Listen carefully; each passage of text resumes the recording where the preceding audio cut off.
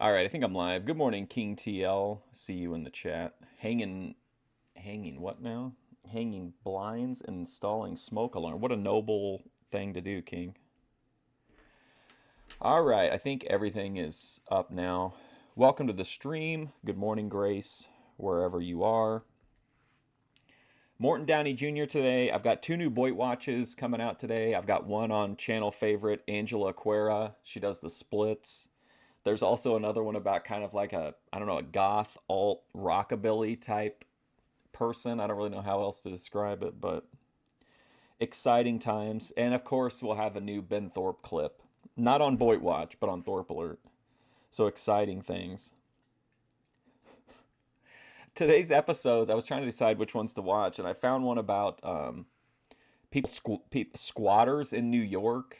There's actually a pro wrestling episode, which I didn't know. So we've got that one queued up. And then I think if we have time, I've got a third one where Morton Downey like investigates into whether horror movies are harmful for society or not. So that should be pretty interesting. But yeah, that's it. That's all I can think of. Do I have anything else to say? I have nothing else to say. That's it. I have nothing else to say. All right, let's get into the episode. As always, this program deals with controversial topics discussed in a sometimes highly charged atmosphere. It may not be suitable for all family members. Viewer discretion is advised. And I love this format. It's like a Boyd panel, but in real life. It's one of my favorite old school talk shows. All right, let's get going. Morton Downey Jr. talking about squatters in Central Park. Viewer discretion is advised.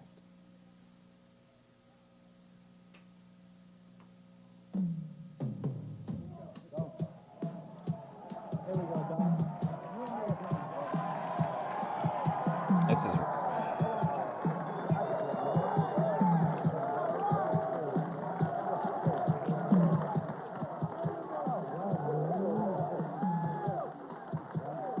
Is that a little bit better? Is that audio a little bit louder? It's a little bit quiet on my end, but I'm known for low audio, so I could be a bad judge. How's it going, Backwoods Squatch? I don't know if I said hi to you or not. I can't remember. Is that King Cobra? Hey, gang.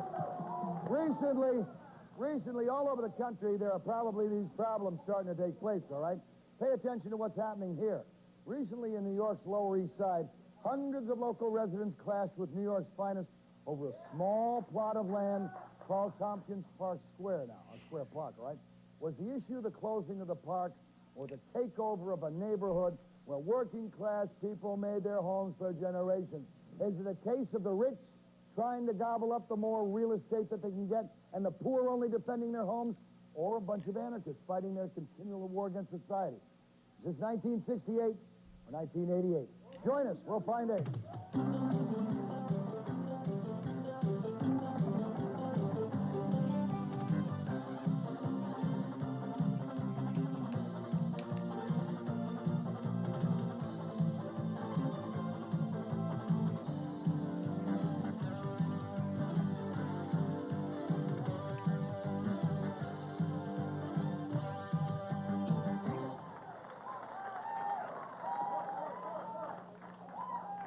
Let me introduce... Yeah, it's super frosty, too. I'm not a big fan of this strain. What's it called? Kush and Cream. Yeah, Kush and Cream. It's okay. It's not, like, fantastic, but it's passable. Let me introduce some of the folks up on home base with me, will you? And then we'll start down here at Loudmouth. First, I'll start with some of the residents of Tompkins Park. Got a friend of ours who's been on the show before, Jerry Hallcroft.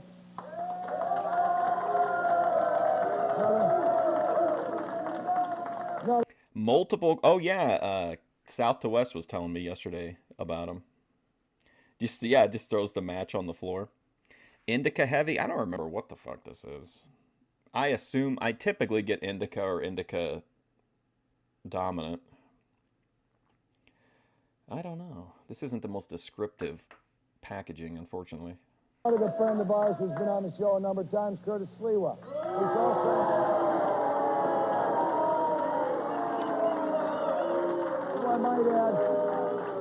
who I might add is also a resident of that area. At loudmouth number 1, we have Father Frank Morales.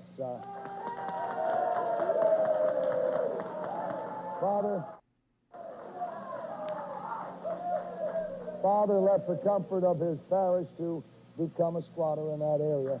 And we're gonna talk. That looked like Tommy Lee, the loudmouth, like defending the homeless people. I thought kind of had a Tommy Lee vibe. That was so delayed, me saying that. I'm sorry. To some of these people. Let me start first with Jerry, all right? What were the events that led to the riots in Tompkins Square Park? I mean, tell me them step by step. The curfew. Primarily the curfew. These guys came in like without any notice at all. They started painting on the sidewalks of the park. The park closes at midnight. Exactly. I don't have any issues with sativa. It's just kind of like, I don't know. I'm pretty up as it is. So I don't really, I feel like I don't really get couch lock with indica so much unless it's nighttime, but like, it just kind of like relaxes my brain to where I can like, I don't have anxiety, or I'm not like, my brain's not going a million miles an hour. Yeah, there was no representation from the community whatsoever. There were like 3 people from a community board of over 50 people that had secret meetings with the cops and the city and what have you, and decided that they wanted a curfew on the park. Is there a residents association there? There's the Friends of Tompkins Square Park, who was officially opposed to curfew. There's the Avenue A Block Association, which borders the park, which was officially opposed to the curfew. There was the Avenue B Block Association, which was officially opposed to the curfew. All right, let me go to Curtis Sleewa then. Curtis, you live in the Tompkins area, and as a resident of that area, tell me your side of the story, or do you agree with these guys? He wasn't even there. I have a split feeling. All right, let's hear him, though. Oh, I'm boy. giving everyone else a shot. We man. patrol high crime. If some of you might be too young to remember, but the Guardian Angels, I don't know if they're still around. If they are, I don't think they have the same profile. But back in the day, whenever crime got out of hand, they brought out these like citizen vigilantes called the Guardian Angels. And they just basically patrolled like, you know, as if they were like private security or whatever like that. But it was like a big controversy because some people liked it because they thought at least like their presence made them like they were safer. But then at the same time, as with any situation like that, it's gonna attract people who are gonna take advantage and like take things too far. And I think that happened a few times. It was kind of a controversial type of thing. Crime areas in 60 different cities throughout the U.S. and Canada. And you notice that right across the street is a park that obviously the police laid siege to, but Guardian Angels never patrolled. It has its problems, but it's nowhere near the worst of the park. One thing I can say, and he's correct, there's no crack in that park. There are, though, Oh, other wow. problems that Do you see that crew in the audience? Holy shit. How's it going? I'm just going to say Jeremy. I hope that's okay. should have been dealt with. It won't be cracked as long as you have this guy down, No. all right? 'Cause he cleans Everything it out. but... The people have organized. These people have organized. But the problem is that the police who weren't shit. reacting to some of the noted problems, people staying up to 3, 4, 5 in the morning, blasting. Yeah, except that like I could be wrong, but I feel like the superhero stuff is kind of like isolated, kind of. Does that make sense? Whereas the Guardian Angels were much more organized. Like they had meetings. They were like, they tried to be like official, but they weren't official. So I think there was just like, it had so much momentum behind it, and the enrollment was so high, or like, you know, they were able to get so many people. I think the superhero stuff's kind of just like, isn't that more of like solo stuff, or do they actually have like a Justice League of superheroes? Their music, you know, keeping working people up who couldn't get up at 9 and work to 5. They're making a comeback after that subway case with the homeless guy. With the guy, was that the one with the choke? And punch the clock, and then other people would go into the park specifically to sell reefer or hash or LSD and things. If so, that's a perfect example of what I was talking about. Like, I think there are a lot of people who would have been happy, like if that guy had like, you know, what do you call it? What do the police call it? You just like, you know, you disable them or whatever, like just de-escalate the situation and keep them from hurting anybody. But like, then you're going to have people who, you know, who take it too far, and then you're going to have people say, oh, well, that was justified or it wasn't justified. And that gets kind of gray area-ish if you're talking about civilians. So I think if it comes back, we'll definitely see similar like complaints and whatnot, like arguments against it. That we're getting out of control.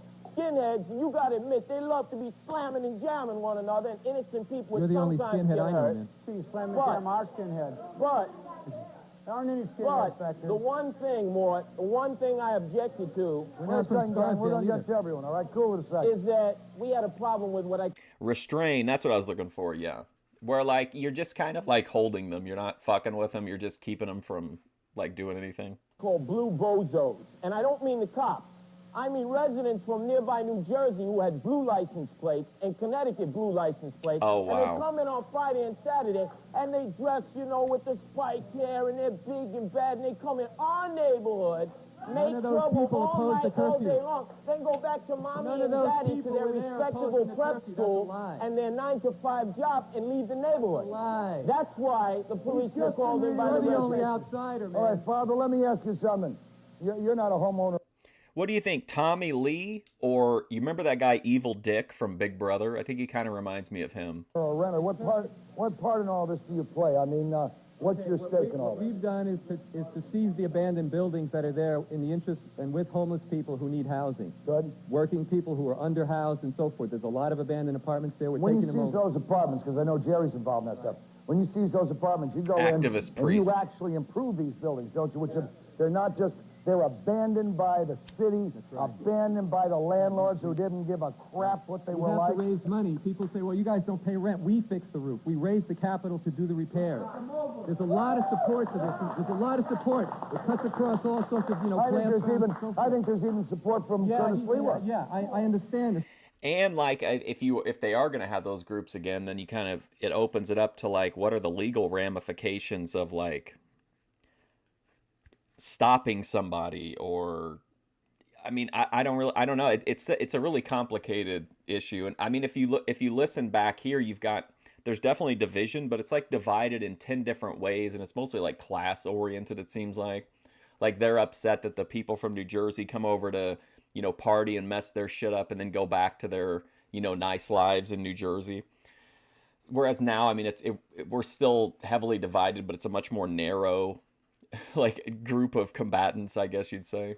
So, like, there was a lot of things to distract people back then, and I don't know, now I just feel like people would probably politicize both doing it, and they would politicize, like, any reaction to it. It's just kind of a mess.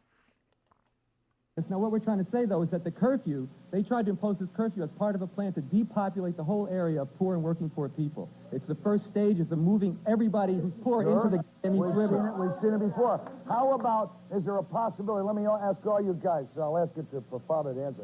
Is there a possibility of let's say, of a compromise, a 2 o'clock quiet curfew? Not that you have... Decentralize info. The Grace administrator. How's it going, Reptilian Richard Ramirez? Hey, Glocks and Grippers. I don't know what channel this aired from. I think this is actually on a relative of his page. It's like the closest thing to an official Morton Downey page, but they haven't really kept up with it. It's been like years since anything's been done with it, I think. This was posted 8 years ago. You have to stay out of the park. Let's explain this very clearly. All right. What the community board was about and what was mentioned here right now is a noise curfew. Nobody's complaining with the idea that even at 11 or 12 or 1 o'clock, there should be a noise curfew in the sense that people should chill out. People want to go to sleep and so on. I have a family. I want to go to bed myself. But the idea is what happened. The community board spoke about a noise curfew by August 2nd when the police planned this at the downtown office. Yeah. They were talking about an eviction of everyone from the park. They were not talking about a noise curfew. So a they- noise curfew is misinformation. It Okay, was so never they about climbed that. right over that then, Jerry, right? They jumped right over it. They did it extra legally, outside of the legal... Yeah, I think they normally bring in like a certain number of people who are like connected to whatever they're talking about, and then like a random assortment, and then they have like their small group of like loudmouth regulars. You're definitely a colorful audience, to say the to say the least. System outside of the community board, outside of the majority of the people who use that park. Yeah, there's a lot of sort of people in there. Not a lot. There are some people in there who What are would you say the that I would percentage? oppose. What would we you run say? out the crack dealers in the squad. Father We have Morelli. to organize to Father run that out. Morelli. And we don't have. I mean, this is going to sound kind of like, I don't know, boomerish or whatever, but this was known at the time for being like really, really edgy, pushing the envelope, like kind of content, aggressive, in your face. But honestly, this seems like, with a few exceptions, typically on this show, the people are like open to compromise. They're open to, you're hearing that guy say like, oh, we're fine with like a noise curfew. We're not trying, we just want to, whatever. And then you've got Morton Downey, who's, regardless of his real life politics on the show, he's certainly presenting as a conservative. And like he's saying like, yeah, we should give this guy these buildings and let him fix them up and, improve them, take them off the city's hands, get them off the city's, expenses, and house homeless people there. I don't think you'd ever hear either of those scenarios now.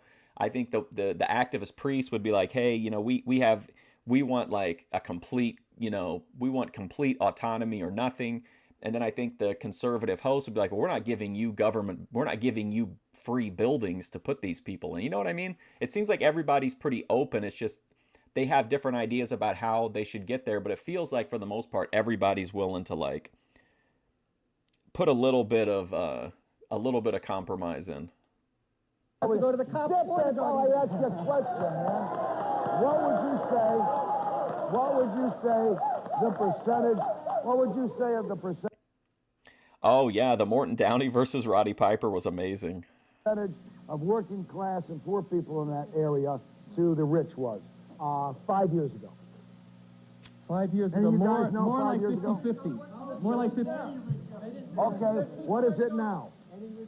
It's really difficult times for poor and working people in that whole area. The Christador, right No, on what I'm Avenue saying B. is, what percentage of wealthy do you have down there? Or do indeed you now have some of the major developers wanting to take over those buildings, toss everyone out? Huh? Exactly. Skydell is one of the biggest developers in New York. He owns the Christador on Avenue B and 9th Street. Okay, they're paying $1 million a pop. Nobody in this room. That's why I asked, who's Look at this guy, man. What a character. rich in this room? We're all united around that. The people in that park opposing that curfew were all kinds of classes, Puerto Ricans and blacks and Polish people and Ukrainian people. All the people make up the Lower East Side. Hey, playing brown rapper. Ukrainian people even. They're trying to divide us. How did the riot start? The way the riot started Oh no, we got a riot? Oh shit. is that Wait a second, let's hear it, man. specifically We'll what get all the happened. stories, man. What happened is that at about the middle of July, You want to know what the main difference, I think, between Piper and Morton Downey was in that situation is that just like in his career a lot of the time, Piper, amazing performer in every possible aspect. I'm not knocking him in any way, but like he was not willing to do the job 90% of the time. If Morton Downey had come in and they just would have 50-50'd and he left, like who cares? That segment would not be remembered. But the fact that Morton Downey was willing to, put over Roddy Piper and let him goof with him a little bit, like I think that says a lot about Morton Downey, like being a good sport. But you also got to remember though, he's an actor. He's playing a part on this show. If you've ever seen the documentary about him, it's really, really interesting. There's like a huge part of this that's like in conflict with his own beliefs. the June 28th community board meeting voted to Dude, this was an unbelievably hot ticket, dude. This was like the shit to be at. You'll see some of the same people even, but like getting in, especially if you could get down and talk, like everybody wanted to be cutting a promo on this show. to discuss and voted, apparently because the minutes haven't been released, to have a noise curfew with increased police presence in the park area, etc. Yeah, he was a great actor. He was in quite a few movies. Remember that goofy Hell Comes to Frogtown he was in? He was also in the Christian version of Saw, which is interesting. June 28th. That wasn't upsetting to anyone. Right. That's not about evicting everyone All right, from the park go at ahead, midnight. go ahead. By August 2nd, when the meeting took place at Manhattan South, in which there are members of the police department, including a few members, and if I might add, the more right-wing members of the community board, met with the police and planned the assault. August 5th, Friday night. Now, how do you know it was an assault? You used the word assault. August 5th, Friday night, the night before the rally, and it was advertised as a peaceful rally. The leaflets they're showing purporting violence and so forth were not the leaflets that organized for that rally. It was a peaceful rally to protest the curfew. Friday, the 5th, the rally was Saturday night. Friday, the 5th, there was a buildup in that park of military equipment you have never seen. Friday night. If Ben Thorpe was a wrestler, he'd be a funny manager. There were cops lining Avenue D. They were planning a military assault the next night. It's not an idea of one person throwing a beer. You know yourself. 4:30 and 5 in the morning. Let me get it. I want to scan the crowd real quick behind him. This guy's very interesting. He looks like Vincent Price's grandson. Got this dude here. Here's this son of anarchy. Oh my, Beavis. What a group of folks, man. The 80s, man. Wow. 5 hours after they There's security back there in the suit, I think. supposedly, jumped off. They were beating people's heads in 5 hours later. What happened? This You is guys... a planned All right. assault on a community. I honestly don't remember what happened in the movie. I remember it was really bad. I actually streamed it on Twitch, and the actor / producer in it messaged me on YouTube about my review and basically felt like I had kind of been unfair to them and was asking me if I wanted to talk to the director or whatever. So I invited him to come on. I said I would have him on if they let us watch the movie here on YouTube, and they were kind of like, they weren't really down with that. I'll tell you what, let's take a break. Let's take a break and find out exactly. I'd stand up and start chanting USA if I started losing more. I think he'd get on board with that. How it really got going, at what time it totally got out of hand, and at what time Commissioner Ward, who tries to take a pass on this, all right, what time Commissioner Ward knew what the hell was happening, instead of pulling his baloney stuff up, sticking a captain in another place and a lieutenant someplace else. Commissioner, the head stinks first, remember? I should have got a thumbnail of him pointing at the camera.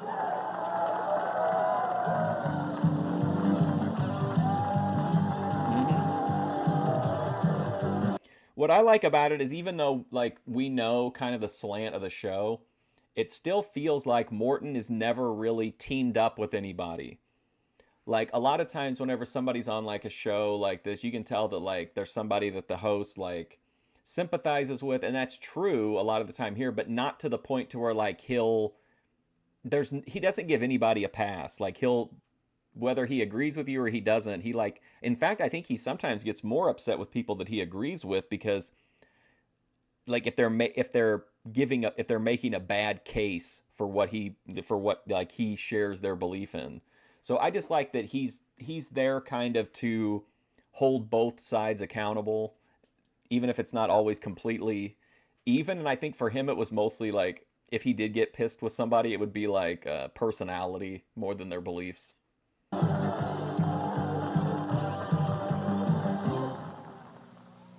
I'm going to go to a Extreme Dwarfinator show and try to get a USA chant going.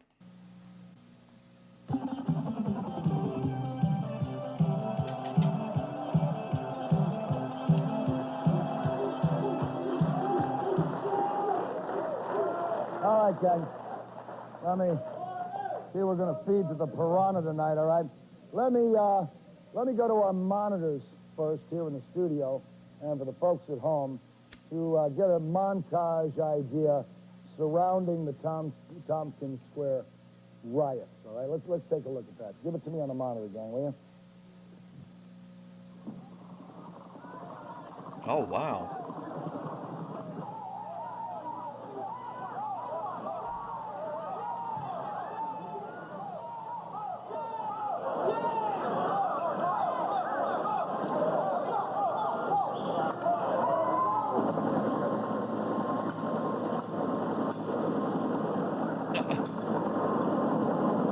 Wow, what a hair shakeout.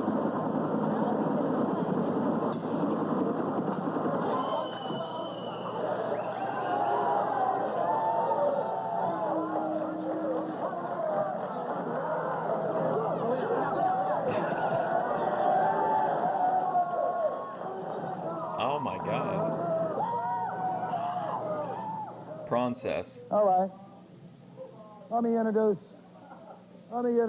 Bo Dietl, one of the most decorated police officers in history. Bo is a 15-year veteran, I should say, of the NYPD. They brought the priest up on stage. This guy looks like he looks like one of the co-hosts of American Pickers. And as a New Yorker who saw the coverage on television, on TV now, mind you, did the police act unjustly? Well, let me tell you something. What they want to do with the housing, I think is a fine thing. But that's where, as far as I go, with the law and order thing, and as far as the police department with a conspiracy to go in there to beat people up, that's baloney. That's total baloney. All right? Let's say you're sorry, right? Want to let me talk? Want to let me talk? Yeah. Let me talk. Pippin, I want to hear her. You want to let me talk or you going to talk? Let me talk, and then you have your chance, okay? No, baby doll. I'm sitting up here and I'm living talking. it, baby, because I live in that Let neighborhood. me tell you something, all right? I want to tell Why you, don't you let me the talk? police department and everybody don't that you had let me anything talk? that had to do with that Why was don't full you- of it. all right, Because why don't they you did let me not treat talk? us like I just want to kind of like sound the alarm here that I see a guitar on stage, and that's worrisome to me. I don't know how I feel about that. Are we going to get protest songs? decent Well, let me people. talk. They came to our park. They came to our park. And they wrote. All right. She's working the crowd, man. Amazing. I think my song that I would want in any kind of anything in my life, if it were in like a movie or whatever, I'd want everything set to that song "Steal the Night" from Bloodsport, when he's riding on like the subway train and he has all the memories of everything he's done to that point in the movie, and it's like a really cheesy song, but it's like really epic, I think. And I love the movie Bloodsport. All right. They wrote, listen, Wait a second. nobody believed that they were actually going to close the park because they spray We're not painted it on talking the about floor. that. If you come into a neighborhood talking and you're going to about close that. it down, All right, then sweetheart, that's going to happen. do me a favor. No, but you're Look at this guy with his dual hair, man. Way ahead of his time stylistically. saying that they didn't come here to fight. All right, stay here. Go ahead, Bo, make your Jeff Jarrett's gonna come out and hit the activist priest over the head with the guitar. Police explanation. department, Let- 1984. Bo, make your explanation, and then Whoa, let look him at that guy. Let him Give me make a it. chance. I Let left him the make it. police department in 1985 because I was unhappy. I was unhappy about the procedures. I was unhappy with a lot of things. Police Commissioner Ben Warren broke up the Tactical Patrol Force. That was a group of men that was trained. They went through the late 60s, through the 70s. They were trained for this kind of stuff. And we went through the... Let me finish, please. Let him Let me finish. finish. Why don't you let me finish, all right? Don't argue with him. We went through the 70s. How amazing would this show be now? We went through some trying times there, and what I'm talking about, these were trained guys. What you had in Tompkins Square was a lot of young folks that didn't know what the hell they were doing. All right, now let me finish. You want to Yeah, let you're me right. finish? I agree. But let him I'm finish. agreeing with you if you let me finish. Why don't you sit down? Wait a second, man. Why don't you sit down? Oh, here we go. Let him Why finish. don't you let me all right? talk? What I'm bringing out is that they dismantled the Tactical Patrol Force. That was a group that was supposed to handle these things. What you have there was young 21, 22-year-old kids with badges. Will you let me Let talk? him finish. Let him I mean, what do you want? You want to talk or am I going to talk? Let me Gosh. finish. What happened was it was a situation. Let him talk. It was Relax. a situation Relax. that shouldn't have gotten out of hand like that. I'm not supporting the police for what they've done. I see the film, and I'm not supporting what an hour prior about the bottles going over the head. It was handled very bad. What should be done? And again, the police commissioner, If you don't Ben support Warren, it, what should be done? what should be done is this. I feel as though Can I finish? Can I finish? it has to be a peaceful way. I am totally against that. Anybody hits anybody with What about knife. Eleanor You know Bumpers and my Michael career. Stewart? You know what I'm all about. Isn't it interesting to see people who aren't just like taking a topic and saying like I agree 100% or I disagree 100%? It's not like here's the issue and then there's no need to investigate below the surface. I'm either for it or against it. Like you're hearing people like who support the police break down the reasons that they don't support the police. Like, I realize that he's not trying to find common ground or whatever, but like it that's what it does whenever you approach like an argument or a debate or a discussion or whatever like that. Like, it's just interesting because nowadays it's either like 100% or nothing. It seems like on when people debate issues. 15 years, I was a decoy. I was about 500 Is that Howard Stern? Looks like a little. Oh, look at that guy's got a cool homemade T-shirt. No police stat. No police stat. times. I've been stabbed, I've been shot. I never killed anybody. So let's back up a couple steps, all right? Let me tell you. What I'm Look at this guy. I knew it. I knew he was gonna do that. I didn't know he was gonna raise his hands, but the way that he dropped that and then he turned around and like soaked in the adulation from the crowd, natural. This guy's definitely in a cover band at a bar somewhere. What I'm saying is, I'm certainly, you want to get in a yellow match with me, fine. I'm certainly not going to say the police were right for doing what they did, but I'm certainly saying the people weren't right to throw bottles at the cops. You have to understand, when you're a policeman, you're out in the street, you're getting propelled by bottles. All of a sudden it's not a cop-out. It becomes a frenzy. Like a riot occurs with people, a riot can occur with the police officers. Everyone. I don't know if you guys saw this. It's kind of a non sequitur, but I think it's relevant since we're talking about like producer interference. But have you watched that Jerry Springer documentary on Netflix? Like, it's kind of interesting because I think people from the outside thought that Jerry Springer was the driving force behind that show, but as it turns out, he was literally had really very little to do with it other than cashing a check and clocking in and out. Like, the producers were the ones who found the people, got them worked up, got them prepped, taught them how to go out and act, how to get a reaction and how to get, make a good episode. And Jerry just kind of like showed up and punched the clock and did the host job, and that was it. I don't think that's the case here, though, because in the documentary, it seems like some of the producers were like hoping to have like a serious show about, politics and stuff, and kind of understood that in order to get these issues out in front of people, we've got to kind of spice it up a little bit. But they seem kind of like they wish they didn't have to do that. So I'd be interested to hear from like an outside source, though, because you know how people are. They'd be like, oh, yeah, I had nothing to do with the, Al Sharpton getting punched or whatever. Like, I didn't have anything to do with that as the producers. But it seemed like they were pretty normal people as opposed to the Springer producers who were like just looking to make money at all costs. Everyone's running in there, becomes a frenzy. These fellas were not properly Why were they beating and kicking people on the ground? In the most centralized law and order institution in this society, Right. that 400 plus cops come in with a helicopter. The night before, have a Here's Evil Dick from he looks just like Evil Dick from Big Brother to me. military installation with a computer set up, and they came in and just overreacted. Nothing was premeditated. It was planned. On August 2nd, there was a meeting on August 2nd at the Manhattan South Office. That was planned. That was planned. Do you know what goes 5 on? a.m., in the workings people were of the getting police their heads department? cracked. Do 5 in the anybody morning. know what's going on? I left 3 years ago for a Police reason. department doesn't The even reason know what's is, happening. the Not reason involved is in they it. don't. One at a Anyway. time and The no one hears reason them. is this, why I left the police department. Because of the wimpy nature where they don't tell the cops to go out and do a job. Now, what I'm saying is they weren't trained. They should have a tactical patrol force. That could deal, not the beat heads. They should be fired. I'm talking about the New Warren York should City be police. indicted for assaulting I'm 200 people on the Lower I'm East Side. talking about He they should were be not indicted. prepared for Warren this. should be indicted. Cops should be removed out of office. Wait a second. Let me go for 1 second. What I'm trying to say, listen to me. All right, listen to me. What You I'm want trying people- to say, Wait a second, man. Stop. Do you want people to hear the real story of what happened to you guys? How a lot of... Yeah, man, you hear all sides of the story, or you don't hear... Now let's listen to everyone.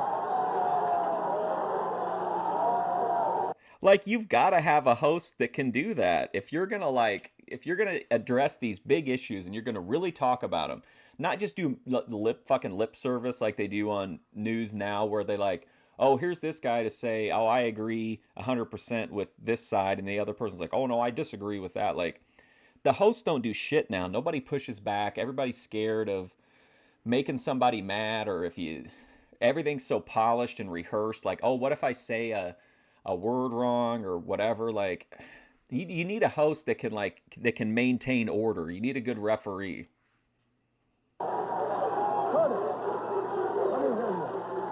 Like, imagine Morton Downey conducting like a Boyd panel. You would have very little of the bullshit. Like, he would know when to let him go for like to add that like edge to it, but he would also like know when to rein people in. I'm coming back to. Then I want Jerry up here. Go ahead. I was personally there. I saw everything. I live right across from the park. There were indiscretions on both sides. Where was a big indiscretion? Was there a helicopter in? Yes, Was there a yes, communication yes. center set up? Were they around the park before anything was supposed to be done? That's like walking up the side. Whoa. How did we miss this guy? Get a look at this dude. What's going on? Hold on. Let me move my... Look at this guy, man. Eastern European vampire. Dressed like Brother Love. I like it. Whoops. Oh, man. There we go. Someone with a torch sticking it in their face and No not question. quite burning. No question. Complete overreaction. The problem I have, though, is that the police officers, and you know, they follow orders. And I've had You're problems. damn right they orders do. from the And Justice that's what I want to know. And you Where do follow those orders orders from the come Justice from? Department. The problem here, We Mort, do follow orders from the Justice Department. Relax a second. Whoa. here, though, Mort, you saw a scene in that film, and it's not being addressed. What Look at the Guardian Angel side. They've got some Guardian Angels. They've got this dude here, Arnold in the original Terminator. the hell did the American flag being ripped have to do with that park? Uh-oh. USA! USA! Go to commercial on the chant.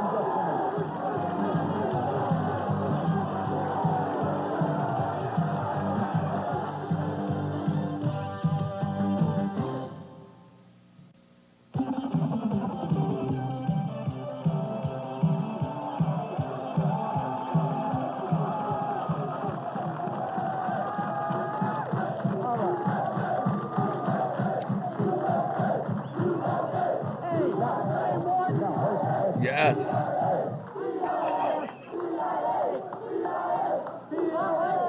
Don't worry, man. Whoa, was somebody chanting PLA? Oh my god. Oh my lord. This looks like an indie wrestling crew right here. Ian Rotten up at the up at the front. Oh my god. What a crew. Wow. If there was really a CIA, they would have exploded you guys. Okay, I just want to ask one question. What does the American flag have to do with arresting people for holding up signs, giving out leaflets, having peaceful demonstrations? That's right. Arresting people yesterday. Right. For selling Yesterday. papers in the park. All stuff that has happened. Right. First Amendment rights. You know, First Amendment rights. Let me respond to what you said, please, sir. If you give me an How did that guy get up on stage now? Wow. opportunity, right? They really downgraded the Guardian Angel and stuck him in the loudmouth section. I came here as a neutral guy. I said, you people, I really wasn't there. Will you listen to me? I wasn't there when it happened. I came as a neutral person. I said, you're doing a fine thing with the buildings and all that kind of stuff. But after sitting here, trying to talk, and when some garbage can tells me he wanted to burn the American flag in front of me, no, I'm not you right over the what happened in the neighborhood? I'm not you right over the top. He told me, he says he wants, he just told me he wanted to burn the American flag. Stop it. They're having a birthday party on Cooper's. There's always some shit going on there. For 1 minute. Bo, shut up. Shut up. Shut up. Let me explain something, all right? I spoke to some of these people. They weren't going to burn the American flag. One word. You were. I would have kicked your Uh-oh. Most of them wanted to take that flag and show they cared for it, too. Look, this is what happened in this park. I wasn't there, and this is what happened. American people are resisting gentrification. A bunch of American people, working people were resisting gentrification. What you're doing here? That's what you're doing here. This is a false issue. What you're doing here? What you're doing here? Theater. That's what that is. Theater. What you're doing here? Trying to talk now, and what you're doing here. What you're doing here. When I'm doing that, is not. What you did was un-American. What the police did was un-American. That's your police. Why don't you have Oh my God. That was. I told you he was. Okay, I'm going to call the show off if you don't shut your mouths, both of you. Now, I want to tell you, I want to introduce you to Robert Gould. Robert, what's your part in this? I want to hear. I don't know. What I see is that this is an Didn't he spray him down with the fire extinguisher? I remember Brother Love was on that segment too. I don't remember what happened to Brother Love. issue of respect. Oh, he had the kilt on. I want to, that's right. That's not respect. If you can't keep your mouth shut for 5 minutes, then you have no respect for anybody. No, I have respect for the people, not for you. People all around the world, we have respect for people who are homeless. We have respect for the poor people who are fighting for homes. We have respect for people who fight police violence. Wait a minute. Father, don't turn people who agree with you against you because you won't let other people talk. Now, see, this is good advice. He's saying like, hey, listen, you know, don't diminish, you know, the good points you make by just trying to drown somebody out and talk over them. Like, that's good advice. This guy talk. All right, then just relax for a minute. Mr. Gould, you've got 2 minutes. 2 minutes, I want to hear 0 out of everyone. Go. This is an issue of respect. You want the city of New York, the people of the city of New York, and their police department to show respect for you and to show respect for those good things that you have done in rehabilitating, Man, I'd just start booing this guy just for I wouldn't be able to resist. saving some of those buildings, creating housing for people that can't afford it. I'll do that, okay? But you have Not because of anything that he's saying or him at all, just the fact that we're not supposed to be saying anything. Like, I'd probably get thrown off the Morton Downey show. respect. You've got to tell them to stop evicting us. You've got to tell them Will to you? stop coming Would with the you rich tell them to landlords stop and evicting? pushing everybody out of the building. Would you? You've got to tell them as Would you, policemen to Bob? not side with I mean, it's good for entertainment value, but you know, it's fucking 2 minutes. Come on, you can be quiet for 2 minutes. Father, Although it's just a gimmick. He's just saying it intentionally because he knows the guy's not going to stay quiet for 2 minutes. collaborate with the ruling Father, class. I'm going to ask you one time to shut up or get the hell out of here. Now, they said, and they said rightfully, put your money where your mouth is. Would you help them to prevent them being evicted from those homes? The truth will set you free. Wait a second, I asked him a question. I want to hear the answer. I want to hear the answer. I want to hear the answer.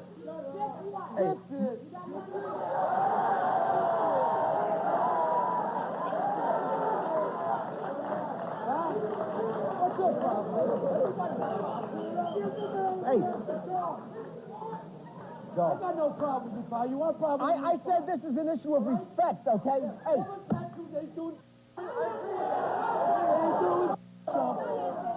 if you want to get respect, man, give respect. That's right. What do you That's say? right. Wait a minute. That's right. Wait a minute. How do you give respect when you've never That would gotten be a sign of respecting the people. War on a fire, those Just a minute. Hey, I've spent 25 years representing people that have a lot less than you've ever had, buddy. Okay? doubt it. Now, let me finish. I doubt it. They don't get up and yell and shoot their mouths for or say yourself. nothing. I'm here now. I'm going to Hey, speak. the bottom, Oh my God. the bottom line is, I'm trying to tell you something, that there's a way to do things and get it accomplished, and there's a way to make a lot of noise, scream and yell, and get nothing. And that's Yes, exactly. That is a lesson that so many people could learn nowadays when it comes to trying to communicate with people and trying to get your point across, or like getting your opinions or your whatever, your values out there or whatever. Like, do you want to just like he said, make a bunch of noise and have people think like, you know, try to convince people that you're something that you're not? Or do you want to like be in the world actually like making change in a meaningful way? the road that you... Unfortunately, we all know the answer to that is that people just want to post on social media about shit, and that's it. Well, and then complain about it. seems to be going on. An American flag jumps up, okay, and I see a lot of people giving the American flag the bird. That is not going to Nobody's doing that, Jack. keeping That's those a false people issue. in those That's a houses. false issue. Not a false issue, Talk Father. about the riots. Talk about the police. Talk about gentrification. Talk about homelessness. That's the issue, Jack. Father. Not this bull. It ain't gonna work, Jack. You're gonna have to evict me. We're not gonna talk about that. That's a false issue. We're as American as you are. Oh! I'm not an American. Then show respect for your flag. Why can't you show respect for the flag and still make all your points? Is that the equivalent of like somebody paying $10 to mute you for a few minutes? Government's trying to kill the poor off. We respect the right to protest peacefully. You gotta respect That's the what we were entire. doing. You gotta respect the police people of this violated the country. First Amendment. That's what you need That's to what respect. happened. Hey, The police violated our right to protest. we'll be back in this thing. Oh, I saw Che Guevara.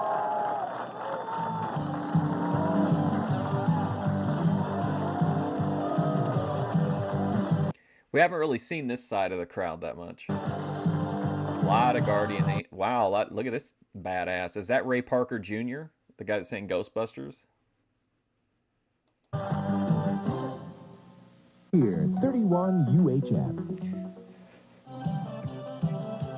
Hey, Laughing Cedar. Like, I understand what the guy's saying when he says, hey, so what if the guy flipped off the flag? That's a minor issue. He would have never flipped off the flag if he wasn't homeless. Let's focus on the real issue of homelessness. Then I understand the other perspective that of the guy who's like, look, that's not the issue, but like you're making that the issue. Instead of staying focused on this, you're doing XYZ that's just pissing people off. And yeah, it's getting attention on your cause, but it's not really helping you.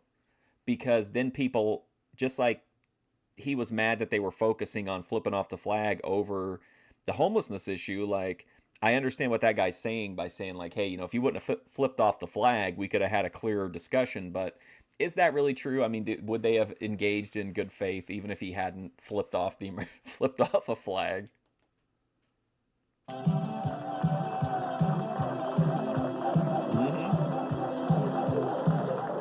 Oh, I definitely remember that. Big Boss Man, he had like the county jail outfit.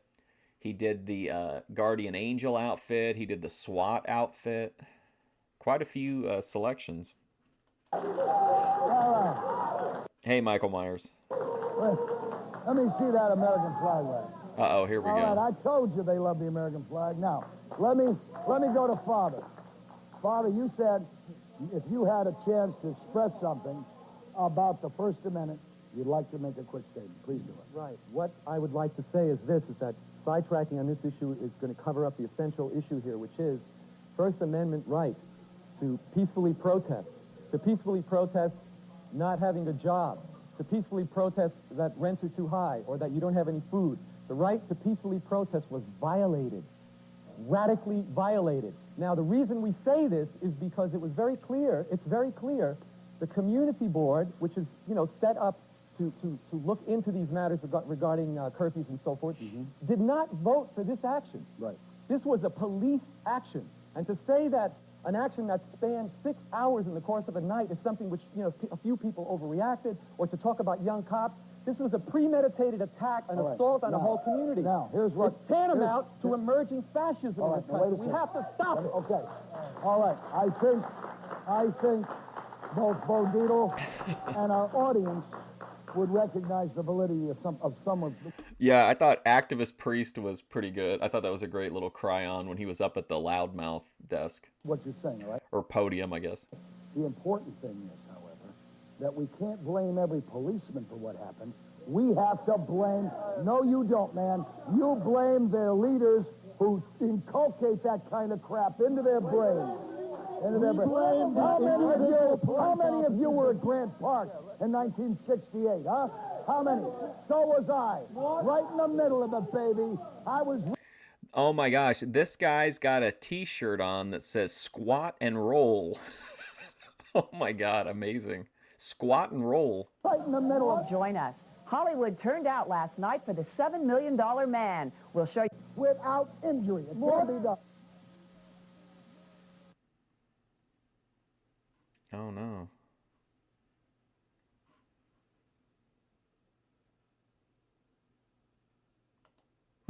Who set them up is the answer. Go after the community board. Go after our system the way it's structured. Don't go after the cop that was following the damn orders, because all a cop is an instrument that's listening to orders. Who's responsible is your community board and all these other people. He should disobey those orders. I'd like to answer. It said squat and rot. That's not nearly as cool, but that's kind of like, I can appreciate that. Moral right. There's a higher moral right. Lord, can I answer this gentleman? Let me hear this gentleman. I thought it said squat and roll, like he was coming up with a new kind of music, or porn, I guess. All right, I'd like to speak to some of the anger that does exist in our community. I'm not going to try to say it doesn't. There's a lot of people that felt the park curfew issue had a more subtle, devious thing behind Oh, here comes this guy. it, and that is to force the homeless into AIDS and TB-infested shelters, where the depopulation of the Lower East Side and Harlem would not just be the homeless situation, but where large numbers of people would die of AIDS and tuberculosis in the shelter system. They're not building any more low-income housing. So the reason... He's got a, is that a Malcolm X button? I can't read this one. People are taking their anger out at the government is because some people believe this government is preparing to carry out another massive genocide like they did with the Indians. Here's the question. Stop and think about it. What are you willing to do to help remove the...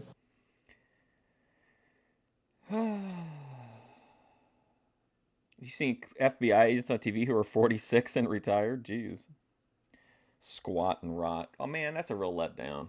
I like this guy here. He's pretty cool looking. Then look at this. Look at this lady. Interesting look. Problems.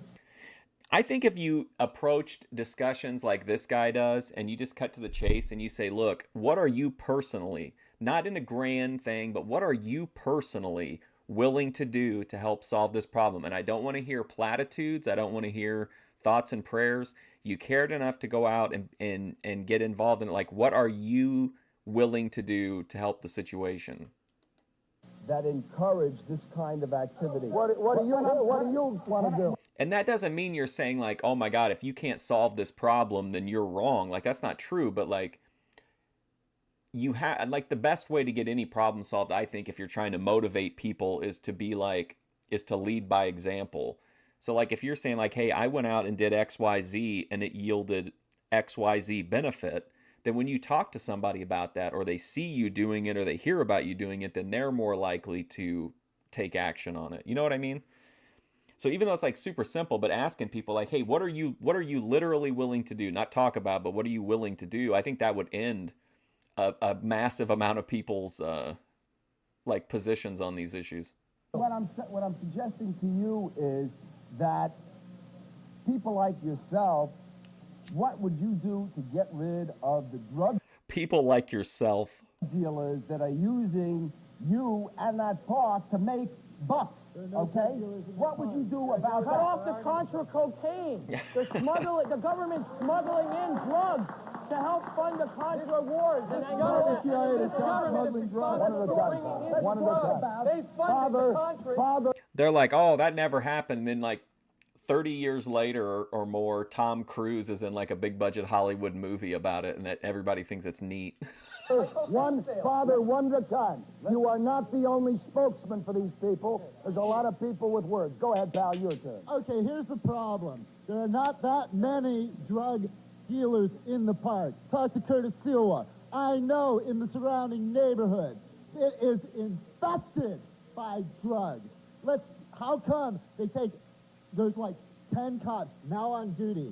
How come you can walk over a couple blocks and see crack being sold right on the street? All right, now, let me ask you, Mr. Gould. You ask these gentlemen, what would they be willing to do to help their situation?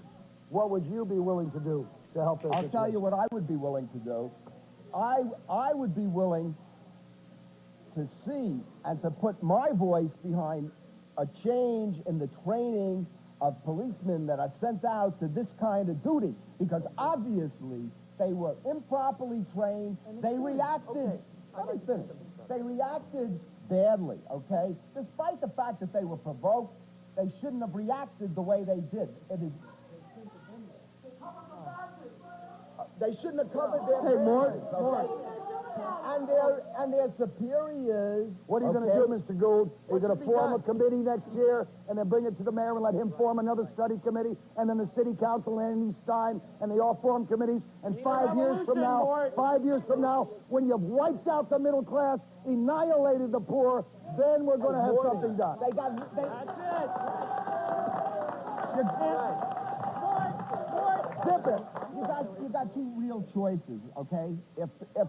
If you either go through the system, okay, or you change the system. Where we can start. If you can change the system legally, that's what I call. Yeah, they both of the Downey Juniors also have like interesting dads, because Robert Downey Jr.'s dad was a really interesting filmmaker who, in my opinion, creatively vastly superior to his son, who was just kind of, who's just, no offense to him, he's a good actor, but he's pretty nondescript career. I mean, the most famous thing about him is that he was a former drug addict, but I mean, what did that do for Paul Diamond? But his dad made some really wild movies, interesting, creative stuff that was really good. And then Morton Downey Jr.'s dad was like an old school crooner, like singer. And that's what Morton Downey Jr. got involved in at first. He was a singer, and he actually was a pretty good singer, and he had a couple albums, I think, but he could never reach the level of success of his dad, and that kind of ate away at him. So he found a new venue to try to get more famous, and eventually he did succeed. I mean, I think that's pretty inarguable. We're working through the system. Legally. Let the people speak. I want to hear from them. We'll be back in just a second. Come on.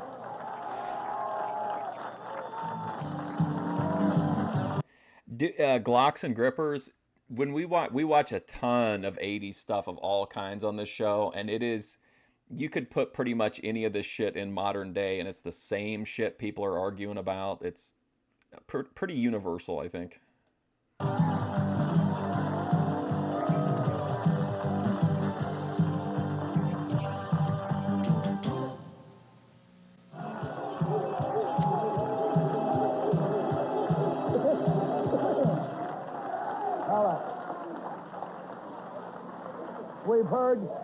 We've heard emotional discussion. We've heard emotional discussion from people who have been involved on both sides. I think it's time we went to the audience, all right? Keeping these things in mind. Yes, the riot took place. Yes, indeed, it was a police-induced riot. To get the fire to explode, sometimes you have to put kerosene on it. I mean, really, I'm not going to say it's a complete parallel, but I mean, you do have to say, like, it's clear that in America right now, like, we're on a kind of like I don't want to say anti-homeless, but it kind of is, like, there's so much like hostile architecture, and I mean, this is a problem. It's been around. This was 40 years ago, almost 35, 40 years ago. And like, these problems still haven't been solved in most areas. I think there's one city in the United States that solved homelessness, though. But yeah, it just seems like it's the same shit on a loop. But it looks like we're kind of, I think people are, I don't know if people are getting less compassionate. I just think they don't want to get involved in anything. But it is kind of weird that it's been over 3 decades and we're really no closer to solving this issue than they were back then. The kerosene, of course, was supplied by people being emotional about being thrown out of their homes, by young... Oh my God, what a deep cut, ATF media. And what a great, honestly, dude, that's a perfect comparison. That guy was kind of Morton Downey Jr.-esque. I loved his interactions with Dr. Will. What a great season, and thanks for reminding me about it. I appreciate that. What's up? It's me, EFD 306. Yep, did you see Ruby wants to take in EFD and kind of get him back on his feet, get him turned around? She wants him to move in with her. Police officers responding because they were probably told to respond that way by officers, all right? So, let's understand that those are the parameters and hear from the audience. Go ahead, sir. Yes, I'd just like to say that the riot is a major issue, but the main issue down there is there's an economic war on the Lower East Side. And the Oh, whole wow. idea of closing the park is to help Cocaine. make that neighborhood palatable to real estate developers. Look at this guy's eyes, man. Wow. It kind of looks like that guy that lives with Darius. That's what that riot was about. And that's why everybody in that neighborhood got together. It wasn't just a group of yippies or skinheads. It was everybody in that neighborhood. Black, white, Puerto Rican, Ukrainian, Polish, working people, you name it, they were out there because they're sick of the gentrification. That's what it was about. All right, gentrification, for those in our She just wants him to split the rent. for those in our home audience He said no, she was too religious. who may be in an area where you don't have large urban area cities. All right, gentrification is the taking of an ethnic area almost. Or let me take that as an example. An ethnic area, a poor. Now, this is something you're not going to see in a lot of modern debates, explaining a term. Because in modern debate, especially in Boyd, and especially in blood sports, winning or losing is irrelevant. Like, but if you can just catch your debate opponent making a mistake, like that's good enough. So like if they misunderstood what a term meant or whatever, like that's kind of seen as a win. Whereas I feel like that's like winning by DQ or count out or something. So like Morton's making sure that the audience knows like this is what, well, his version of gentrification. I don't know if it'll be accurate or not. Working class area, middle class area, and taking and moving the wealthy developers in so they can buy the houses or take the abandoned homes, build a big expensive apartments, force the other people out, or use them as servants. Go ahead, sir. Now you want to talk about you want to talk about parallels. Think about that, okay? Gentrification, when you think about it, you probably think about like neighborhoods in New York or California that, you know, are kind of on the have been on a decline, and some, you know, developers come in and like, you know, flip them and start raising all the prices and the property values or the, you know, the cost of property and everything like that. But look at how they do it now. You just have companies like BlackRock that just buy like pretty much any house they can get their hands on and then just like monopolize the like family home market. So this was definitely a similar thing, but I feel like the scale whenever this was made was like, it almost seems like manageable. Whereas now it's like, what do you even do when a company that has trillions of dollars just wants to buy every house in America? Like, how do you fight that? Especially whenever you've got an economy that you know, ebbs and flows in ways that as soon as we're in a downswing, there are going to be people who lose their houses, and then BlackRock's going to, when other companies like that are going to sweep in, you know, corporate landlords and buy those properties. Like, what do you even do there? Like, how do you even fight that? Unless you're another rich person, and then you're not really going to win. You've just got enough money to where you can avoid that specific problem. Ruby's trying to gentrify EFD's life. I don't know about that. EFD's house doesn't seem that bad. For a lot of years, you know, a lot of us have hung out in Tompkins Square Park, okay? And we've had the foot patrols, and we've had, you know, the cops on mobile. I want to know, you know, have they been okay? They've been great because, like, if they see us... Oh, my gosh. What in the literal fuck is going on here? I mean, there's really no way to... I mean, a regular person... Even if you got together in like in a tenant union or something, I mean, you just have no power essentially. But what in the world is this like? Is this Robert Pattinson doing some like method acting? What the hell is going on with this guy?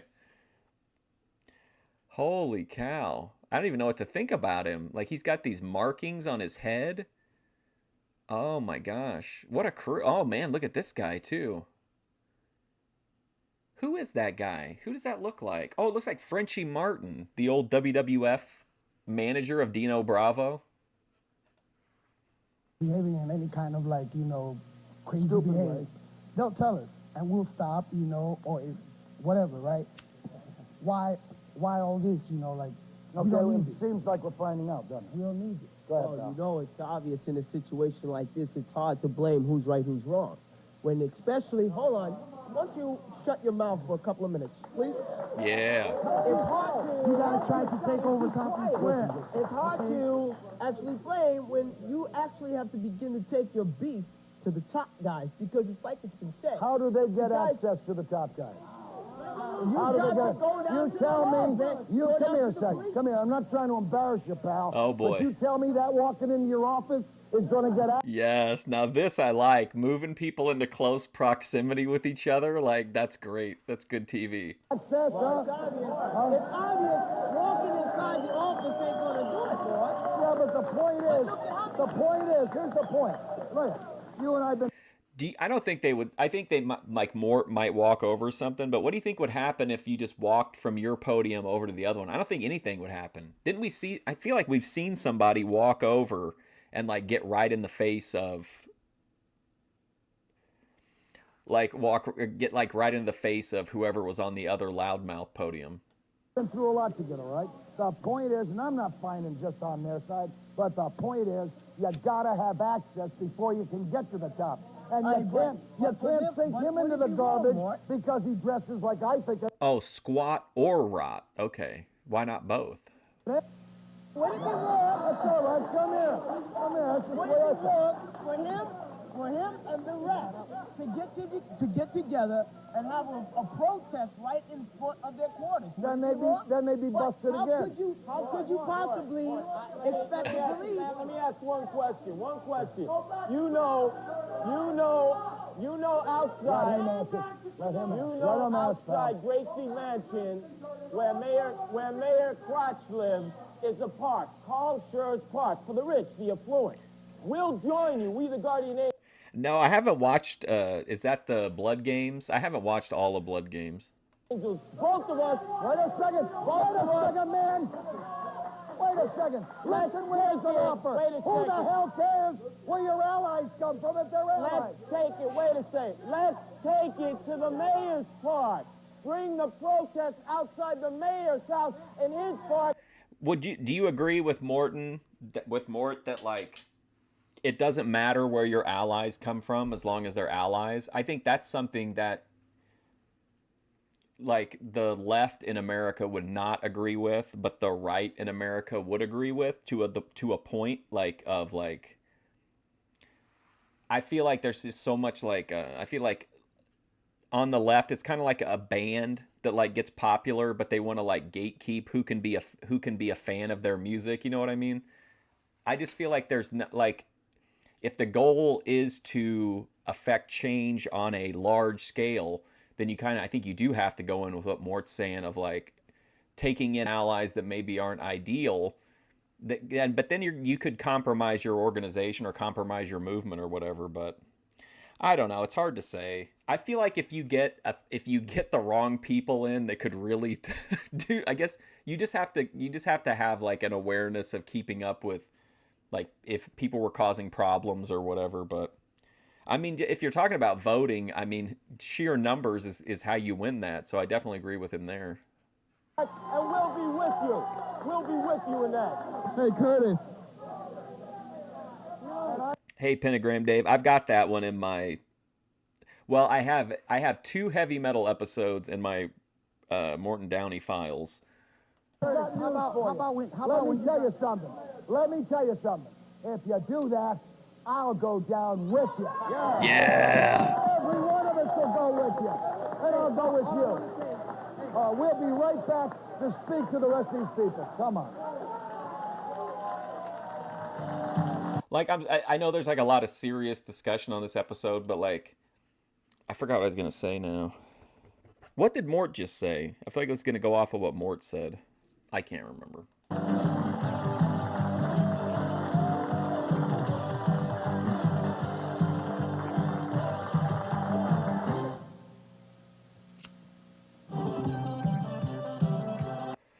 When I was looking on Boit, I found unfortunately I can't put it on Boit Watch because it has millions of views, but it's like one of those channels that has millions and millions of views, but it's essentially a dead channel because they haven't posted anything for like 13 years or something. But it was some girl sitting on a toilet in every video farting and giving like self-help advice.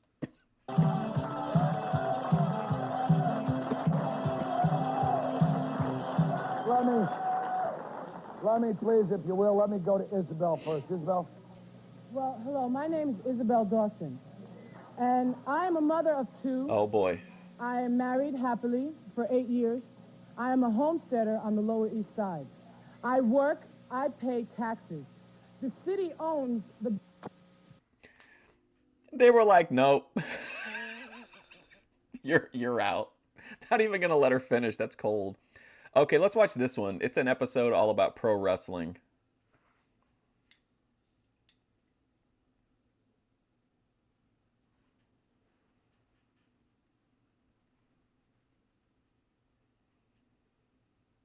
I don't even think you should be out here.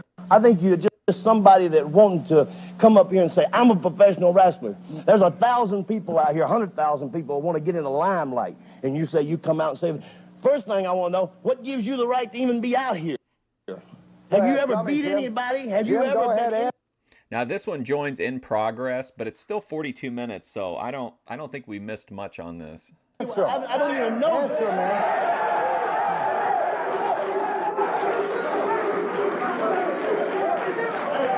Go ahead, Jim. Well, number one,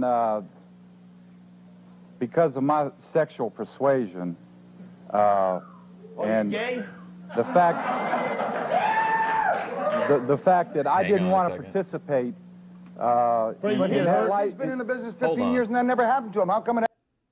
I don't even think... I thought we could kind of miss a little bit at the beginning, but I feel like I'm completely lost now. Okay, let's start from the beginning. I think you should be out here. I think you're just somebody that wanting to come up here and say, I'm a professional wrestler. There's 1,000 people out here, 100,000 people who want to get in the limelight. And you say, you come out and say, first thing I want to know, what gives you the right to even be out here? Have you ever beat anybody? Have you ever... Go ahead, answer. I don't even know. Answer, man.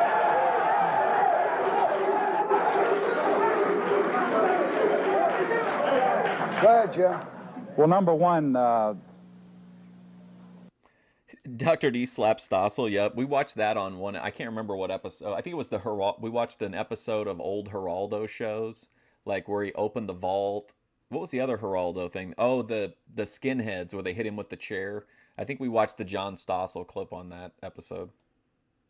because of my sexual persuasion, and gay? Did you hear that guy in the crowd? He sounded like, remember that video where there's like I think it's like an African talk show and they have a gay guy on and the host is like, "You are gay?" And the guy's like, "Yes." And he's like, "Why are you gay?" That's what that guy sounded like yelling from the crowd. because of my sexual persuasion, and gay? the fact Oh, it was Dr. D. the Wow. fact that I didn't want to participate But in he's that light. been in the business 15 years and that never happened to him. How come it happened to you? Hey, maybe he didn't like him. And he's not Maybe any the prettier promoter than didn't you like are. him. Huh? I guess the promoter didn't like him that way. Did he like you? He must have. Did you kiss him? He's Did you ever wrestle? Did you ever wrestle? Did I what? Did you wrestle, Jim? Of course I wrestled. Did you win anything? I've wrestled and I've been in the business since 1968. How many matches have you had? Couple thousand. Couple thousand? Dr. D, sounds like... I've never heard of him. You never heard of him? I've never heard of him before What he went name on did the you news wrestle show under? running his I mouth. wrestled under my own name. All right, let me ask you then. Anyone who watches wrestling knows that with, two big guys colliding in the ring, they can hurt each other. But you say that a promoter forced you to hurt yourself in the ring with a blade job. Now, what is a blade job? Well, Let us know what a blade job is. Wow, look at this, uncovering the truth about pro wrestling back in the day. It's not a I'm matter. glad it said blade because after your first thing, I was, kind of a job it was. I was told that when I was in Australia, I was overseas, and because I wouldn't go to bed with this guy. Again? Another No, guy? that was the first time. Okay. The first and only time. Now, Dr. D can shake his head or whatever, but there actually is like, you know what? After this, we should switch over. We should watch when Vince McMahon went on Phil Donahue. There are a lot of like credible accusations and even like legal settlements around like what this guy's talking about. There was like it's not even just wrestlers. Like there was a newscaster that went there to be like to do just on-air talent, like interviews and commentary, and like like Mel Phillips tried to get all weird with him. He told his booker to make me What'd you start say, losing hooker? matches. Booker? What'd you say, Booker? Did he say hooker? And Did he say hooker? I think he said Booker, Doc. Okay, I didn't. I thought do you know what a booker is? What do I know? What a Do booker you know what is? a booker is? I know what a booker is. I know what a fool is. I know what a liar is, and a goof. And you're a liar and a goof. And I don't think you can rap. This is a dude. He is cutting the fucking this dude to ribbons, man. That was a promo and a half. So you never quit.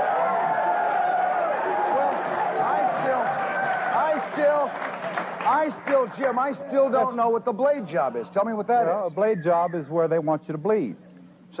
Yeah, I mean, I don't know that I believe Billy Jack, to be honest, but yeah, I mean, there's a ton of stories, and you know, it's wrestling, so some of people latch on to stuff and try to barnacle onto trends and stuff like that. But you know, for shoot interviews and stuff. But I think there are some credible accusations against a specific group of people, which would be like Mel Phillips, the Garvin that was there at the time. I've heard Pat Patterson. I mean, Tony Atlas says he was always grabbing his pecker in the shower, his pekka in the shower. So, I mean, there's just a lot of weird accusations and weird vibes. And then a lot of times you'll hear about, like, someone will say, oh, you know, Pat Patterson grabbed my junk in the shower. And then you'll listen to a podcast and some old timer will be like, oh, yeah, hell, everybody did that. We were all sticking our thumbs up each other's asses. Like, that's legit. Like, they say shit like that. So you're in the fight. And I told him I wouldn't do it. And he said, you're not What are going you supposed to do? Cut yourself with the blade? Right, exactly, to produce the blood. And because... Can't you carry a little capsule and break it if you want? No, that I don't know whether that ever happened or not in the business, but the way they do it now is with a blade. I think you're a liar on that, too. I've never used what you call a blade or anything else, and I can make you bleed in less than 2 seconds. I'll hit you so hard. Oh, my God. Is this other guy saying that he's an active wrestler? Like, I don't remember this guy. Does anybody recognize him? Dave, let me ask you a question. Doctor, you wrestled. Did you ever have the uncontrollable urge to carve yourself up or to cut yourself or to rip the...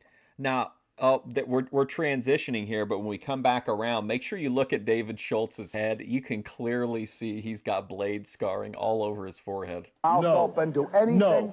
No. Did any promoter ever ask you to do that? I never had to do that. No promoter ever asked you to do that? No promoter ever asked me to do that. Then why is Jim Wilson the only guy that this has ever happened? the only guy. Can somebody Google that, Jim Wilson, and see what comes up? Jim Wilson, professional wrestler. No, there's another one, too, a little goof by the name of... In my opinion, you and him probably made love together and come on the show and try to destroy the business because you're not a man. You never have been a man. You never will be a man. Who do you think that was? Who do you think got bleeped there? Your whole life is ruined, boy. You ought to go out here somewhere on the West Coast. I won't mention the city, but you can go out there. Wait, Jim Wilson, isn't that the guy who... Oh, no, I'm thinking of Jim Davis, the cartoonist behind Garfield. He's protecting the business big. He's just straight. He's like, no, I never used a blade.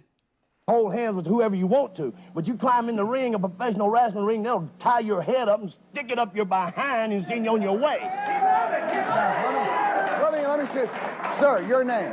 My name's Dennis Corluzzo, and I'm a promoter. Oh, right. No, Dennis Corluzzo's coming out here now. Come on. Say one thing. For years, wrestling has had that stigma. Oh, my God. Look how nice this lady's dressed. Wow. About it with this guy's crying, but it's going to stop you people from going? No. So what are you trying to prove? Here, another thing, let me explain something about this guy's background. You want to expose the business a little bit? Let's talk a term about you. You are nothing but a bottom of the card job. I like this guy. I think he's got like a Nick Bockwinkel vibe, like a classy champion. You had excuses for not making it in the NFL. You had excuses for not making it in pro wrestling. And you're going to have more excuses when this falls on your face. What are you trying to prove? You're coming out here going on circuit, huh? Tell him, Dennis. Yeah. Well, wait a second. On this show, Jim's damn well entitled to say what he's trying to prove. Go ahead. Well, everybody has an opinion, obviously, and these gentlemen have theirs. This is America.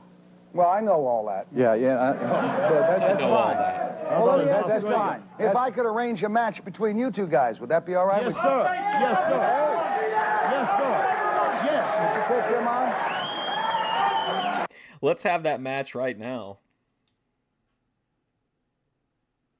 Jim Wilson was an actual wrestler and a football player, too. Of course, yeah, they brought up the NFL. That's interesting. Then I wonder.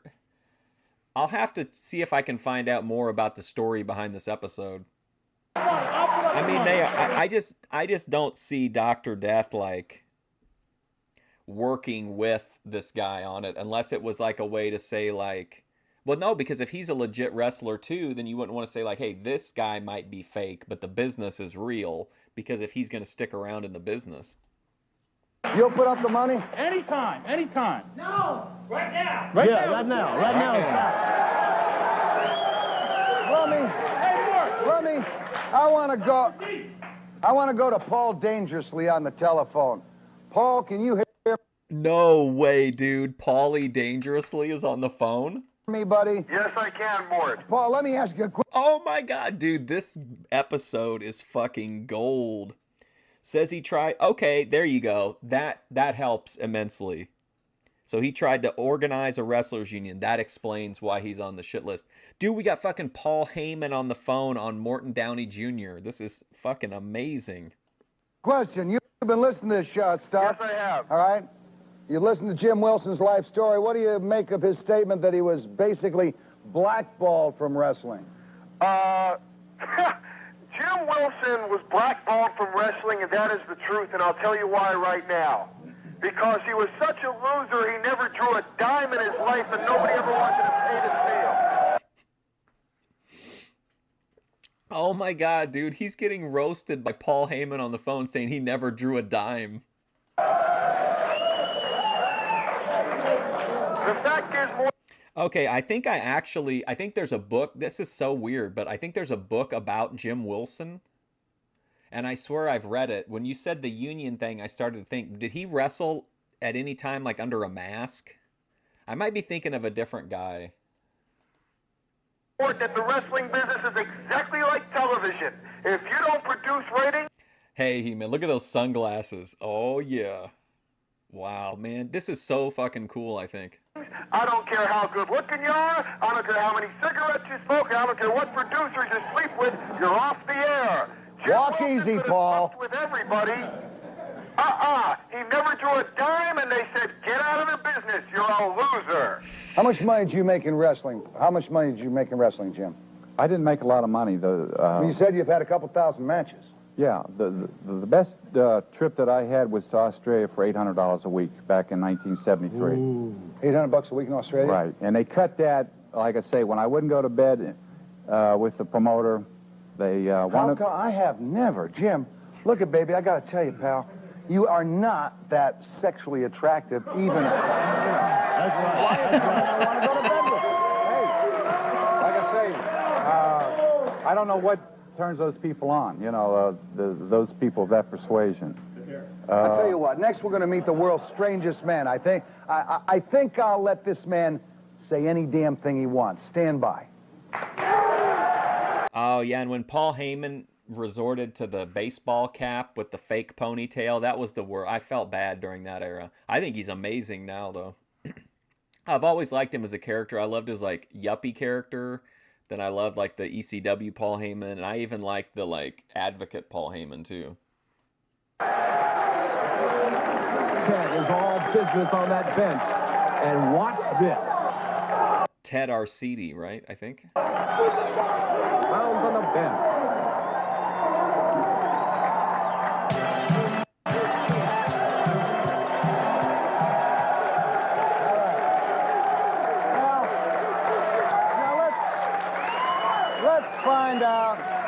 Let's find out about racism and all these other things that we hear about in professional wrestling. Let me introduce you to a gentleman by the name of Claude Thunderbolt Patterson, former pro wrestler. Now, I could be wrong, but I think Thunderbolt Patterson was he went into the first Hall of Fame after Vince left.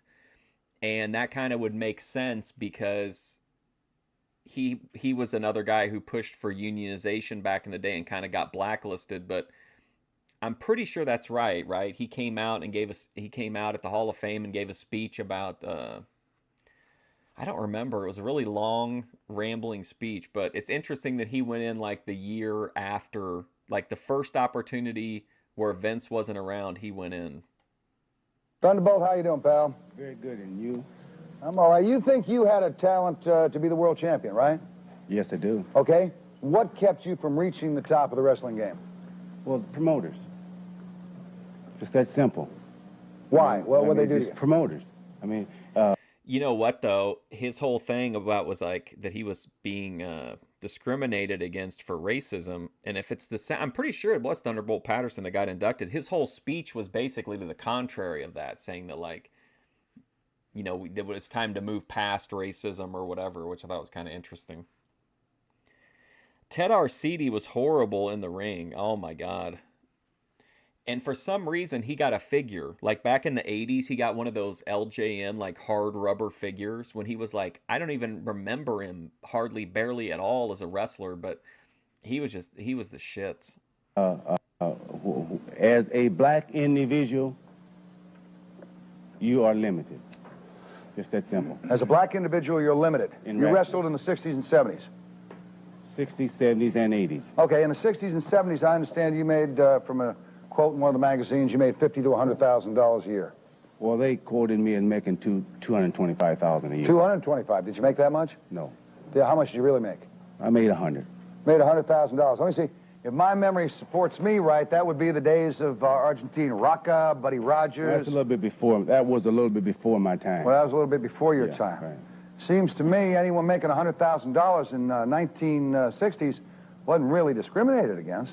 Well, I mean, it's a matter of opinion. You know what I mean? Like. Well, everything's a matter of opinion. Yeah, well, you know, like my whole thing is that I drew money all over the country. I mean, people came to see you. Yes, I worked in a lot of the different places around the country, and I drew money.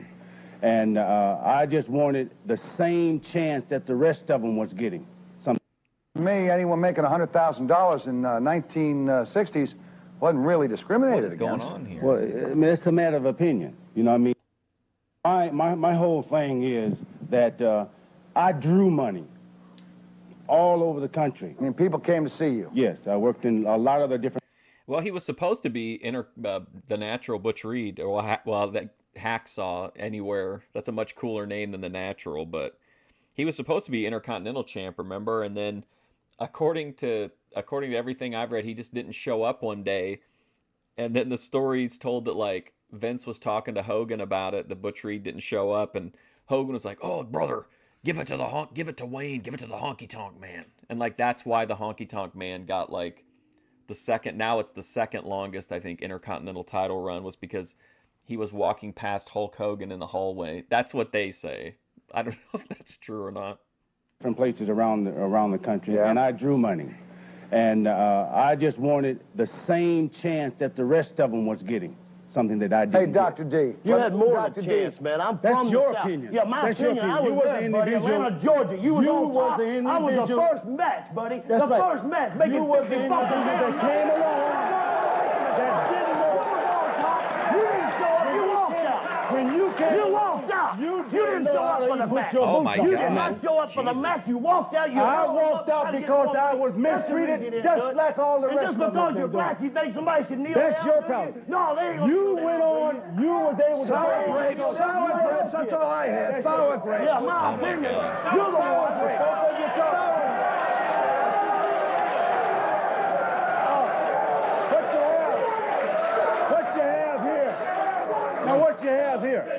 What you have here is, I was the individual. I was all over the country. I drew money. Yes, I walked out. Why did you draw money? Wait a minute. No, I ain't waiting a minute.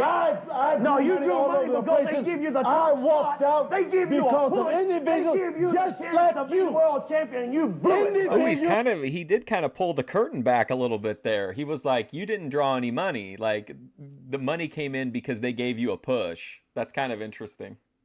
Just blew it. Terry Funk beat you in Atlanta, Georgia, right?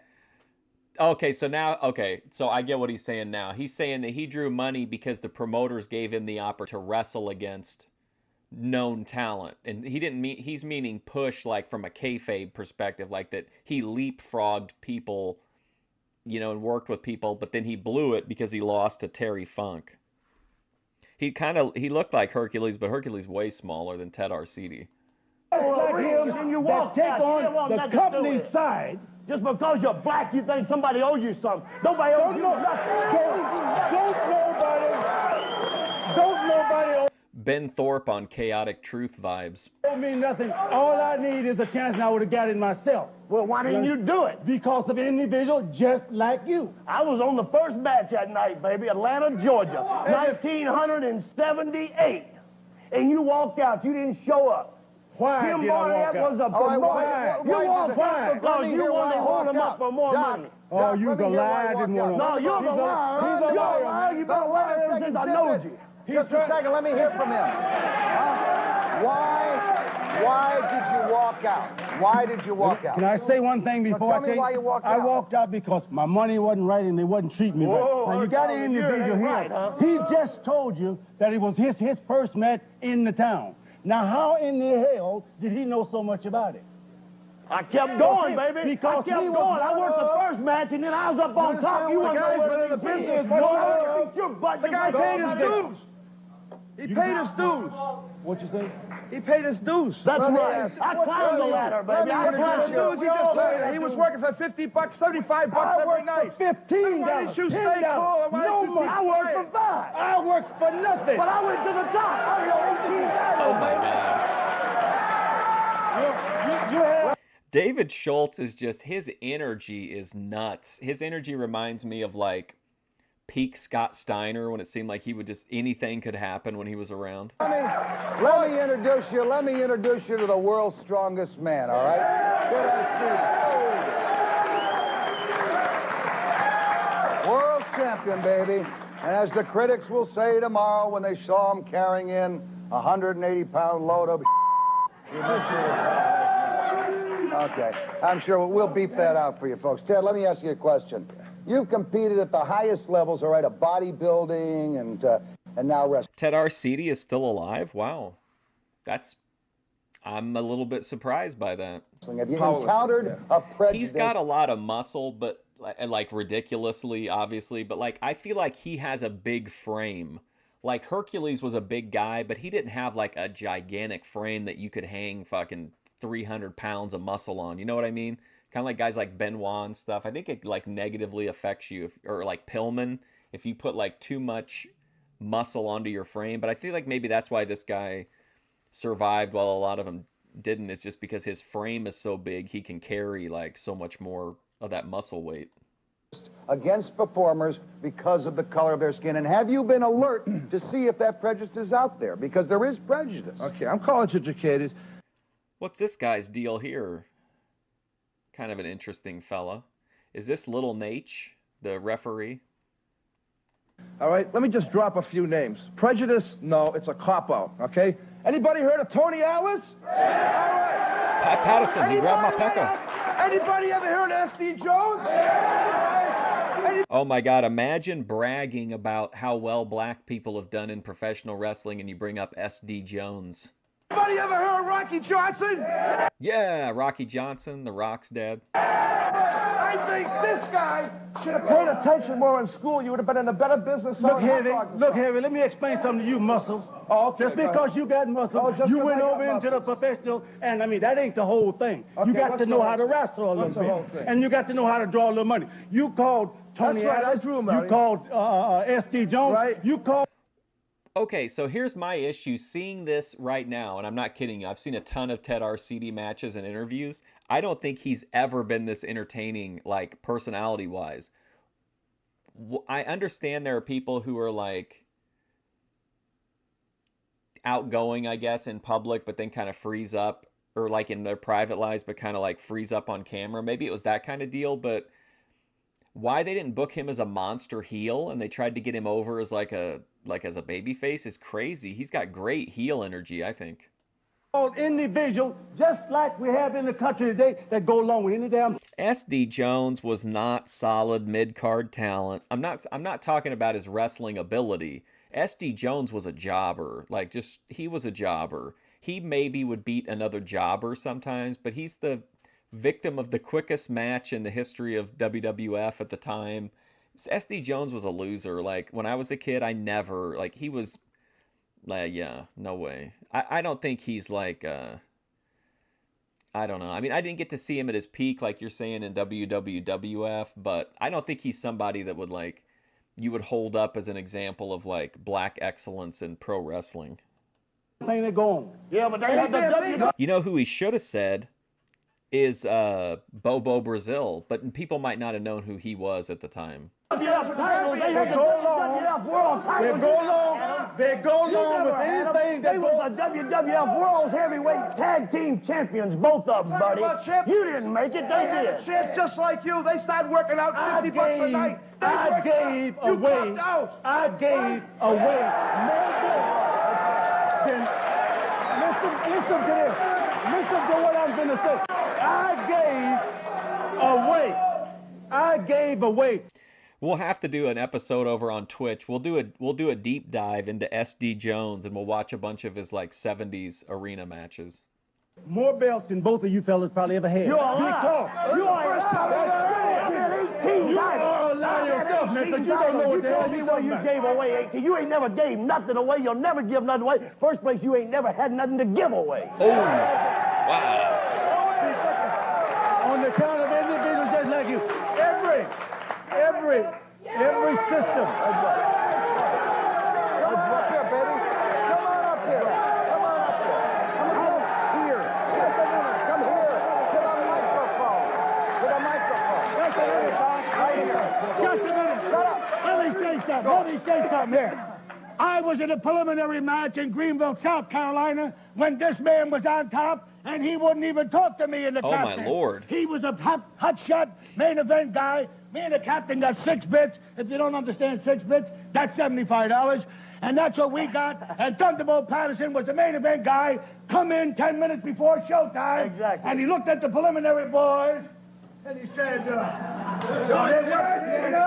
are they working here tonight? I said, yes, sir. How are you? I shook his hand. I didn't care if he was black, green, yellow, orange, or whatever color he might be. But I had a tough time, and I was happy that Thunderbolt shook hands with me.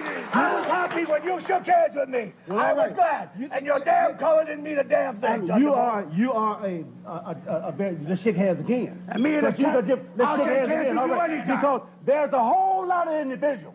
And this guy that pretend. This is such a good show. Like, I'm riveted by this. I'll tell you the same story. That pretend. That's it. Yes, they are. Not prejudiced. Gorgeous George walked out the dressing room. I spent 20 years. Rugs down. I spent 20 years in professional wrestling. No kidding. I spent 28. Well, yeah, you spent 8 more than I did. Yeah, you started. Right. You started. It was a preliminary, boy, when you came in. Well, it's a whole lot of folks that I didn't talk to. You have. That's right. Oh, boy. Wait, there's somebody, there's a furry in the crowd.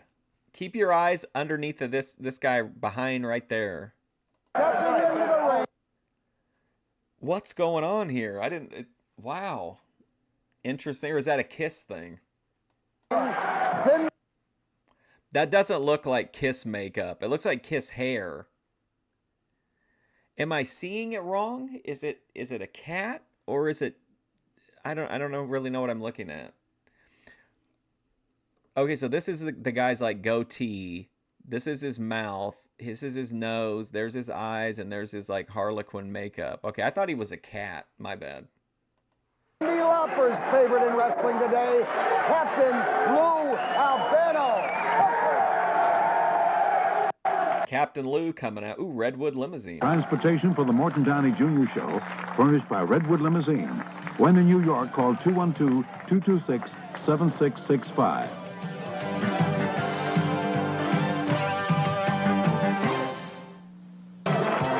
Kabuki mask. All right. A new edition. Shut up! Zip it! A new edition on home base, Zip all it. right? Connected with wrestling like nobody else has ever been. Wrestling's ambassador. He served as a pro wrestler, a promoter, manager, a movie star. I mean, you go on it. He's got it all. Lou Albano, the captain. A notorious drunk. Lou, you've been listening to everything that's been going on in the show. Mr. Wilson here was just applauding you. It means even he has respect Well, I'm not for you, all right? his applause. I've never been looking for. I want to say something more. Now, let me ask you something, all right? You identify with professional wrestling as much as anybody in America right, has since been. 1953. Does the discussion we've been having tonight bear any resemblance to the wrestling that you've known? Let me tell you something, Mort. The discussion that's going on here tonight is utterly ridiculous. I've been involved in wrestling since 1953, and I'll admit that today there's... Imagine a guy that comes out looking like this, rubber bands in his fucking face, big belly, big Buddha belly hanging out of this tropical shirt. You know, this complete mess comes out, and he's like saying, listen, this show is ridiculous. There's a little bit getting away from the wrestling, a little bit of showmanship and so forth, but to me, they're still the world's greatest athletes. When a guy comes out here like this half-wit, and a guy like that moaning about black, I started in with Bobo Brazil, with Bearcat Wright, with Black Boy and Sweet Daddy Siki, and they made something. And let me tell you something. Yes, go ahead. But look here, you started in with every one of them individuals. You stayed around. Each one of them individuals had to... Is this like the OG Maury? A kind of adjacent. SD is a 3-time tag team champ. I'll do an episode on Twitch about SD Jones. I do need to get more educated on SD Jones because I really can't stand him. So I need something to... I need to see him at his best. Pack their suitcase and leave, but you stayed there and made the money. That's not true. Bearcat Wright wrestled. You just talking a lot of stuff, man. He died. Bearcat Wright died and passed away. He died because he couldn't get a job. Bobo Brazil was used by couldn't get a job, couldn't get booked nowhere. Years ago. In fact, couldn't get... Just a minute, wait a minute, wait a minute. Wait a minute. Hold it. What? Let me answer the question. I want to hear All right, I'm on the board. Just a minute. Bobo Brazil wrestled right here in the Meadowlands in the Old Timers Day a few years ago. Wrestling was good to Bobo. He was one of the favorite guys of Willie Gilzenberg and Vince McMahon. And as far as this half-wit talking about blades, my wife was sitting out there that I've been married to for 34 years. If I were to use an object to cut my face, she'd divorce me tomorrow. Let me tell you this. Sure. Anytime I wrestle... She sure as hell wouldn't want that pretty face. Well, you ain't kidding. No. Now, anytime I wrestle... I drew money. And I just wanted the same chance that the rest of them was getting. What is going on here? Just a minute. Bobo Brazil wrestled right here in the Meadowlands in the Old Timers Day a few years ago. Wrestling was good to Bobo. He was one... Am I hallucinating that, like, certain parts of this are, like, repeating, and I feel like it repeated back, and now we're jumped forward? What the fuck is going on? One of the favorite guys of Willie Gilzenberg and Vince McMahon. And as far as this half-wit talking about blades, my wife was sitting out there that I've been married to for 34 years. If I were to use an object to cut my face, she'd divorce me tomorrow. Let me tell you this. Sure. Anytime I wrestle... She sure as hell wouldn't want that pretty face. Well, you ain't kidding. No. Now, anytime I wrestled and I got beat, I was beat by a better man. I'll tell you that now. And anytime I got bleeding or blood, it was when I was in a steel cage match and they took my fat face and ran it up against a 12-foot steel cage. That's how I got this. That's how I got that. Not from using nothing. So this man's a liar, and I don't believe it. Let me see. Oh, look at... Oh, my God. What a pause. Love these sunglasses. This guy, is that PN News? And then look at this guy with the ski mask on. This guy with a real tiny... Oh, my God. Is this AI? Look at these head shapes. Wait a second. Wow. Wait a second. Jim, you have been ominously silent through all of He is dressed kind of like over the top, though, for sure. this, all right? I haven't been ominously silent. I've just been listening to everybody. The thing about it, and I was applauding... We could watch Over the Top, but we'd have to watch it over on Twitch sometime.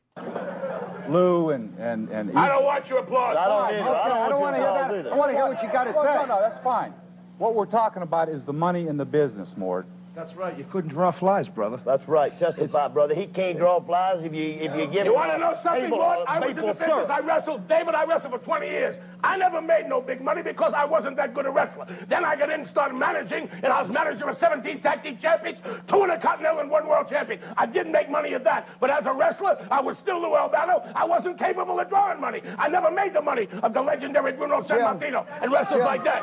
What are you talking about, money? Oh, yeah, Jim's got something on his lap here. No, don't read the whole damn thing to me. What is it? No, what I was getting to more was the money in the business and the proportionate amount of money that Captain Lou Albano is kind of like when King TL joins a panel. That's kind of King's vibe. Remember the other day, King, when you were on Ruby's and you were talking about, I think the concept was warthog children, like children that were warthogs or were possessed warthog qualities.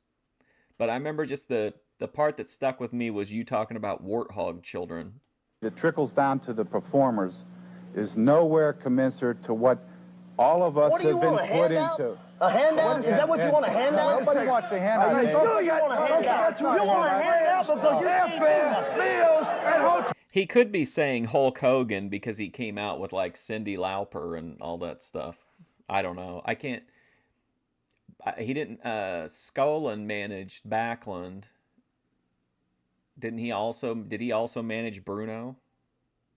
Who else would it have been? The Iron Sheik. Maybe when he says world champion, he's saying tag team champions. That's definitely true, I think. David, we'll admit, we want promoters. We admit the promoters. We want to call you more angels, Mort. We'd like the boys to have hospitalization. We'd like to benefit things and all. But there's money out there to be made. If a guy's a good athlete, if he can do it right, he can draw money. There were wrestlers like, again, I mentioned the name of Bruno Sammartino. They got right out there and now they didn't like him. Why? Because he was Italian. He drew money, yet I was Italian. I didn't draw no money. As a wrestler, as a manager, I did my share. All right, so let me ask you a question. Let me ask you a question. Lou, all right. let me ask Lou a question. Go ahead. Let's ask the question, all right, that every American who's seen wrestling matches asks. Go ahead. Do you guys know who's going? I have a great memory, King, when it comes to like absorbing external information, but not a good memory of like always being able to access it immediately. Sometimes it takes my brain a while to like cycle up the whatever system accesses my memory files. Going to win before the match starts? Well, I can tell you right now, I made the statement before. Every time I got beat by a better man. I don't know what goes on throughout the entire world of wrestling. I can't say, but what I will say, they're overmatched. You never see a Hulk Hogan up against a Ric Flair. You never see a Bruno Sammartino. I'm not sure if this is before or after. I want to say this is late 80s, and that was like mid 80s. Does that timeline? But I don't know. The 80s are weird to me. The John Stossel thing seems like it would have had to have been back when Dr. D was in WWF, which I don't. Wasn't he gone by the first WrestleMania, I want to say? Against a Hulk Hogan. They know now probably David Schultz can whip my tail. So Koloff, there you go. I don't know that for sure, but that would make sense. If I go in with David Schultz, he'll just beat me when he can. Because he was a heel manager for a long time before he was a turned babyface. I don't know of any peer agent. No one ever came to me and said... Are they sure that Dr. D can whip Jim? Yes, I'm Wilson? sure. I'm sure. I'm sure. Huh? I'm sure if I were I don't a promoter, think Jim Wilson's if I were a sure. promoter, I wouldn't have to tell Jim Wilson to lose. Because when Dr. D was ready to beat him, he'd whip him within an inch of his life. That's right, and I can do it now. I'm sure. I'll do it right here in front of Let me- everybody. Oh, my God. That's my wife right there. Let me go to a That's lady the wife, who's a that's hell it. of a lot prettier than you are, Darn right she This is. is Lou Albano. And the You 4 want to say kids, 4 something? grandchildren, 1 out of 1. That was Lou's wife? Wow.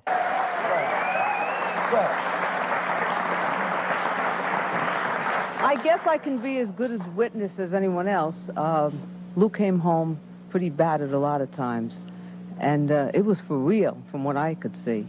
He's had broken back, There you go. broken Look at the wrists. face. Look at the nose. His nose has Cracked been hands, my broken back so 7 many times. times. Tell me that's a fake. How many stitches have you had? Over 700 stitches and plastic surgery done in him. I thought he said, how many bitches have you had? My nose no bone, my back 3 times, my hand's broken. And let me tell you something, this guy's trying to knock wrestling, but people are still calling. Because I got to, wait a minute, Mort. And that was from promoting. All right, now listen to this. I've got a number right now, 1-900-909 for Lou. And over 125 to 150,000 people a month call me on my line. And David Fernoli right there is the coordinator of that show. On WrestleMania Day, 278,000 people called the line. So the interest is there, and half-foot morons like this, with the brain of a dehydrated BB, if they put his picture in a parakeet like that, are not good enough to win.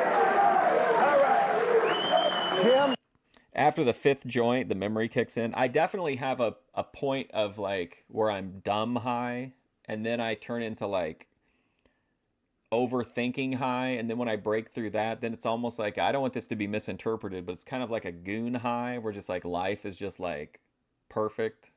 But that takes a while to build up to, at least the way that I smoke. I don't like to go from 0 to like 1 million unless I'm on an edible, but so I like to slowly build.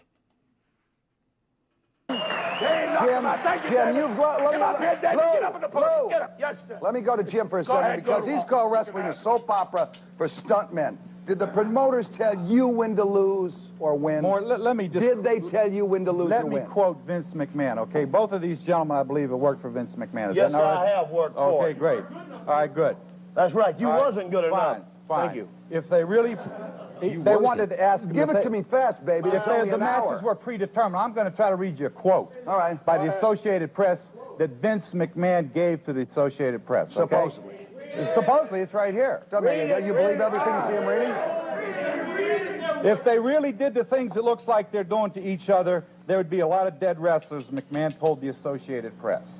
Okay? Look. Now answer my question. Did they ever ask you to win or lose a match? Yes, every night.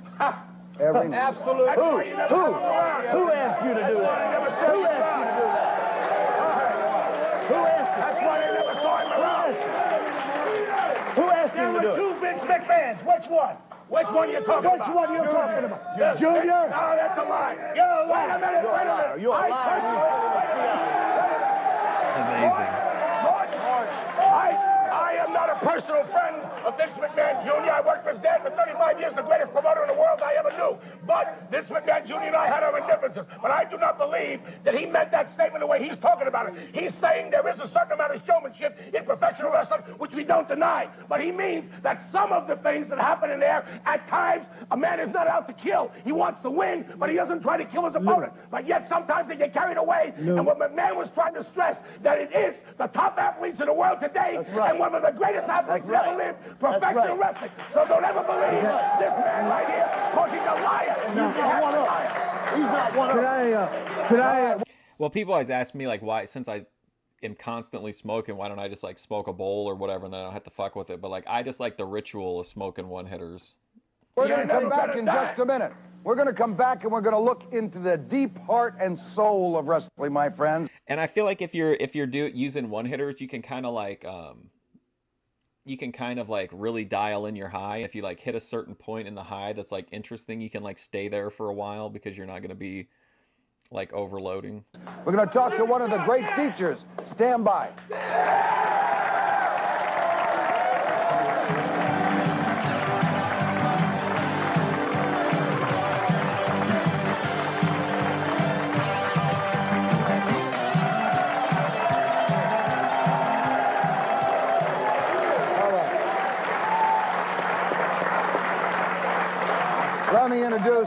Let me introduce, all right now. Let me introduce a loudmouth number 2, pretty boy Larry Sharp. He's the owner of the Monster Factory. Oh my gosh, what great serendipity this is. We're during the Larry Sharp era in Memphis wrestling right now on Fridays, so that's pretty badass. Where some of the best wrestlers are trained. Let me come back to Jim for just a second. You claim that the kingpins of wrestling like Vince McMahon, and TV tycoon Ted Turner, all right, effectively black. Dr. D definitely got, I mean, whether he got fucked or whether he fucked himself is, you know, who knows, but because you hear so many different stories, but I don't know that he would have ever been the champion, but I think he could have had one of the best runs with Hogan because they could have kept coming back to it.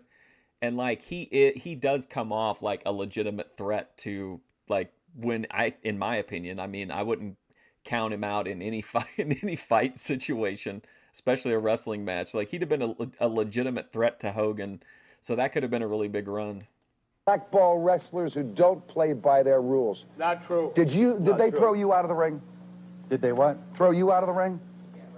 In essence, they did. They kept us out of the ring. And what they did, Mort, in 1974, and T-Bolt and I were together doing this, trying to elevate the position. Wants to clean up wrestling. Elevate the position of the performers, number one, which is the bottom line of everything we're talking about. How, Jim? Money and benefits. A shared equity in the...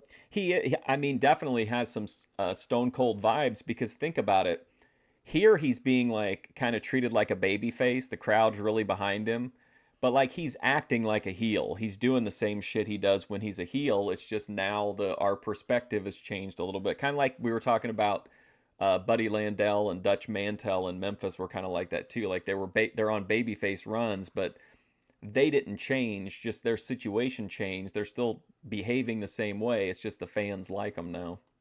The $1 billion a year pie that is not being distributed equitably. You want somebody to give you something for nothing again. No, we don't How'd you want to share it? By setting up a union?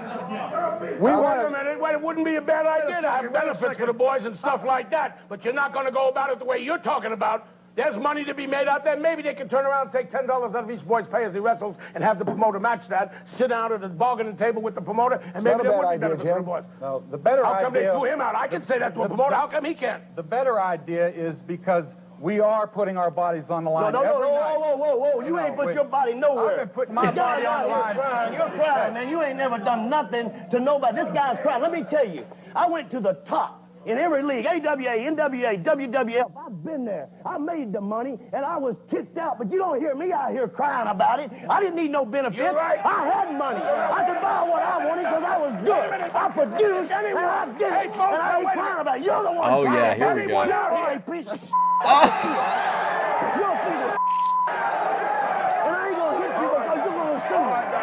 Oh, my God. That's all you are. All right, doctor. Sit down. You're a piece of garbage. All right, doctor. All right, doctor. Sit down. Well, I wish you'd get up. I swear. All right, doctor. Sit down.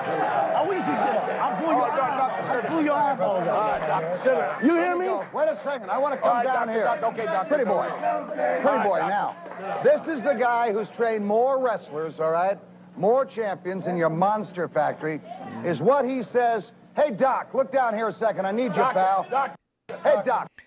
I'm no longer covering the Discord. I'm trying to just focus on like the YouTube stuff. So I don't know for sure on that. Sorry, South to West. Come here a second now. Shut up. I ain't your brother. Don't call me brother. I'm not a brother of yours. Indeed. Doctor, go ahead. Indeed. Is what he says about McMahon and these other guys, the promoters screwing around with these guys, is this true? Let me tell you something. If there was... Shut up. I ain't your brother. Don't call me brother. I'm not a brother of yours. Indeed. Is this real, or is my brain malfunctioning? Like, do we keep kind of like time skipping? Doctor, go ahead. Indeed. Is what he says about McMahon and these other guys, the promoters screwing around with these guys, is this true? Let me tell you something. If there was a union in professional wrestling where a guy had to get up and show some wrestling holds, guys like him would never get in wrestling in the first place. Guys like this guy right here wouldn't get in wrestling in the first place. Because I'm going to tell you why right now. Schultz was in Atlanta. 1975, 1976, I was in Charlotte. You were on top. I was training Tony Atlas. His first week in wrestling, he made $900. I made $4. He got pushed because he does at this point. We're watching him a few years before this, but definitely, or at least a year or two before this, but he definitely has a Louis Anderson type look here. Was black. You got pushed because you were black, and I was a better wrestler than you, which is reverse discrimination, and I didn't get the job because you were black. The incident that he was talking about, Tony Atlas, the reason Tony Atlas made that money, it was because Tony Atlas was their boy. Was their boy? Is he telling the truth? Come on, is he Who telling started? He was Who a talented started? athlete. Who- That he was a professional He was a bodybuilder, talented and athlete. he He wrestled. was a professional bodybuilder. And I but trained he- him. I know Are it. you trying to tell me, wait a second, are you trying to tell me that every black man who makes it because he kisses the white man's... That's exactly what he's trying to tell you, but it's a lie. You know what else? Let me give you some facts about That'll piss Mort right off. I got the largest wrestling school in the world. And Baby Schultz has got a school, and he can tell you, I get 1%. That's one black man out of 100 tries out to be a professional wrestler. Maybe if they had a little bit more guts and intestinal fortitude, they would come down and try out. Is the reason that they don't try out because they know they're not going to get a fair shake? They'll get a fair shake in professional wrestling as they will in any other big business or in any other sport. This guy's crying just like when down in Texas, when Tony Dorsett signed for the biggest contract in the world, Herschel Walker comes in, gets more money. Now Dorsett's crying. If he didn't like what he was getting, he shouldn't have took it with or without the other guy. That's a bunch of baloney. Go ahead. How about all these guys who are trying out professional football? Spring training, they get cut. You hear them crying? Jim and I, we're here. We're out of place. Yeah, you're right. You're out of place. You're right. You're out of place. You're out of place. I was watching basketball the other night. I didn't see a white man on the court. You don't see Oh my God. You don't hear me doing it. Let me finish saying what I'm saying. It's a two-way Because you got this. I'm going to say this here regardless. It's just like Jesse Jackson. Hey, wait a second. We're not going to turn this into a racial circus just because he wants to. No, you're wrong. You're wrong. It's not because I want to. I'm telling you the facts. I'm telling you what happened down the whole line. And when you got individuals like this here, wrestling is a white man's business. Hold. Let me say one thing. Go ahead, doctor. Why don't you tell them about 1970s? Why don't you tell them about when you come out on an interview and you're talking about God was going to the ring with you every night? Why don't you tell them about talking about that all the time? No, I got you wanted somebody give you something. You're black, you don't want to work. You don't want to work. You're just like Wait a second. Doctor, no way anyone's going to indict all the blacks that they don't want to work. That's bull. That's bull.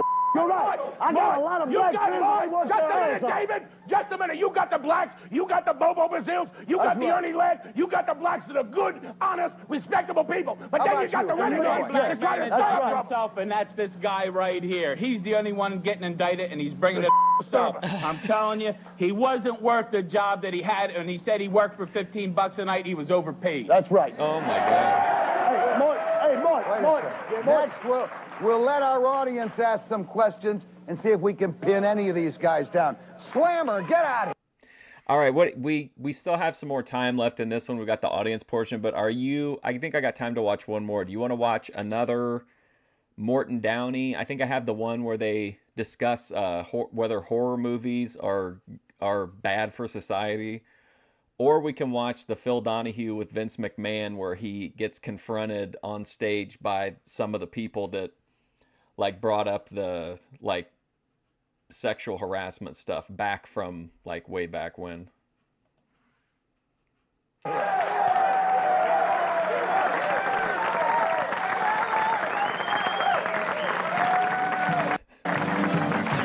That guy that's just sitting there with the ski mask on cracks me up.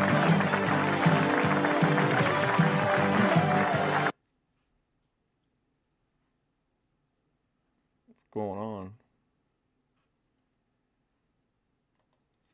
Why did it freeze on this guy? He looks like a Klopek.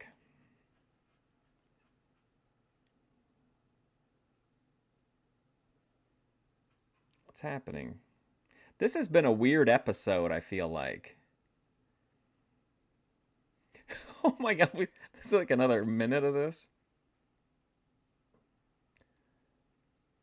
That can't be right, can it?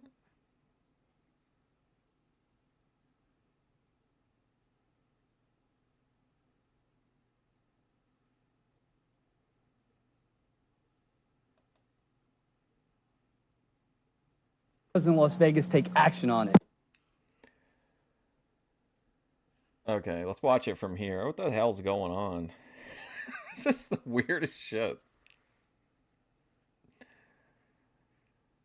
Lou, if wrestling is supposed to be real, why doesn't Las Vegas take action on it?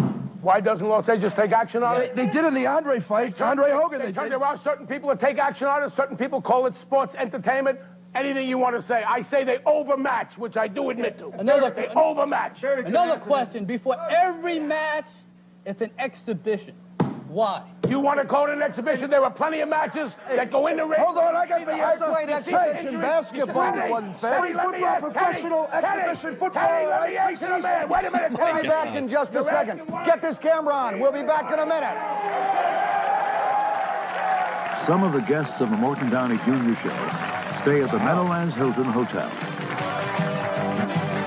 Any of you guys ever smash at the Meadowlands Hilton?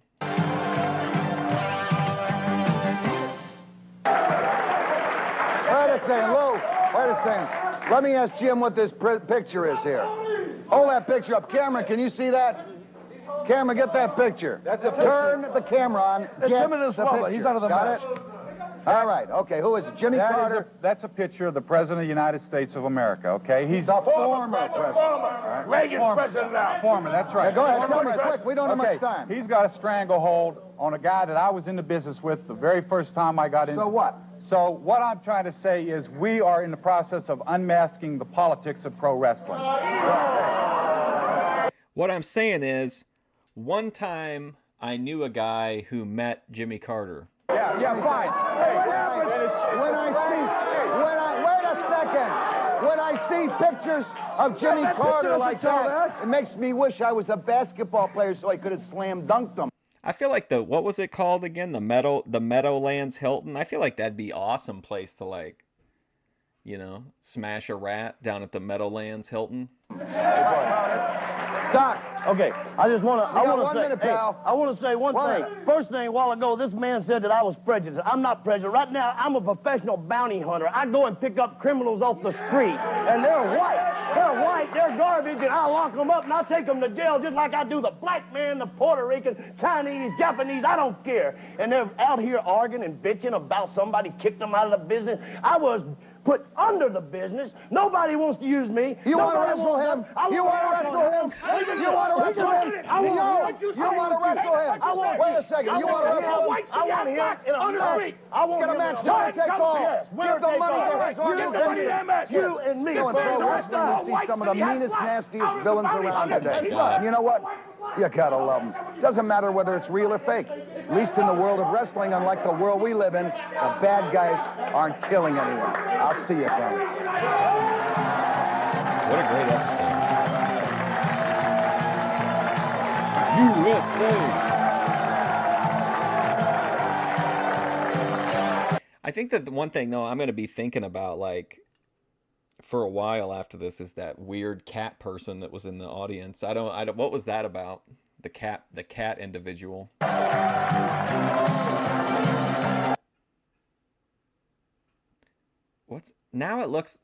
What's going on here? Now it looks like, to me, half the people in the audience are wearing a white and red striped shirt.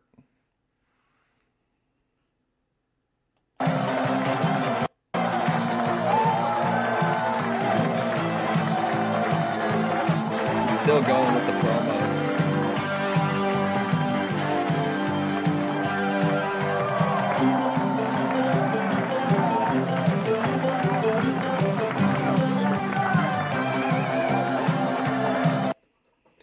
All right, well, let's watch the Morton Downey horror movie episode. I'll put the Vince episode on a complete wrestling stream.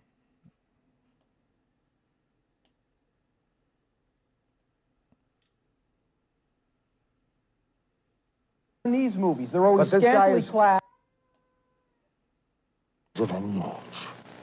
Today we meet those that make and star in these films and those that say they are trash at best and dangerous at worst. Somewhere in this country it's 10 o'clock at night. Do you know what type of movie your child is renting? Do you know what type of knife he's planning to use on you while you sleep? It's good to see J.D. Costello getting some outside work.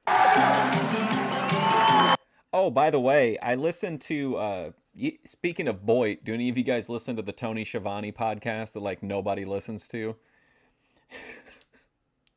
They were, oh, goddamn, what were they talking about? Oh, they did some episodes where they did watch-alongs of the Memphis episodes, and dude, they shit all over it. Like, it's crazy. They think it's like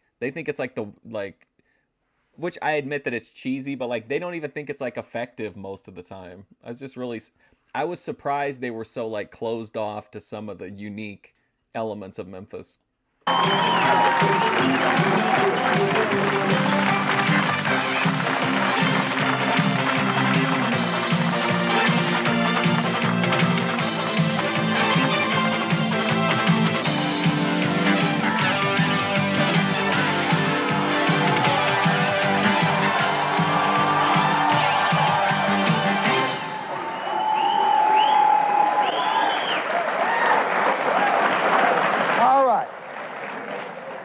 Now, I just want to tell you, moms and dads at home, that there are going to be some pictures and scenes from motion pictures, slasher films that we're going to show on this show that have never been seen before on television. And oh, no, I like the Tony Schiavone podcast. I'm just saying, like, nobody listens to it. If you look at the numbers, Tony Schiavone, I'm talking about right now, not at its peak, but, like, right now, he's putting up, like, Grace Thorpe numbers, which is great for Grace.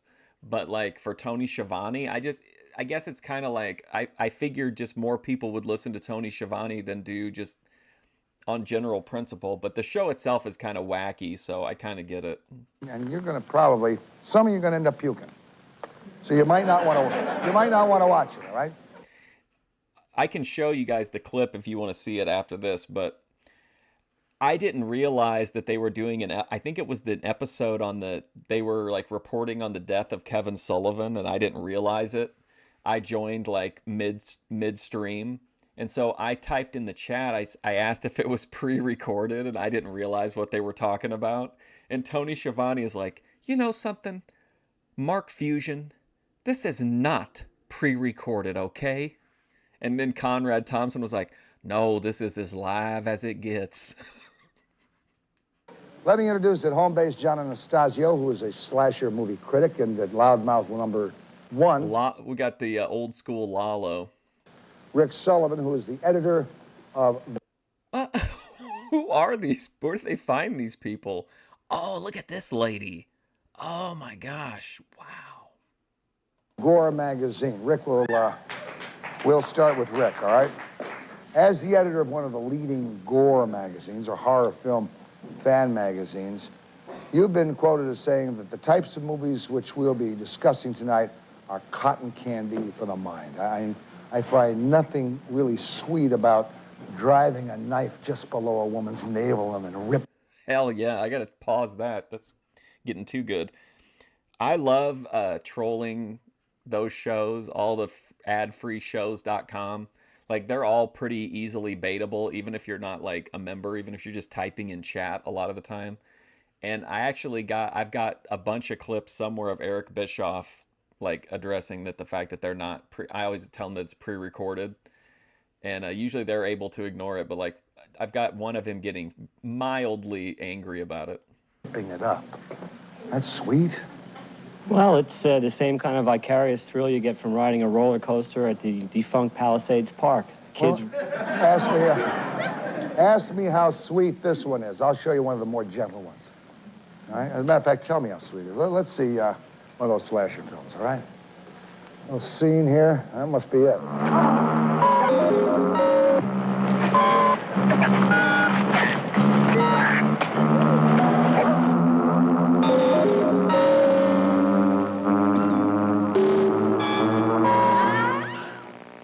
They always say courtesy of. What the hell is courteous about that? Whoa. I mean, anything sweet in that? Wow. Well, hey, your staff did a very good job, because that is a clip from one of the most sadistic...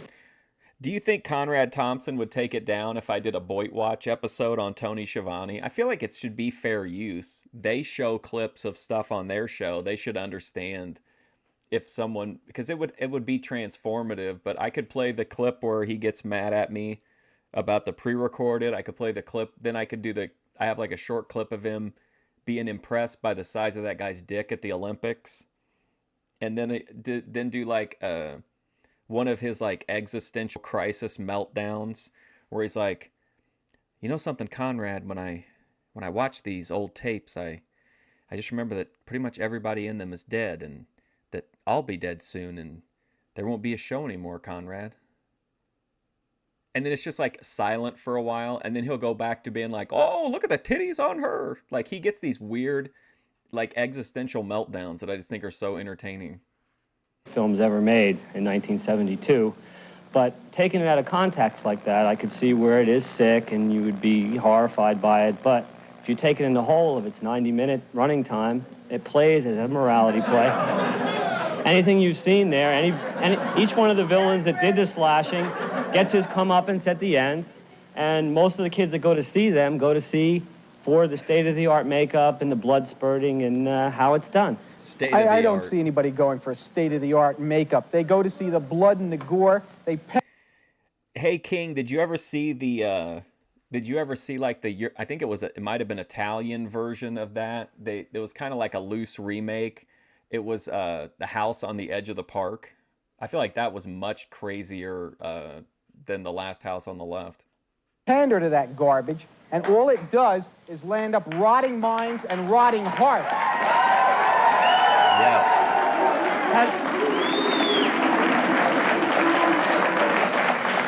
And it's exposed to kids that are very, very... Do you see that little TV they had out there? Impressionable. There's enough violence on TV. When we get ultra-graphic violence, then we really start working on these kids. What type of example are you setting for them? Impressionable children weren't allowed to see that film. It was rated R, which requires anyone under 17 to be accompanied by a parent. They did it. Well, let me ask you. Rick, let me ask you, realistically, can a kid go into a video store and get that thing? Yes, he can. This to me is a complete non-issue. If something is rated R and it says people under a certain age can't get in, like there should be no limitations on that art. Like if a kid sneaks into the theater, then it's not an issue. It's not a film issue. It's a parenting issue. So there's not even a need to discuss whether or not it should exist. It's, whether or not these people can, manage their children, in my opinion anyway. Which is where your guest and I are on the same side, for that. I advocate imposing the same rating system as presently used by the MPAA towards videos that you rent in the store. Stuff. Right. Yeah. Okay, he's agreeing with you on that. So kids aren't going to see that. There's an attractive. I mean, don't you agree? Don't you agree with me that anyone 17 years of age is channel something like that and you can enjoy it for what it is? You should check it out, King. It's fucking wild. It was directed by the same guy that directed Cannibal Holocaust. Enjoy it for what it is. Garbage like that is only going to affect people of all ages. It's the most damage is done on the young. Rick, you've said that realistically... Who gives a shit? Who fucking cares? Who cares what effect it has on anybody? Whose business is that of the people that are making the movie? You can't control how people are going to react to something. Like, that's ridiculous to me. There's no personal accountability in that statement whatsoever. We should be able to make whatever kind of art we want to make. If they want to age gate it, that's fine, or whatever. But like this idea that, it's how is it bad for society? I don't understand that. Like, and keep in mind, we're talking about like Freddy Krueger and Jason Voorhees here. We're not talking about like actual snuff films or like, something like that. It's just, it's ridiculous. That these are morality plays where good triumphs over evil. Right. Who cares? Who cares what happens in the movie? Do you think that people are like, I'm really enjoying this horror movie, and then like when Jason opens his eyes at the end and he's still alive, they're not like, okay, that's it. My moral compass is violated. Like, give me a break. But don't you have to wait a long time before you see evil get its just desserts? But evil's going to get its butt kicked in the last reel. And the reason kids like these things is...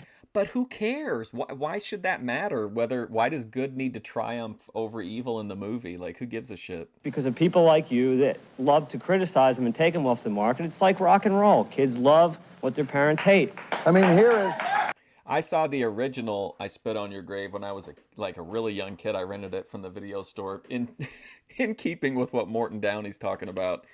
And I remember like very vividly the scene where the dude gets his shit cut off in the bathtub. That was a really memorable moment for me as a young film fan. Here's one of Rick's mailing magazines here, all right? It's a beautiful young girl with a being slashed in the throat here. Very lovely. I folded this part up because her breasts are exposed. Yeah.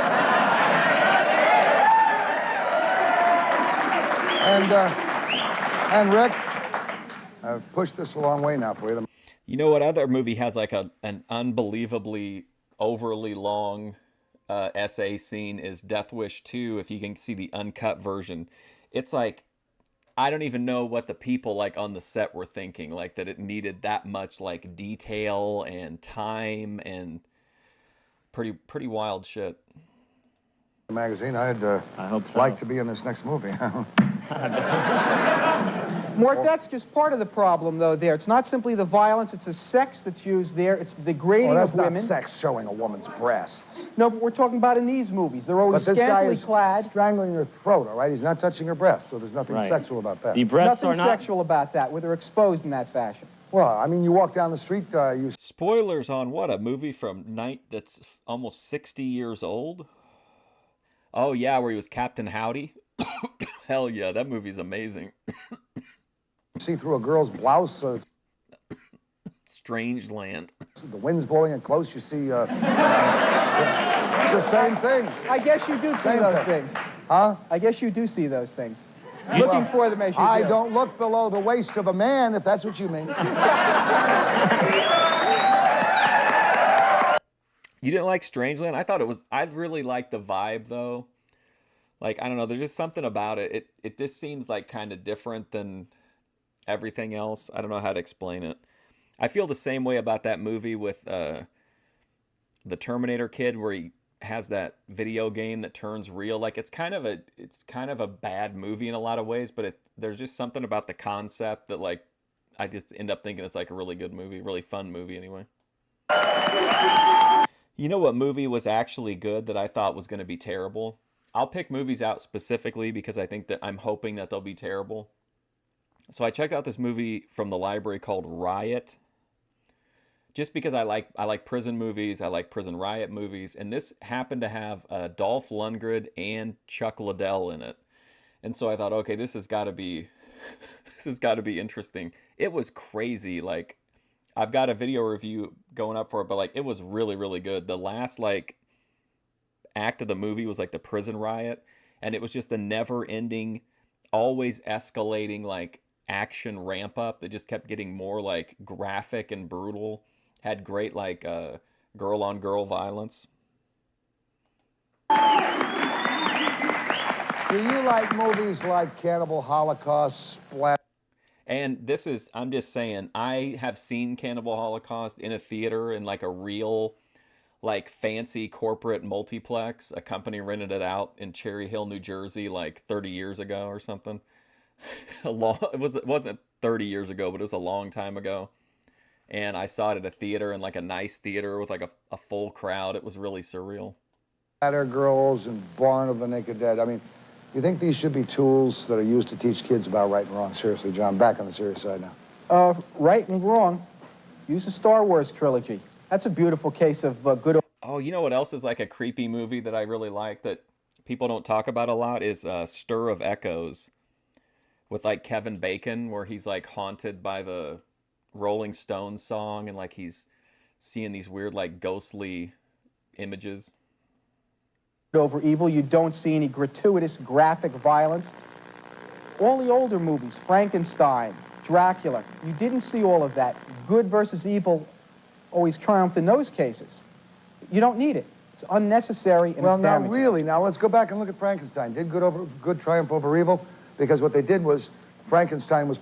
Yeah, I think Cannibal Holocaust is not even it's not the best cannibal movie probably, but I think it has such like historic like value that I had to see it in the theater when they were showing it. But definitely tough movie to watch. portrayed as evil because of the things he did, and yet you felt sorry for Frankenstein at the end of that movie. It's not true. Good did not prevail over evil. Frankenstein was evil. We pretended him to be an abused, used person, so therefore we had a pity for him. But he's still folks killed. Die. These folks die. Let's get on to the next segment of the show, all right? I want you to meet some folks who are actually in these motion pictures and find out if the horror movies are really porno movies in disguise. Stay with us.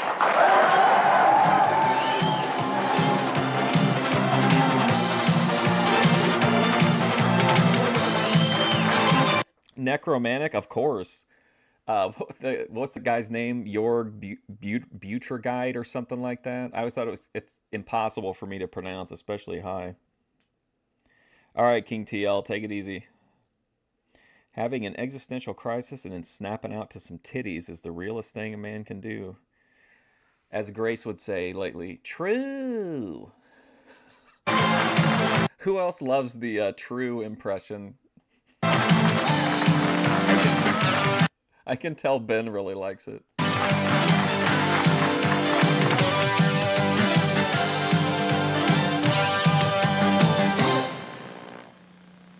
I'm Jim Martindale, and I'd like to tell you about the garden weasel. This 5-in-1 tool... Oh, shit, man. If you're too young to remember the garden weasel, you want to talk about a product that was omnipresent, you could not escape the garden weasel. There was no getting away from this thing. It was everywhere. Makes gardening fun and easy. All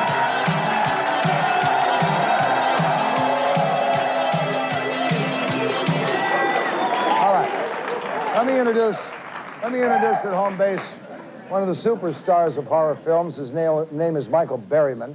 He's also the host of Gorgon Video. Oh, yeah, nice. Magazine, and I'll start, and of course, Paige Mellish is with us. She's one of the leaders of feminists fighting pornography. So let's see if we can tie these two things together. You're one of the most popular actors. She looks like a real-life version of Al Bundy's next-door neighbor. In this genre of film today, Michael. One film that helped you reach these lofty heights, all right, is the hit. Maybe one of the 4 people who know who Grace... Oh, there's a pretty good chance that more than 4 people in here know who Grace is. On my channel, anyway. Hills have eyes. Let's take a look at a clip from this slasher classic, please.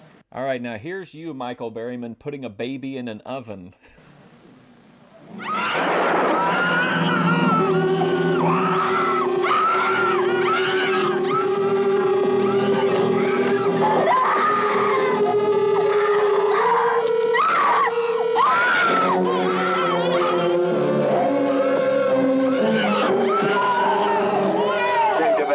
Joe Shabatoni will say that I pre-watched, which is kind of true because I've seen the movie before, but I knew this had to be the clip they were going to show. It's the one everybody always talks about. Gonna move your ass.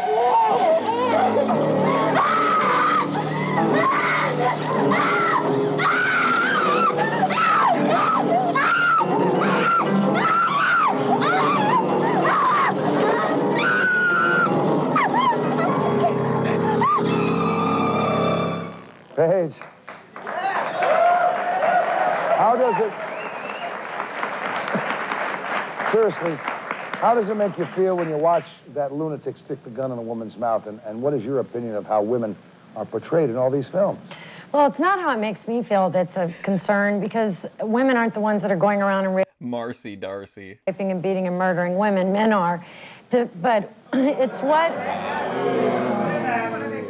what happens to men from watching these films. And 2 studies have been done. One was done at the University. Oh, feminists fighting pornography. That's an interesting concept. I think you would piss off a pretty big portion of your target demographic for membership, though. Telling them telling women that they can't have bodily autonomy. University of UCLA by Dr. Now, Malamuth. get me all the, I don't care about the doctor, get me the UCLA, get me the results of the study. Okay, this study found that from watching R-rated slasher films, men had an increased aggression and acting out of violence against women. They issued higher noise levels towards the women. Was this study done by a woman, Paige? What? Like I'm not making light of of her saying that this stuff happens, but how do you monitor that? What did they record the decibel levels before and after?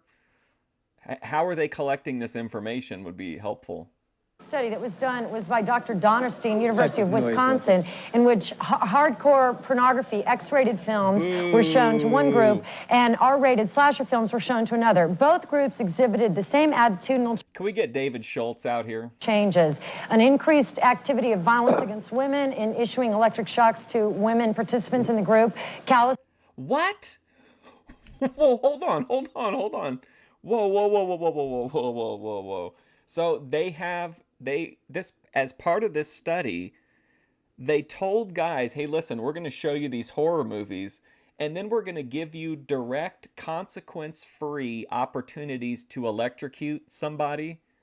That seems like a really, really, really strange study, right? That's really bizarre. It's like saying, like, hey, I'm going to show you this old John Wayne movie, and then I'm going to put a gun in your hand and turn you toward a target.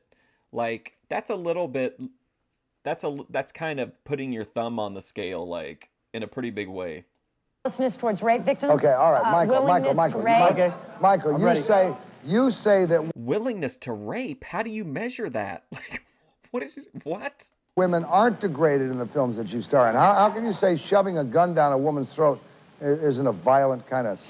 Hey, listen, I saw a movie one time, and it was by a, check this guy out. I think he might have some free movies on YouTube, or maybe like on Tubi, you know, or one of those free sites.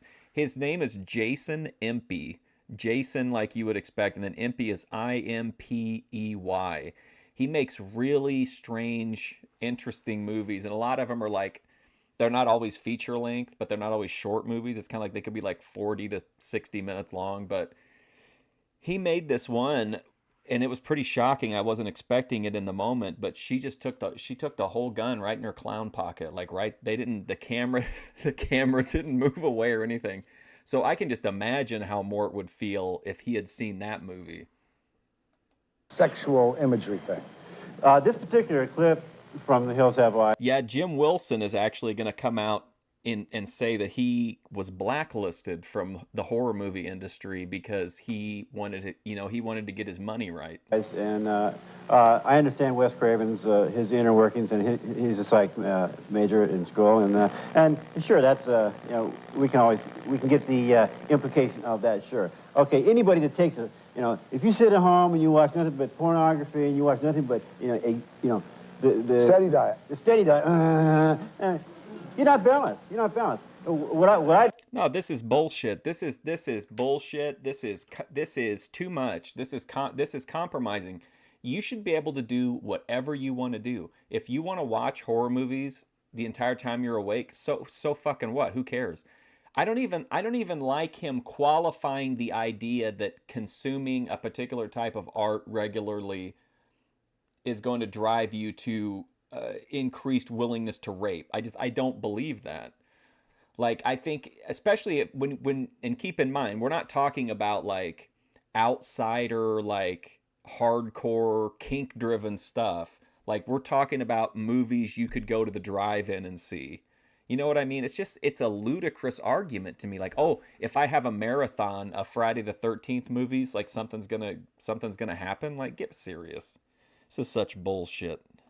I do, and the type of films that I do. No, don't clap. Don't fucking clap.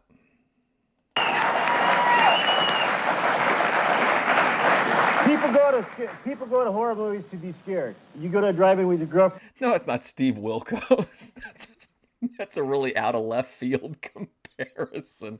You hope she jumps in your lap and grabs you because dare you to look.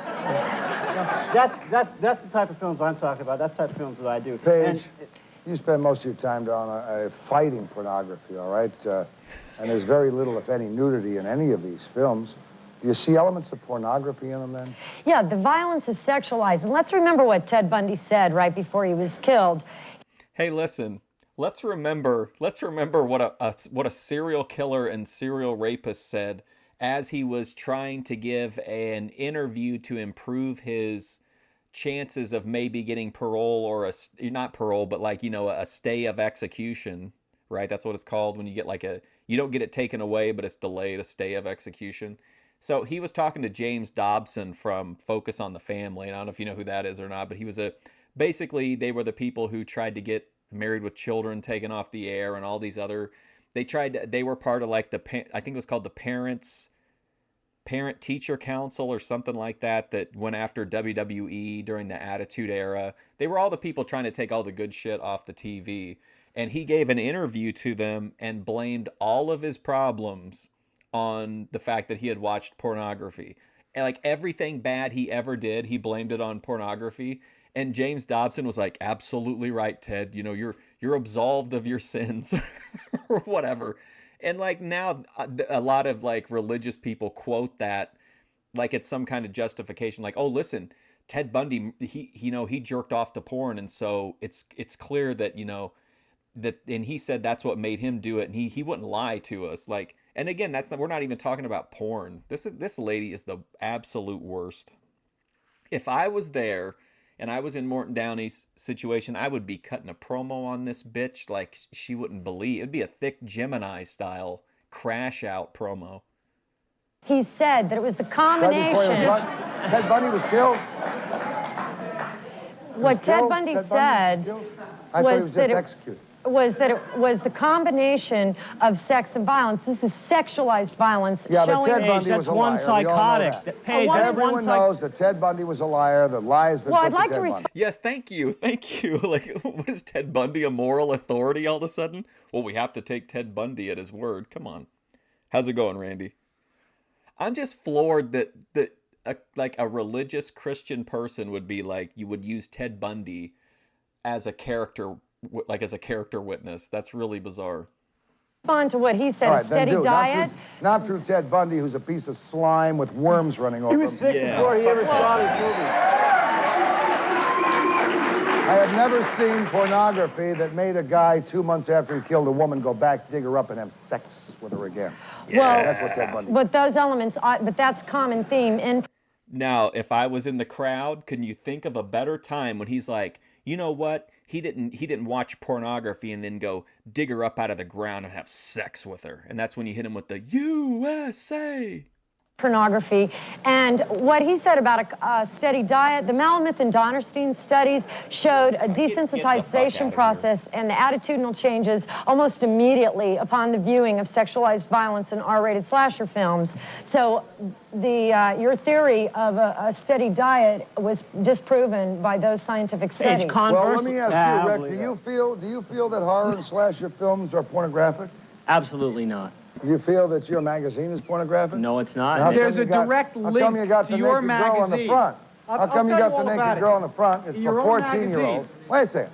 It's for 14-year-olds. 14 and up can read it, right? No, it has to be purchased by 17. Anyone under 17 has to have their parent in the store in various places in New York. Oh, well, give me some of the results in here. Well, what you're looking for the type of people is standards. And read every bit of that. Says the only standards necessary for indoctrination into GG, Gore Galore. Gore Gazette. Gore Gazette, sorry, legion of... The Gore Gazette. Heathens has nothing to do with race, creed, or color. 1, you have to have a heartfelt affinity for graphic bloodletting, seamy nudity, and the sleaziest of solenoid fare. 2. This guy's such a fucking dipshit, man. Does he not understand that this guy's writing a newsletter for horror movie fans? And so you want to be like, the only way you can handle our newsletter is if you love to get into intense bloodletting and seamy nudity. Like, it's fucking kayfabe, bro. Get serious. Admittedly, I'd be cutting a promo on this guy. I'd be blowing fucking smoke in his face. you must be left of center. 3, you must be able to drink a case of Pabst without even thinking about having to take a wig. You have to be able to drink a case of beer without taking a piss? That's interesting. And 4, you have to have a you-know-what that fits your hand like a glove. Now, you tell me you're not winking. It's right in here. You tell me, and it's not in those words, and you tell me that you're not... Can you imagine how unserious is this man? He's all upset about a fucking horror movie newsletter. That he would come on TV and be like, I'm shocked by this, Morton. I'm chilled to the bone. Like, and the guy is clearly just like a drunk, like an alcoholic guy that likes horror movies. Linking sex and violence together. Have you ever gone to a frat party, sir? No, actually, he didn't link sex and violence. He linked having a you-know-what that fit your hand like a glove and violence. That's not sex. They're just masturbating. Had a few beers and talked. Yeah, but no one ever stuck their weenie in my hand.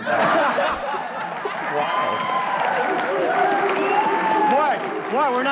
We're not talking about sticking weenies in each other's hands. We're talking about It says right here, you must have a that fits your hand like a glove.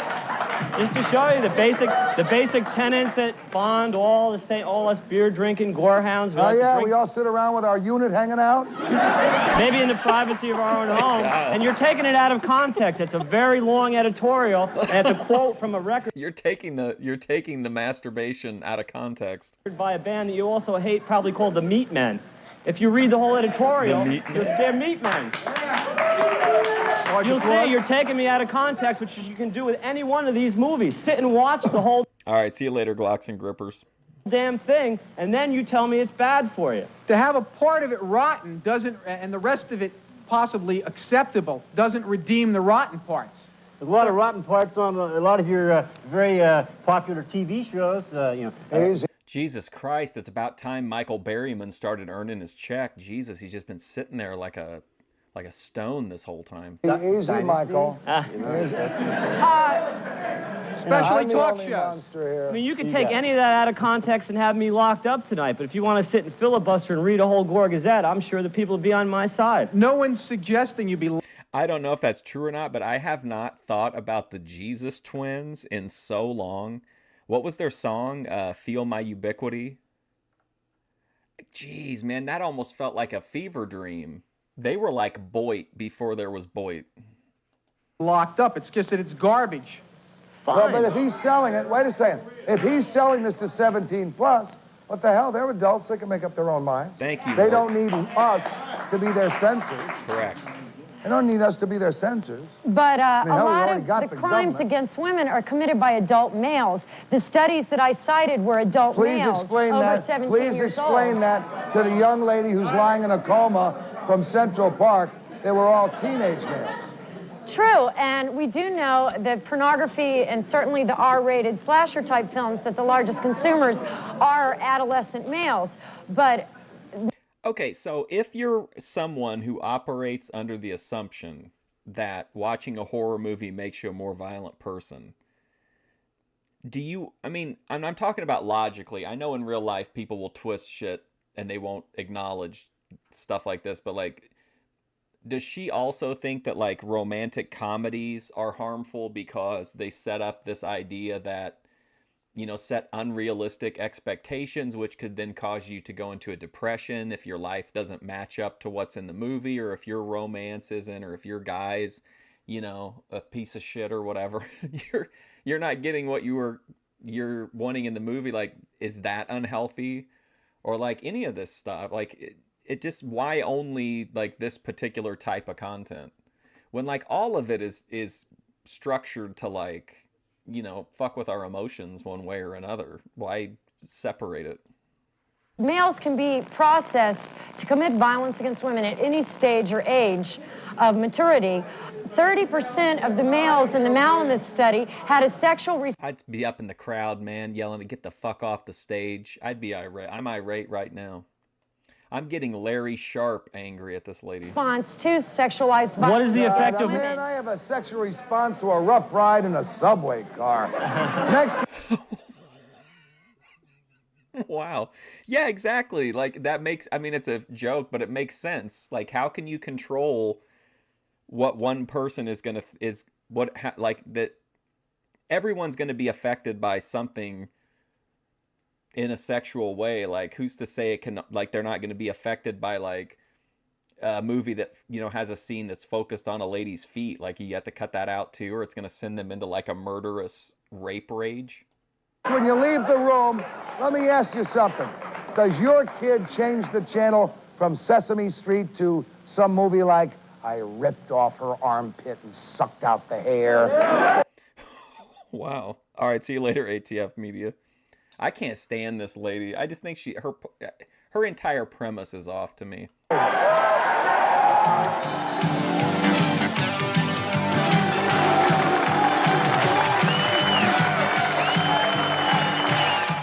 Sheriff.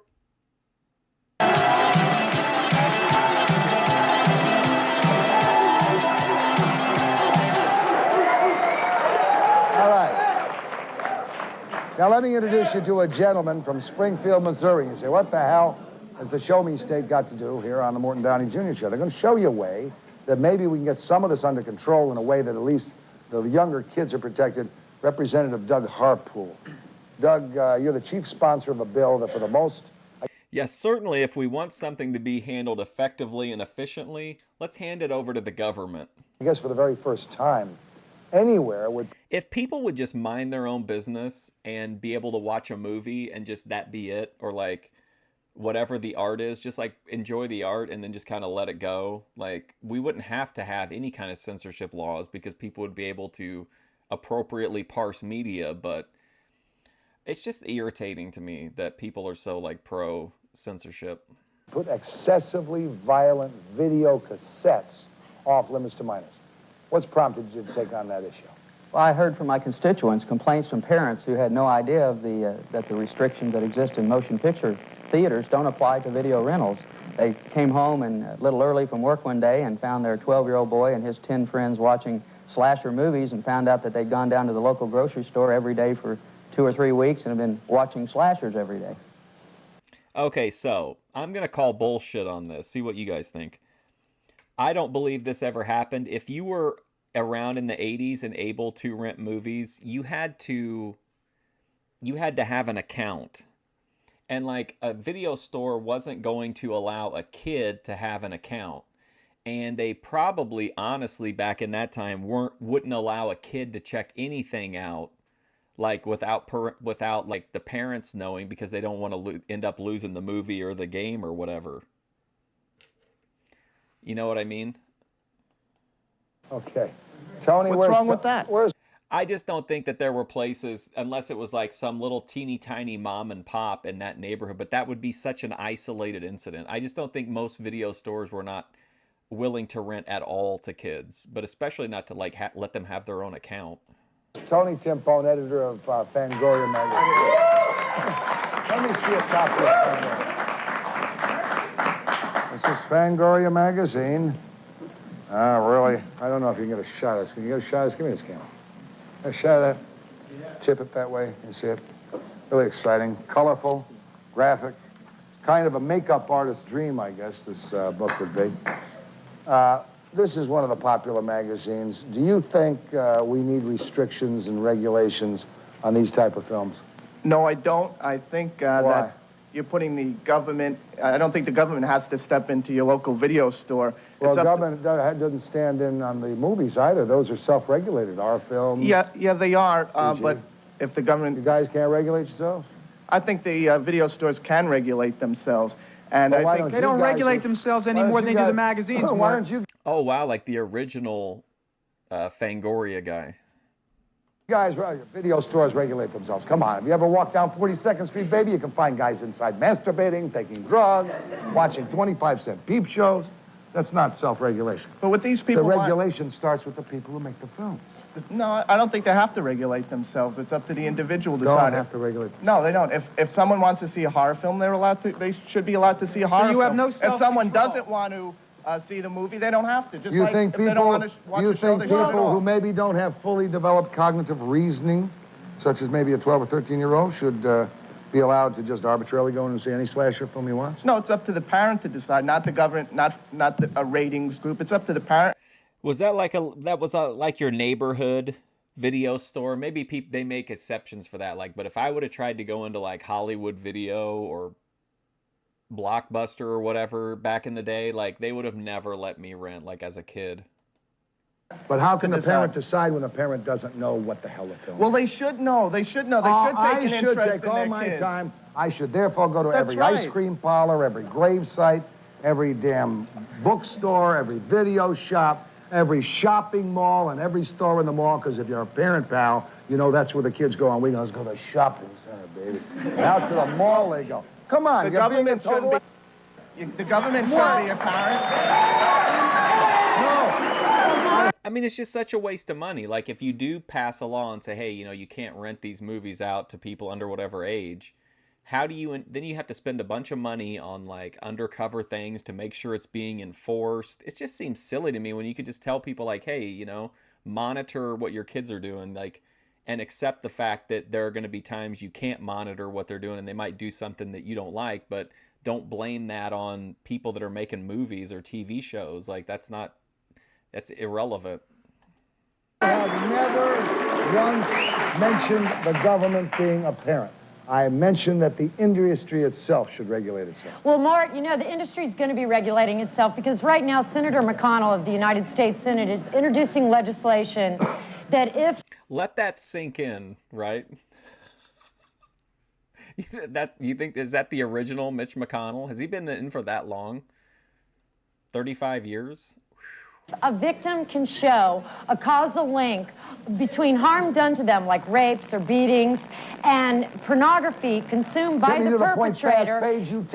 I love the video stores too. One of my favorite things is that, like, VHS tapes, you couldn't really buy like originals, like, you know, pre-recorded like official tapes because they were so expensive unless you get them like used after they'd been rented a million times.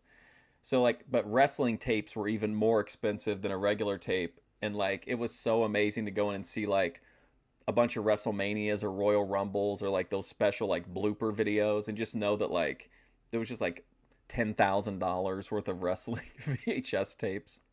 Take me through the world and I never see that they would be able to sue the producer or distributor of that particular piece of pornography. Unfortunately, Clarence Darrow is dead, Paige. It'll never fly. In the It'll never perpetrator's fly with the house. Supreme Court. Mort, It'll we never don't fly with need Supreme another Court. law. This is federal We Congress. don't need another... I never worked at a video store, but I had friends who worked at a video store, and so I would just go in and hang out with them sometimes on shift, and we'd watch movies.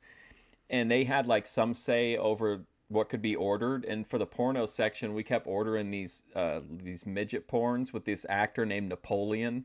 So like at a certain point, there was just like this wealth of films by this guy, and the manager ended up like, I don't know if he got in trouble with district or whatever, but I guess they were like upset with the disproportionate amount of Napoleon porn that was coming in.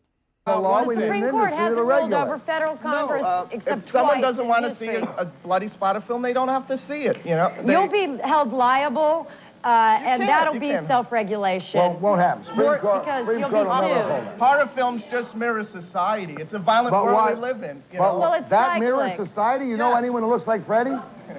Huh? It's Come cyclic. on. The There's studies nothing show that scarier, it's there's a nothing cause. scarier than the evening news. That's what's scary. The evening news is what's... One of them was actually pretty good. It was like I don't remember what the name of it was, but it was like, he was like some kind of like a movie star or a movie agent or something. It had like the storyline was like he was, I don't remember if he was like climbing the ladder in Hollywood or whatever, but it had like a Hollywood, like kind of like backstabbing vibe to it. And then there was like there may have been a limousine chase or a fight in a limousine. I can't remember. I feel like there was like one action scene in it. Scary. Representative, let me hear from you, sir, because I think this guy, here's why the government has to stand in, and I hate the government getting involved. They're always a bunch of you-know-whats, all right? Yeah. But here you go, a guy has to step in because you say the industry shouldn't regulate itself. What's your bill? Well, first of all, the kids have done that. Government's regulated what kids can and cannot see in virtually every other area. Boo. What's up with his hair? From magazines to pornography to obscenity, we've done that. But VCR rentals have always been avoided. That's why my bill steps forward and takes this before anyone. Well, motion pictures have regulated themselves since 1968, and I feel that should just step over into the video That's market right, without but you people getting Absolutely, involved. regard that's to what I'm children. trying to convince Bubble Brain of. I'll talk to him after the show. But with regard to children, there are other laws which would apply someone who voluntarily produced a movie or allowed children and gave it to them like you do at a rental. The problem is that parents don't know what's there. We have the latchkey problem with parents coming, not being at home until their Parents kids should are take an there. interest in their kids. They don't need some other group to... it was so embarrassing going into the adult section. I never felt that way, I guess, because in my mind, I always thought like, even if it is awkward, like if you run into somebody there, like they're there for the same reason you are. I guess maybe if somebody saw you like slink in there or something, but like if they're already in there, like, I mean, they're in the same boat. Step in and tell them what kind of What's the matter with you? Why can't you understand that we're not saying the government should do this? No, I know that. You folks should do it. The problem Don't you isn't think so? just kids. Women think are so. You being don't think raped so. and beaten by adult males. But the kids enjoy this stuff. Let them watch it. John, let me ask you a question. If you Hey, what's up, EFD? came home one night and you're John, hey, come on, Plumber, get up there now. John, if you came home one night and your 9-year-old daughter or something had rented I Spit on Your Grave from the corner video store, what would you do? Have to have a very long talk with her. Yeah, you got to sit down and watch the movie with her and have some No, popcorn. Mort, the question is... Oh, that's lovely. Just what I want to read. Michael Berryman, the worst Morton Downey guest ever. But I guess he's effective just because he's there. Like, Of course, Mort. Didn't Charles psychoanalyze you and tell you, Daddy, you shouldn't be so paranoid? How many of these movies have you... oh man, like an actual like theater. I think there used to be one around here somewhere that was like it had a theater, but it was like kind of like it was a porno theater. It wasn't like it was an actual like theater that was still showing adult movies or whatever, which is kind of a letdown. You sat through from beginning to end. They know it's all... I always thought that like if you had like a classy venue, you could show like Debbie Does Dallas or Taboo or Behind the Green Door, like my all-time favorite, the opening of Misty Beethoven. Show like all the classics and like give it that like old school Hollywood vibe. I think people would like turn out to watch them. Make believe. How many of these movies have you actually watched all 5 or 6 reels of? From beginning to end? Yes. None of them. Not all the way through. What a loser. You don't have to see the whole thing Your to see attention garbage. span doesn't go beyond the 25-cent porno loops? The problem is you're just focusing on children. It's not just children that are raping and beating women. It's adult males. The problem of adult male consumption has to I be worry addressed. anytime the government steps in to regulate anything. The who's gonna government be has already deciding- stepped in. The Who's going to be obscenity laws that are on the deciding books. which ones are off limits? Right. What we've done is adopt the same definition that the Supreme Court has adopted for what is obscene and what's not obscene. It's a 3-pronged test, and the same court system that decides what is and is not obscene would decide what is and is not excessively violent. And again, we're only talking about those under 17. No, what is it crazy to anybody else that like this is even an issue? Like that somebody could tell you like, hey, you can't watch this make-believe story because the squib was too big and too much blood came out. What a joke. How can this even be a discussion to tell an adult what they can and can't watch as far as like a movie? Like I get it if you want to say like, the kind of content that's like illegal, I get that. But like a fake movie, like where people are just acting and it's all like fake, how in the world can that be? I don't get it. I just think it's asinine. And contrary to say that my bill would make government intervene and take over the job of parenting. Like, what are you doing? Is there like you have to like keep track of how many whatever's happened in it, like keep track of how many gallons of blood have been spilled on screen? That's crazy. My bill would allow parents again to have some control because under the bill, children and young people can see slashers, but only if they're rented by an adult. To that That's not extent, the parent would necessarily have true. the opportunity. Again, to everybody, regulate. including you, Mort, is saying the parents shouldn't be responsible for what the kids are watching, and they can't babysit them all the time. Well, maybe we do have to place more responsibility on the parents. I think that he's right. The parents are ultimately responsible, and we as society can't expect parents to be perfect, but at the same time, the parents have to take that accountability and say, yeah, I slipped here, not the guy who made the Freddy Krueger movie or whatever. Like, you know what I mean? Like, it's okay to say, like, to admit that, like, hey, nobody's perfect, but then, like, just don't blame it on like, you know, a guy in a hockey mask in a make-believe movie. Come on. And see, what the hell is going on with How the their hell do you kids? place more responsibility on two parents who are working 8, 12 hours a day? Yeah. Well, Kid you've has got to to go- find a way, or maybe you And shouldn't you have know- kids. And you know what caused it, John? What caused it was an economic condition where both parents had to go out of work. And what caused that? It was caused by a government that allowed indexing, allowed interest rates to build up. It was caused by governments that wanted to give themselves more money and wanted to take more away from the people. So how the hell can we turn to the government? You're going to have to make a decision whether the economics are more important to you than how your children turn out. You're missing the mark. It's not This argument is...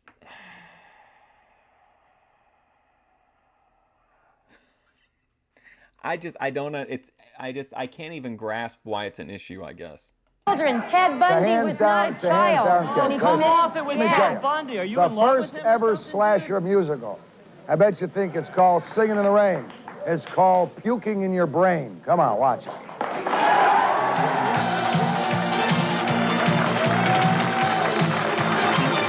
Like, it's fake. It's fake. Right? It's a fucking movie. What the hell? Why? I don't understand it. I understand if you want to rate it, but the idea of like not allowing content like past a certain point when it's fake, doesn't make and say it's because we can't allow adults to watch it. That's nuts to me. Who the fuck would think like that?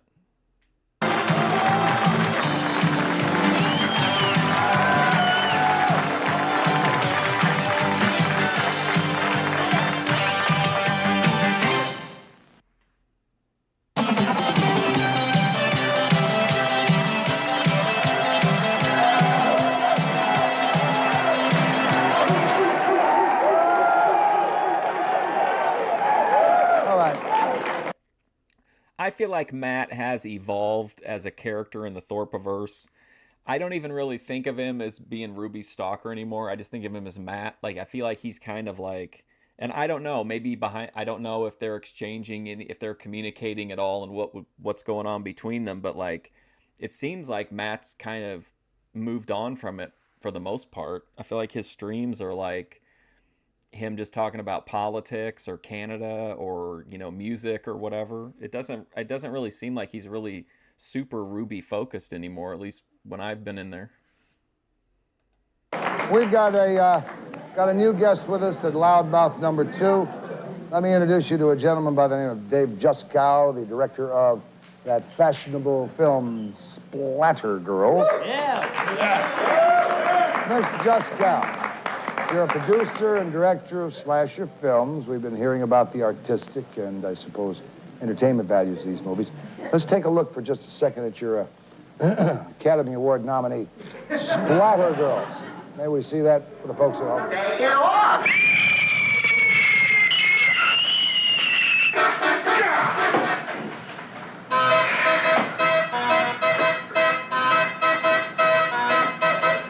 Like, imagine somebody watching this and being like, oh my God, I cannot believe we as a society allow this to be seen.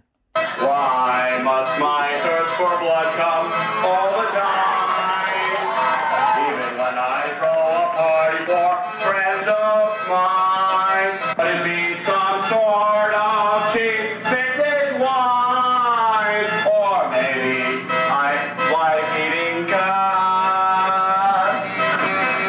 Look, Chauncey, dinner for 3.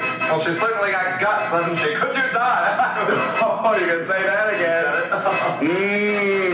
Why must my thirst for blood come all the time? Even when I throw...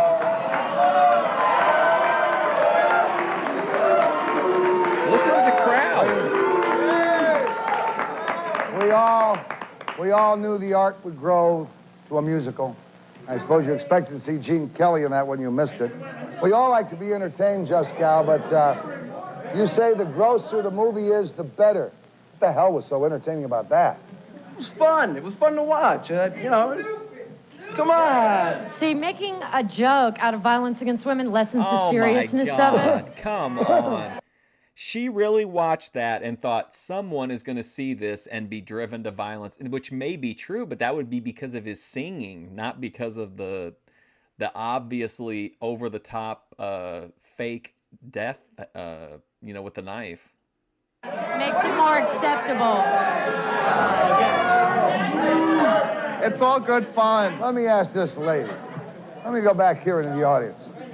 Your kid brought that home. What would you do? I'd throw it in the Besides garbage can. throw up. Throw it in the garbage can. It's What did absolutely you find? disgusting. What did you find so non-redeeming about it? Violence. I mean, it's who has thirst for And blood? here's the guy. What the fuck? She's like, you can't. If you watch this, you got a thirst for blood. Come on, lady. Man, I would be losing my shit, man. I would be coming unglued on these people. Normal people Here's have the thirst guy who for thinks blood. it's fun to cut out the guts, sing a song. Cut out the guts, There's one half of the mod squad. then cut the intestines in half, and then squeeze the juice in his mouth. Children try to emulate me, I'm what they sorry. Is see on everyone all TV. right? What about cartoons? Not just Children children. emulate. They definitely emulate what they Look how violent cartoons I'd be like, ma'am, your children sound dumb as fuck. are. That was what you're watching now was a cartoon. What's Yeah, so but dangerous Mort, about 1 in that? 2 women in this country are being beaten, and 1 in 3 are being raped, and it's not by children. Enough about that already. Wait. Enough about that. What is this here? A little baby hanging by his toe. Why is the baby hanging by his toe? Why not? Is it dead? Yeah. The baby's dead. Yeah, well, you know, it's supposed to be just a little baby. Come on, you know, Let me hear it. we grew up on these kind of movies, like The Hills Have Eyes, you know, I mean, that kind of stuff.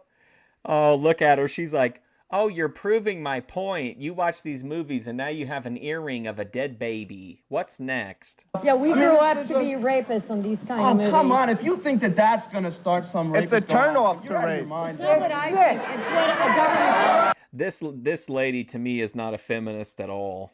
I don't think she's a feminist. I think feminists would hate this lady. I think this lady's just a bitch. I can sit around at home and play Barry Manilow albums all day backwards and then knife up my kitchen table or something, but you know, I'm not going to But do that. I men got a aren't little doing more. that. 1 in 2 women in this country are being beaten. It's not by children. If keep you think focusing on anybody What children. about the kids in Central Park? They beat that woman. They were kids.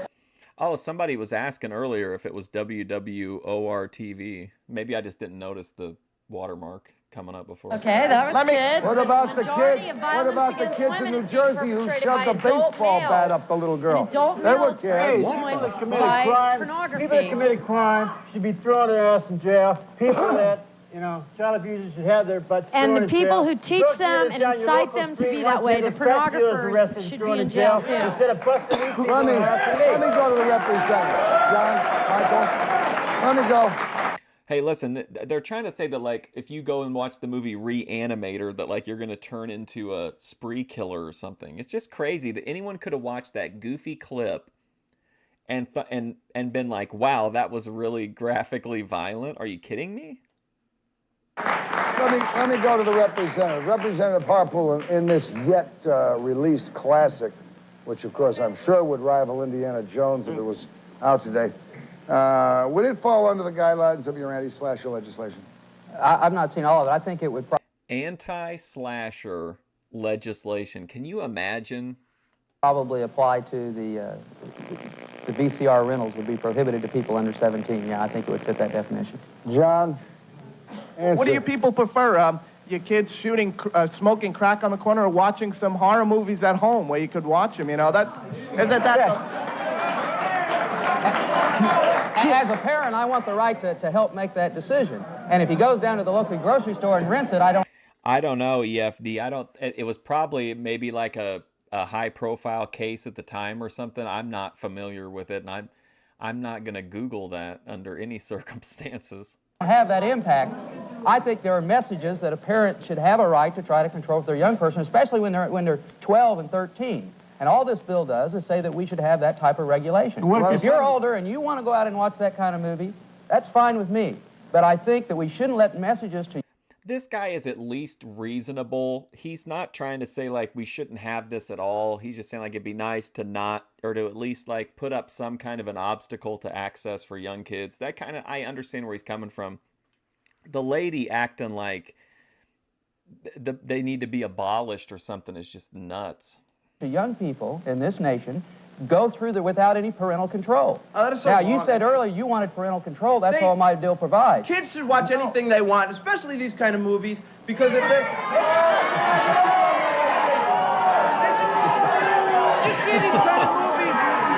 You see these kind of movies, you see what they're doing in the movies and slashing them up. Maybe they'll think to themselves, well, I have to go slash people up. I've seen it already. EFD, what if she's trying to get her cheeks clapped, buddy? Here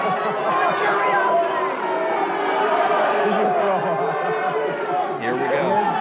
Kids should watch anything they want. Yeah, because I mean, it's How just a about curiosity. snuff movies? Well, snuff movies are different. That's different. I mean, that's just... Oh, snuff movies, you're really going out and killing people, and then you're putting them on film. We're not doing that, you know? How about a movie that just depicts a snuff movie? Is that okay? Yeah. So if it's fake. I'm not saying it would go Because out. the kid would know it was a snuff movie, right? Well, he wouldn't know, but it wouldn't matter. You're damn right he wouldn't know. But it That's wouldn't why matter, yours though. is no better, man. Cutting up and singing a song. Kids know the Trying to cut difference some of the between... bad. Yeah, but at least- Wearing a dead baby. The only thing that's right about it is you got it in your left ear. You, John, have decided, because you don't like slasher movies. No, she did though specifically say, I made a joke about it, but she did specifically say that there would be no cheek clapping involved, just to be clear. The way they are, decided to make your own Walt Disney G-rated slasher movie. Now, what are you gonna do? Absolutely right, Mort. Now, wait a minute. How about that? Wait. Where's the extension cord, Mort? Come on, where's the extension cord? Oh my God. This is Man, what you do? yeah. People fight with this? Take a break. Take a break. Guys.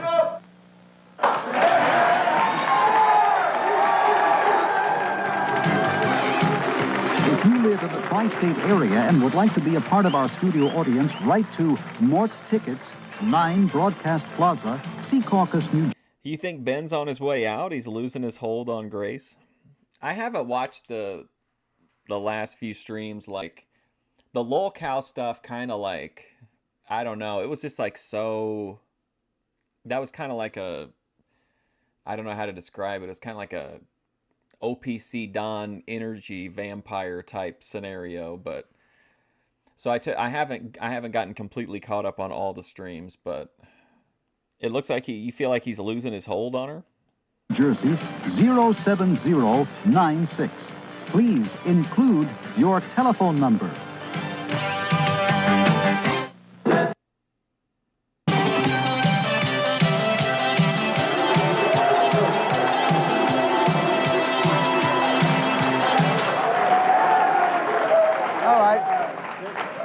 You've always got, when you go to my audience, you've always got one part that agrees, one part that disagrees. We'll start with you.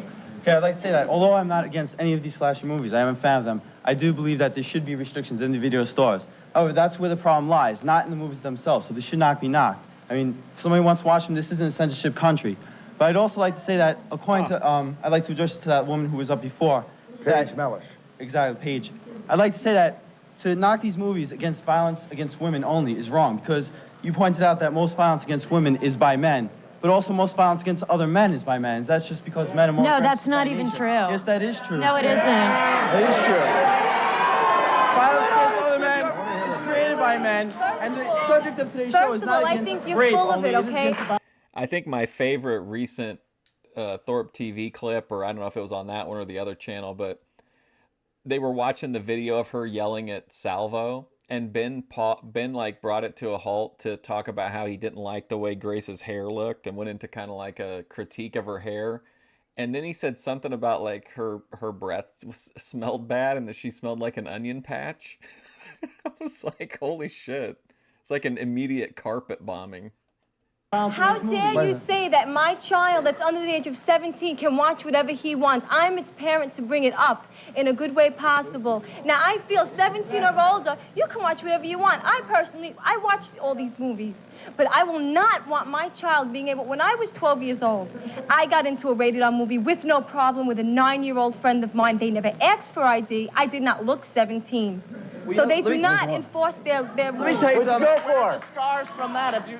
But that's got nothing to do with the movie. Like, she should be complaining to the movie theater, not to the people making the fucking movie. Have you suffered any psychological damage from seeing a picture at that age? Everybody has different problems. That's How do okay. I know? Anything can turn you. How do I know?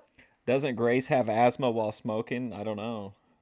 I did notice that she was having having a few little struggle moments during her Nicki Minaj dance more than normal. Violent,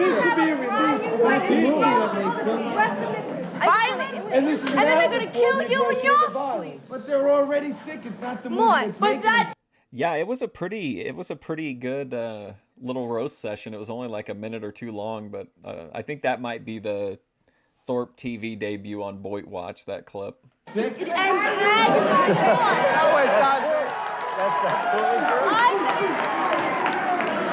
I never suffered any psychological problems. How do I know the guy next to me is going to suffer them?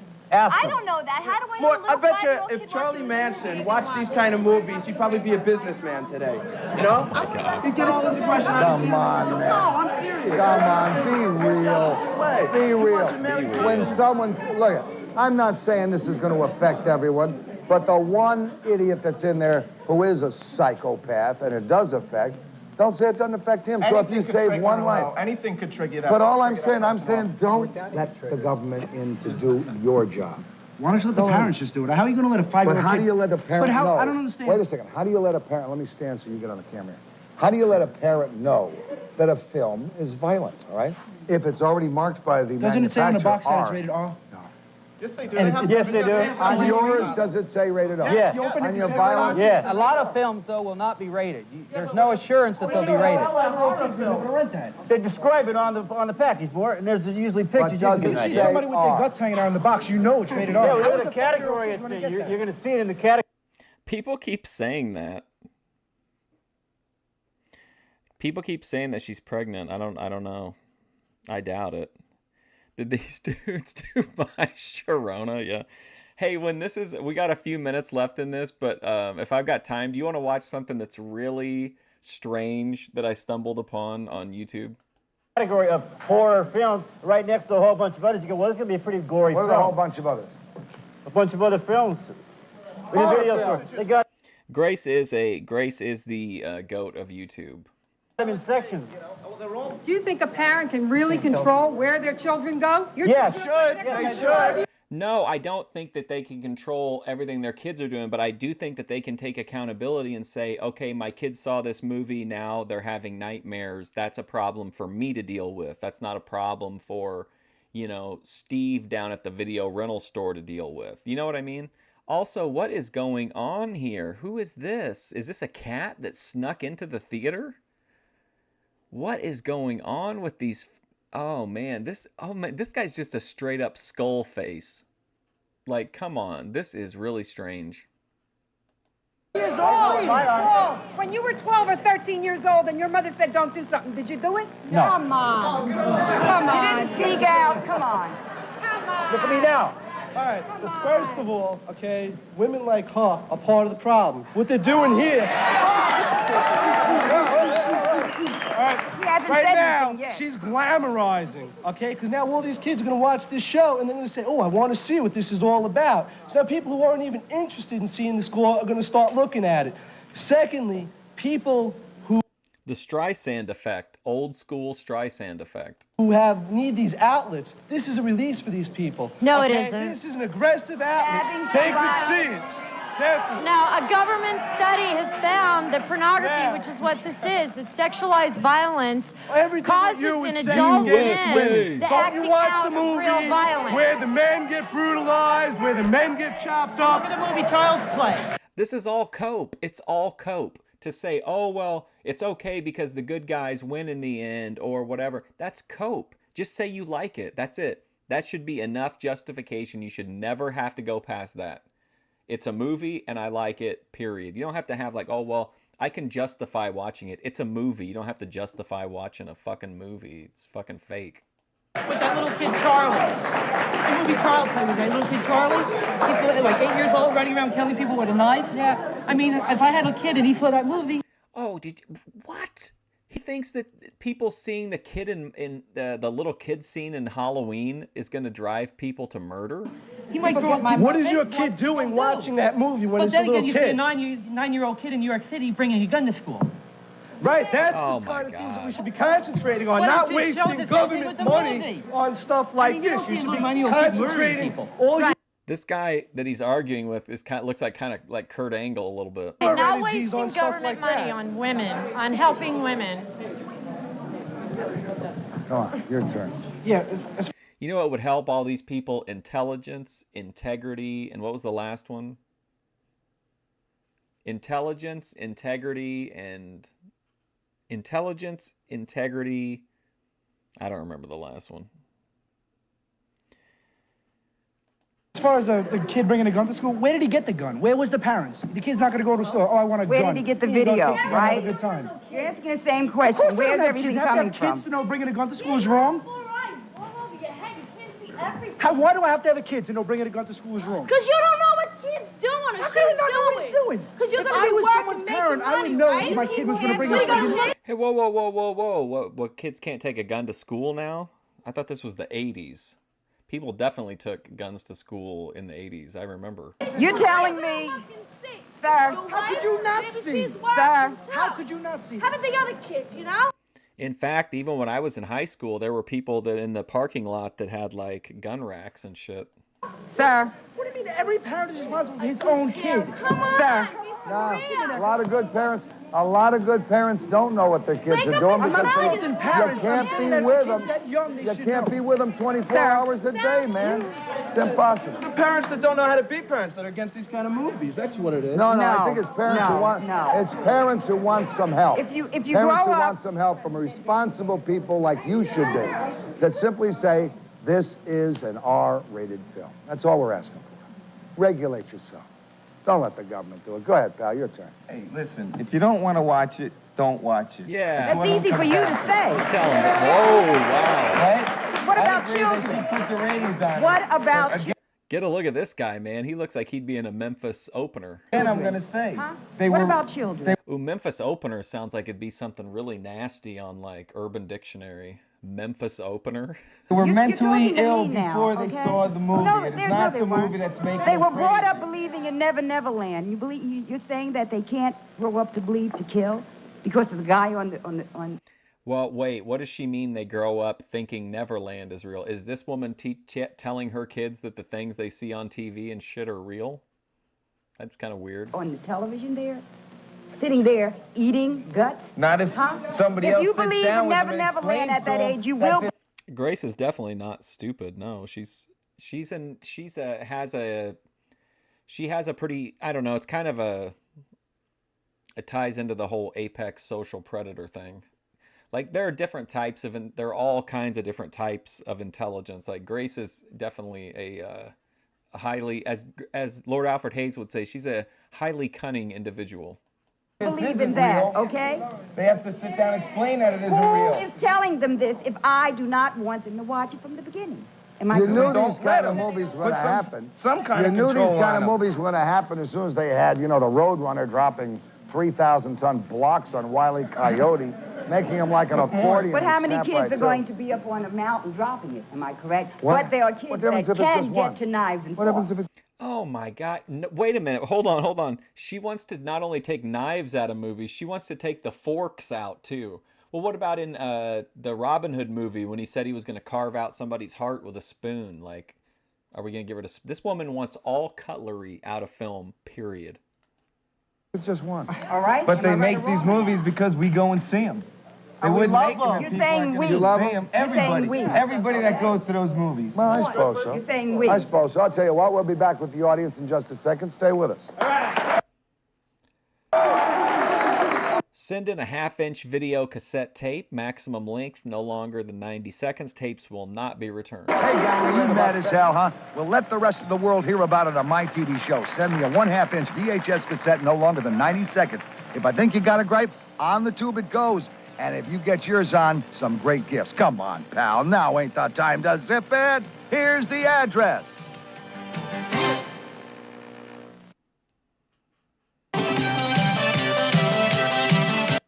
Ben will be nice to you either way. I feel like I think you can be critical of Ben and not like, he wouldn't necessarily flip out on you.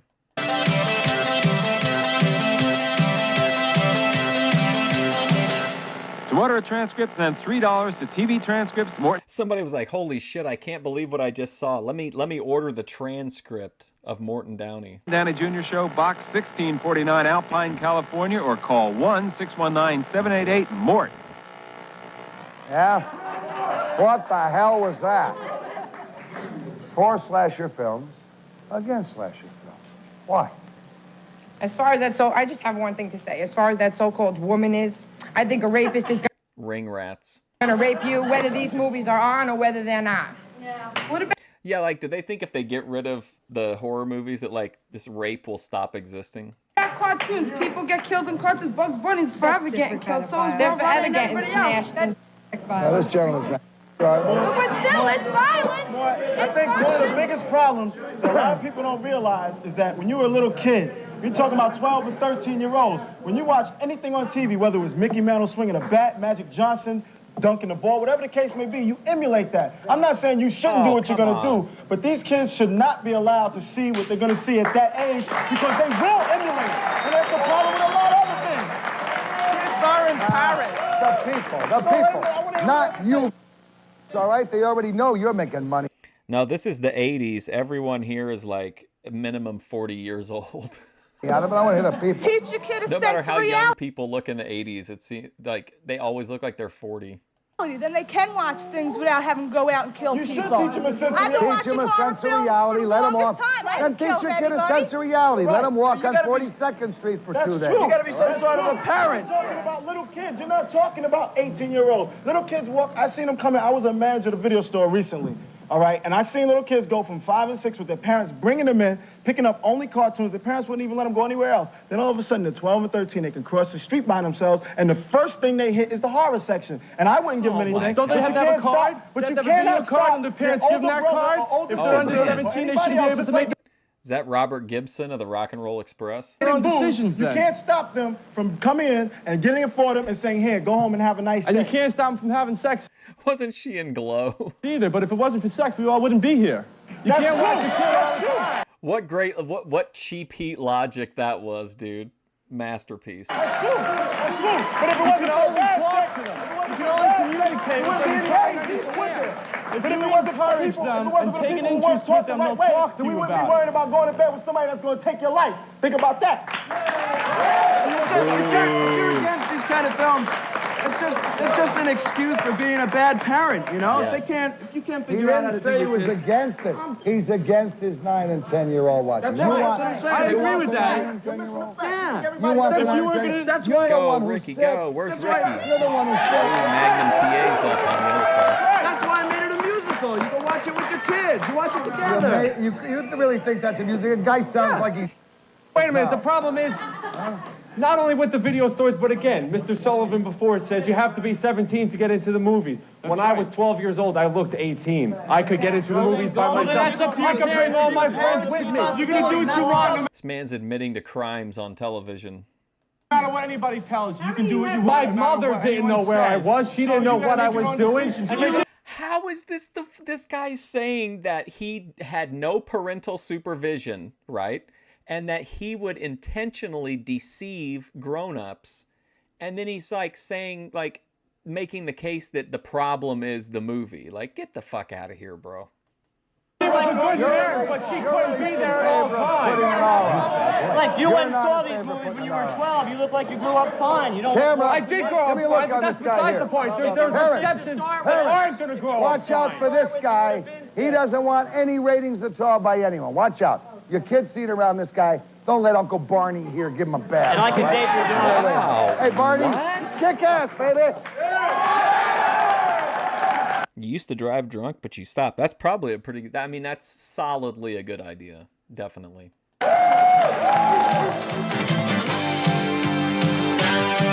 Okay, let me show you something, and with the understanding that I don't really understand what this is, but we're going to watch it together.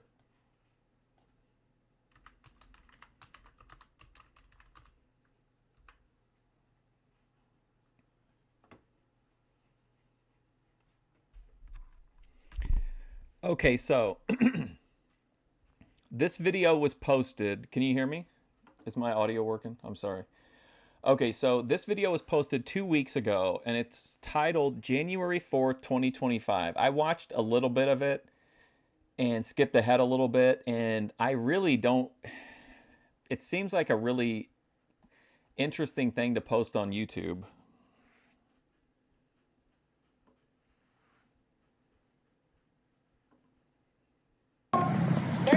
Move! Now! Father, will you come inside? Fuck you! Will you come in? Leave it open? Yeah, just stand right there. Don't get nowhere near her. I'm just gonna record her. That's how you wanna fucking do shit!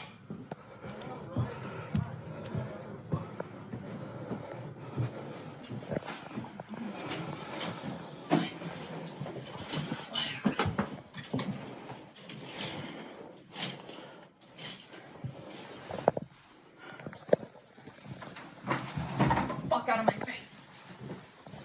Fucking dick. Yeah, videotape me because I'm Melody, right? Because I'm fucking Melody, right? Fucking piece of shit!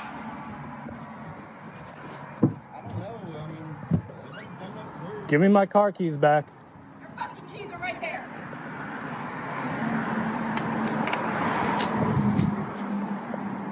Why are you so mad? Like, what do you think? What do you think about this vibe of this video so far? Like, at this, I'm pretty mesmerized. Even, I've already seen the first few minutes before, but like, I'm pretty mesmerized again by it.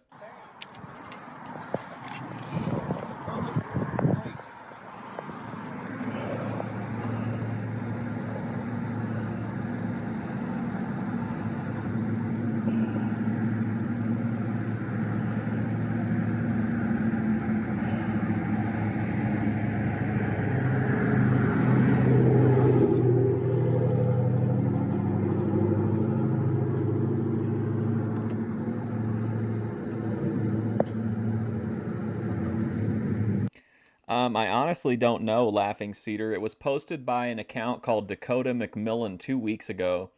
It's got 24K views. It's the only video on the account, and it's simply titled January 4th, 2025. I watched the first few minutes of it, and I was like, okay, I want to put this on.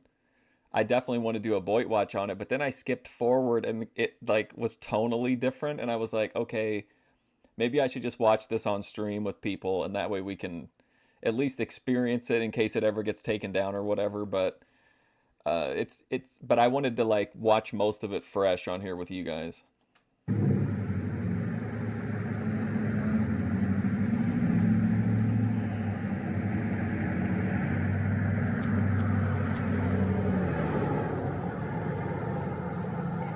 Are you coming back in?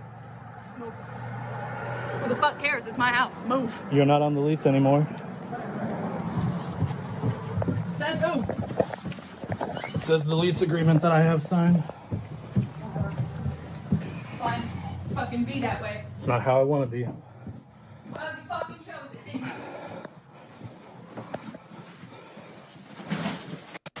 I'm on the edge of my seat. I'm riveted. I can't believe like that this, whoever uploaded this, like, I'm sure it was just like for storage purposes or whatever, probably for like in case they needed it for whatever reason, they could have a backup of it. But man, what a piece of art this is too. Whatever. Go fuck yourself. Get the fuck out of my face. Not in your face. I'm recording this for my own safety and belongings. Yeah, because I'm Melody, right? Because I'm Melody, right? I'm going to choose not to respond to what you say. Whatever. I don't care. Fucking kiss my ass. I don't care.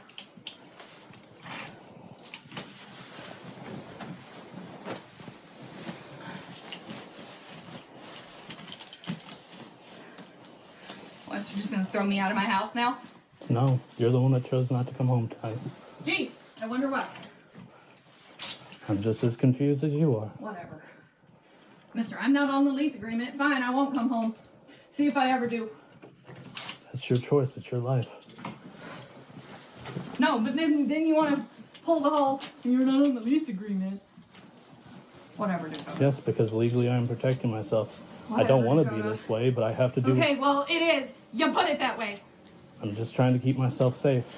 If that hurts you, I'm sorry. I'm just trying not to end up in another situation where I'm in jail because I didn't protect myself. Whatever. Oh, shit.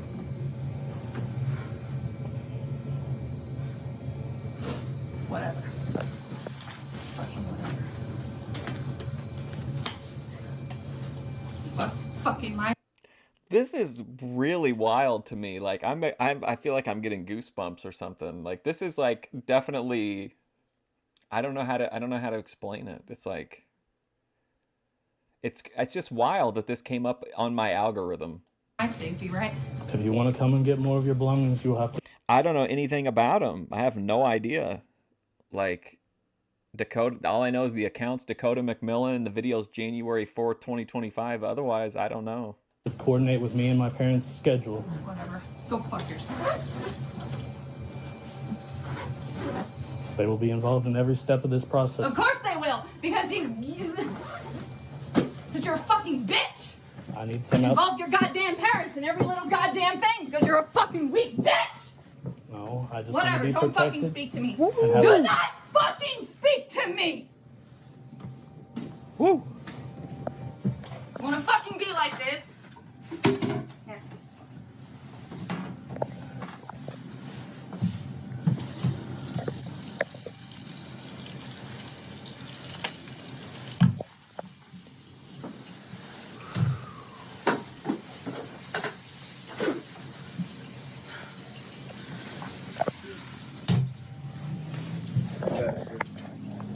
She's asked me not to speak to her, so I won't. I already told her that if she wanted to come and get more of her belongings, she'd have to talk with you guys and coordinate with you all and me.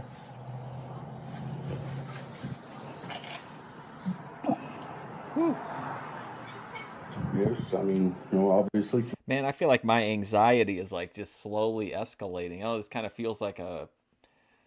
Does it feel like to you guys like that this is something that like I don't know, it feels like I don't know. I don't know. I mean it's a public video, so I don't think the people care. I don't think whoever posted it cares if we watch it, but like it's a pretty interesting video. Can't be grown up around each other, so.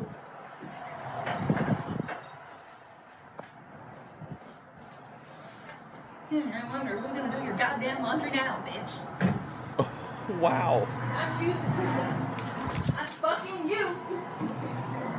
Whatever. Enjoy your fucking life.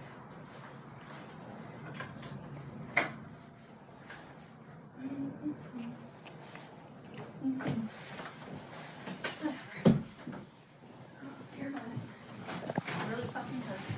Oh my gosh. All right, well, look, I'm gonna get off here.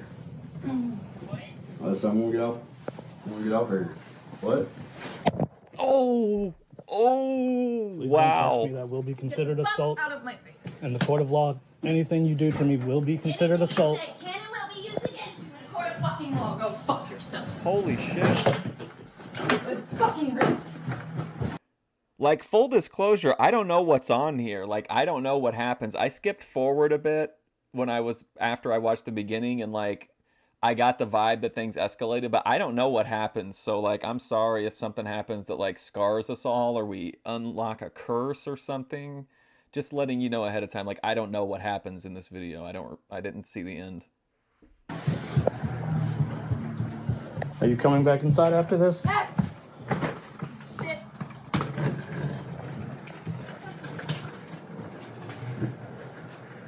Dude. Best fucking Christmas present you could possibly get right here. I still have Grammys and Memo's money if they want it back. And I think Mom's. I mean, it has 24K views, but the account is 311 subscribers. And I mean, 24K is a lot in Boit, but I still think there's plenty of content that's Boit that has more views than that. So yeah, I think this is definitely Boit. I mean, it's extremely personal. It's oversharing.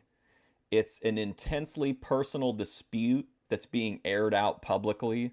Like, this is this is like distilled Boyd to me. All we need is somebody singing or debating somebody, and we're in. Maybe. I said I think I still have all the Christmas money everyone gave. Worried about that.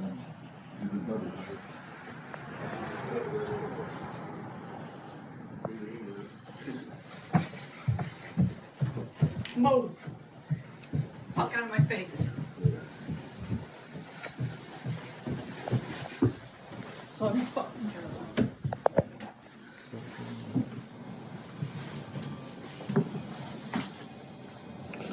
Leave my Apple Watch here, it's mine. Oh, so you want me to die now? It's my watch, it's not belong to you. You want me to die? It does not belong to you. You want me to die? Love the energy. Thank you for that recommendation, Laughing Cedar. I wrote it down so I won't forget. Hyde. That sounds like something I definitely would want to watch. That if that's what happens, that happens. But that is my possession.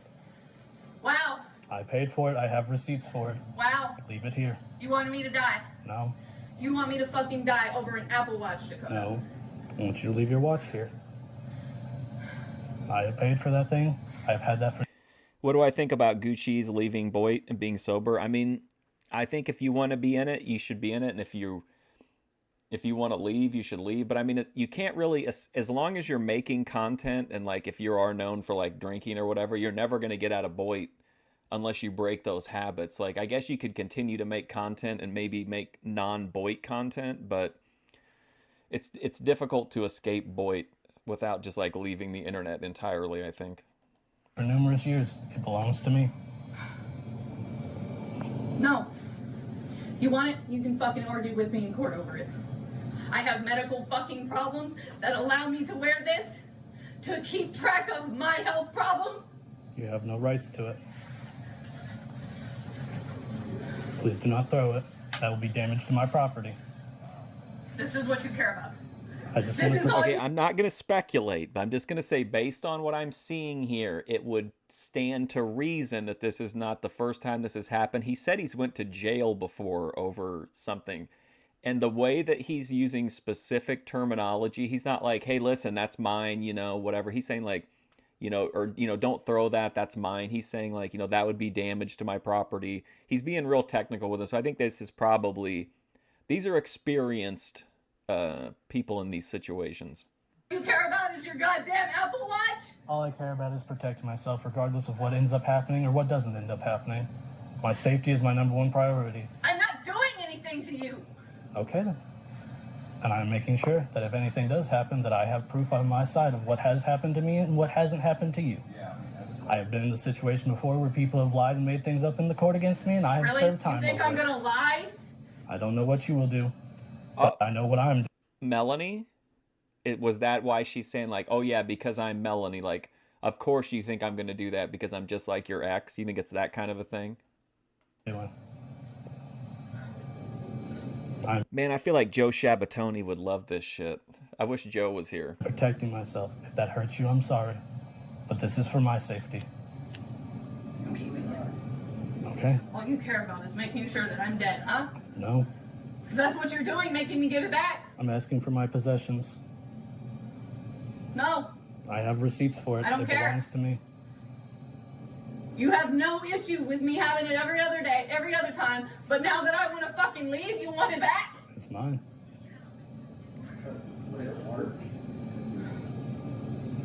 Everything that I have legal right to and proof of, I'm keeping. If this is really the end of our 3-year relationship, I'm making sure that I do not get screwed in the end of it all. Let me keep the damn watch. It is my possession. We can talk about financially. You don't care about me at all. I do. Really? This doesn't fucking look like it. You got your fucking dad standing in my house. And my father can contest to the fact that he wishes he was there the night everything happened with Melody and that I had recorded. Because I lost 11 months of my life because of that. Oh, you think I'm gonna put you wow. in jail? I did not say that. So he went to jail for 11 months over an issue where his ex Melanie lied on him, apparently, from his perspective. I'm gonna put you in jail and take everything from you. What am I, Melody? No, that's not what I'm saying. I'm saying I'm making sure that doesn't happen. This is nothing about your character. This is purely about the bare minimum of protection. I mean, That's all you fucking care about. I mean, if it's, Continue packing your things. If you don't leave my watch, I will come get it. I'd stop talking. You can get the watch back to Cole or whatever. That's what I said. That was what I just said. This is it. This is how you want to do this? I mean, this discussion don't need to even be, You don't even care about me, do you? I begged you to sign another 6-month lease so we could try and work this out. I mean, this is unbelievable. That we're able to see this, this is real. Like, this is real human emotion playing out in front of us. Like, that's incredible. Like, there's no debating. Like, this is not staged. Like, this is real shit. I needed a minute. And you haven't given me any thought or consideration. It is all. Nobody said that. Finish packing your things. Are you fucking kidding me? If this is what you want, you can either bring your things back in and we can try to continue this civilly, or you can pack your things and do what you wanted to do. You made this decision, and I am just following by doing the right thing by myself, for myself. Whatever you do is what chooses how everything plays out. I do care. You don't, because if you did, you wouldn't be doing this. If I didn't care, my father wouldn't be here to protect me. I mean, yeah. He's here for your safety as much as mine, and this video is here for as much of your safety as it is mine. If I end up hurting you or some altercation happens, this has caught it, and he can testify to it. He doesn't condone the beating of women or anything like that, and he will testify. I mean, I just think it's incredible content. As somebody who's like tired of like the like lol cow live shit and the like all the like how fake CGI and shit, like to have real something like that's completely authentic is just like, it's Kino. But I mean, it's a terrible time in these people's lives, but it's Kino. Testify against me. I trust him as a man. Yeah, I'm not gonna. Yeah, I mean, I'm here to make sure he didn't do nothing stupid. Hey, My mic mother him even up. said she's glad she's Mic not him here, up 'cause or she would forget it. probably act out of pocket. Continue to pack your things. I'm done with the conversation, or bring your things back in. I'm not kicking you out. You literally just said that you did. My name is no longer on the lease. Yes, you did not sign the new lease. And you're not on there. You are not on the lease. What's going on here? Machiavellian tactics. You're not on the lease anymore. When did that happen? Oh, you weren't aware of that? I mean, I thought you were coming to get your shit and you were leaving with some dude. If that's I'm so glad that this is help. I mean, I don't... The son is so calm when the dad's like, "Hey, listen, I thought you was coming down here with some dude. You was gonna come pick up your shit." This is fucking pictured. I mean, I didn't come here to listen to y'all argue. That's not. I'm not. No. I do. It doesn't fucking seem like it. I mean, any sane person would think you said you were coming to get your shit and you weren't coming home, and you had your other dude bring you. This is why I click on anything that looks even remotely interesting, because you never know when a video titled January 4th, 2025 is just going to be some of the like most primo Kino. Then I begged. I'm so glad that this is how my I don't understand what He's just protecting, and he's trying to be a rationalized man. I tried to talk you into wanting to talk things out and not rushing this. I told you that I didn't have time to do that. And that's fine, but we have plenty of time. If you want to rush everything and do it in one night or one weekend, that is your choice. I begged you to sign another lease and give us 6 months to talk this out, pack our things, and Can't separate. give me a fucking weekend to sit here and fucking think. I can. That's what I'm doing. If you want to do that, that's fine. You don't have to pack any more than what you need for the weekend. I'm purely doing everything I'm doing right now for my safety.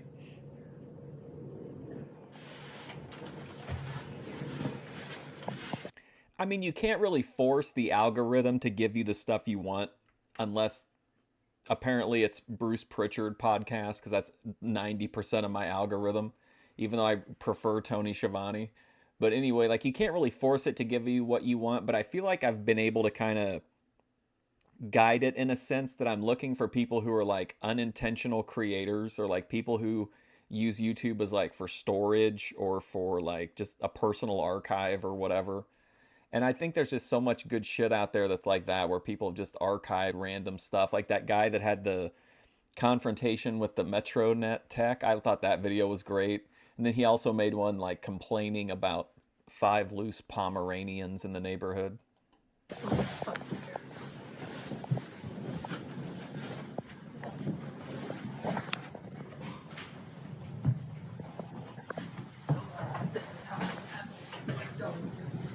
Scared or whatever the fuck it is.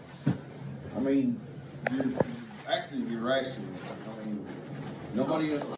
You're acting irrational. Carrying What, on, now I'm the crazy one? cussing and screaming. Nobody's out in the street screaming at the top of their lungs. Fucking whatever. I don't want to hear that shit. I mean, that's just. I'm so glad that this is how you want to do this. What's she doing, going through her panties? It's all just a bunch of dumbass drama. It's unnecessary. Only shit or get off the pot. I mean, Oh, wow. He told her to shit or get off the pot? I'm so glad that this is how this is. This is what you want? This is all you ever wanted. This is not what I wanted. I've told you numerous times Oh I'd like to marry you and have a future with you. But your actions have brought us to this point.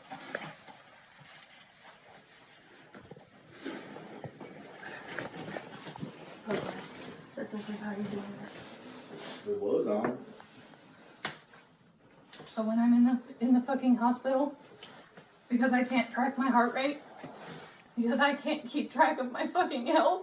Then you should have asked your new boyfriend to get you one. Are you fucking serious? That's what you're saying right now? That's how I feel, and that's how you've made me to be portrayed. Yeah, right. This was a kind of an interesting clip that came, or an interesting video that came up in my algorithm. Fucking perfect. You said it yourself. You don't feel safe here with me. You feel safe around Nobody him. fucking said that. I never fucking said that. God, imagine if we could have got Spicoli to join.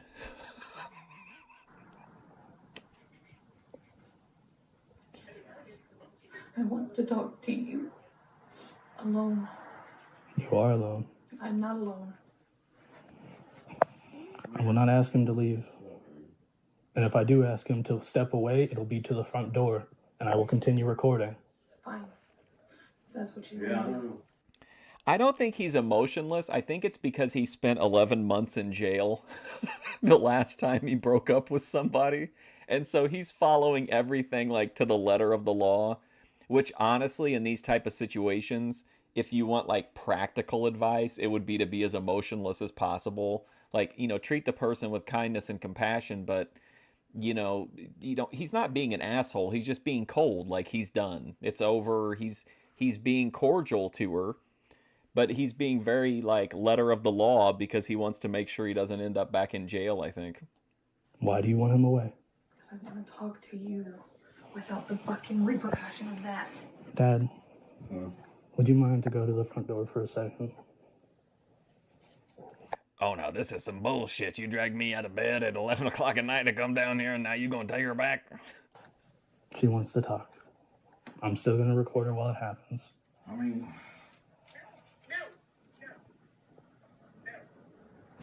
y'all need to figure shit out. Look, I know you have work in the morning. You're doing a big favor for me here.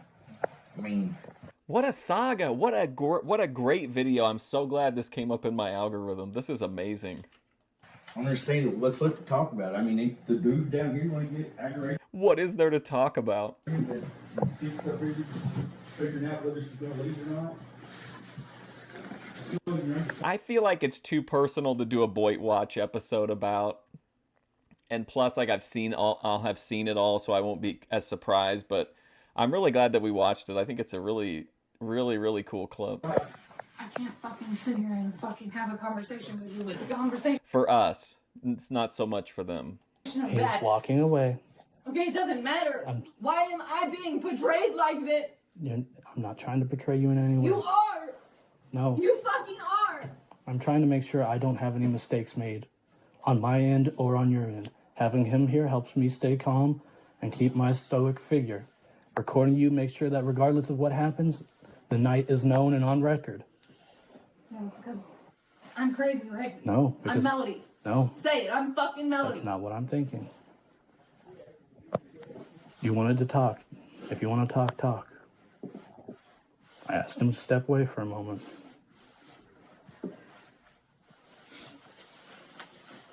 It's fucking pointless, isn't it? No one said that. May as fucking well be. No, I'd love to talk. It's all I've been Yeah, asking but to you do. don't. You don't want to talk. You want to record me because I'm crazy, because I'm Melody, and because you're protecting yourself. Like I'm gonna send your ass to jail like she did. This No. is Yeah, incredible. because that makes sense. I've already denied that's not why I'm doing this. I'm doing this for the bare minimum of my safety, regardless of what happens.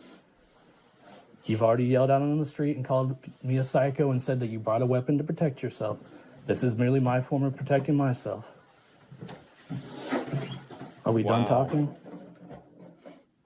I don't even know what to say to you. A sorry would be nice, honestly. I'm in a lot of pain, and I can't express that properly because of the things that you've been doing in the past few weeks. Wow. And I've been trying my best to hold on. Guys, this is a masterpiece. Where is Joe Shabatoni? Oh my God, he would love this. And it's hard. I didn't want this tonight. I had plans for you to come home and me give you massages and use that And then ice you call your dad because and I use want to that come ice get a cold few face things. roller. Yes, because you had intention. I mean, this is it. I can't imagine there being a better random YouTube video recommended to me ever than, I don't see anything ever surpassing this. I mean, this was a complete blindside, but it's so good. Intentions to pack things. And I knew that this night would start out the way that it has.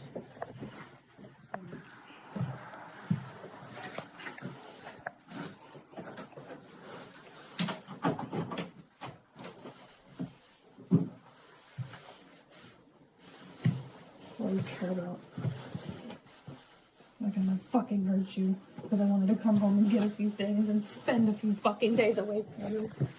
I don't have a problem with that. Yes, you do. No, I'm just making sure I'm safe. I'm taking the damn watch. No, You can fucking argue with me. you will leave it here or I will be having the police. What is the problem with me taking the watch? It's my possession, and as of right now, you seem like you're leaving and moving out. I'm not leaving and moving out. You've packed a lot of clothes. Yeah, because you Oh, this is just, it's so good. This is so good. I don't know anything about it, Dave's channel. It just got recommended to me and I watched a couple minutes of it and I was like, this is definitely something I need to watch on stream or do a video about. And I'm floored by it. I think this is like transcendent content.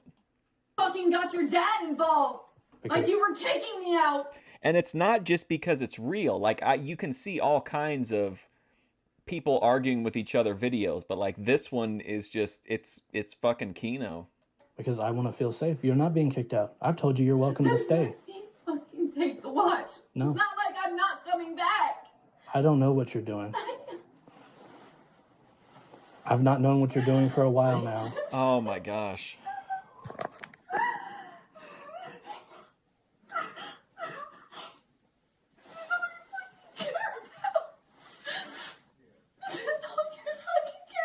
I'm You're treating me like you should have treated her. I'm looking down the barrel of our 3-year relationship Oh my ending, and God. I'm making sure that I don't get fired upon. Oh my Lord. Oh my gosh, man. I'm looking down the barrel of a 3-year relationship and making sure I don't get like gunned down. This is it. This is the peak. This is it. I have begged you to give me 3 months to work on things with you, to do couples therapy, to fix whatever it is that you aren't feeling. Fucking saying that I'm not. Then you don't need to be running off and running away from the problem. We should talk and fix things. You already done did all of this. What's the fucking point now? That determines how much you love us and how much you want this to be what happens in our future. You're I fucking care about it, how this affects you. You're deciding our future right now in this moment. I care about. Oh, you Like, and it's true. Like, I mean, like, obviously we're watching it taped, but like, we're seeing these incredibly, like, crucial moments in this relationship. This is incredible footage. fucking care about.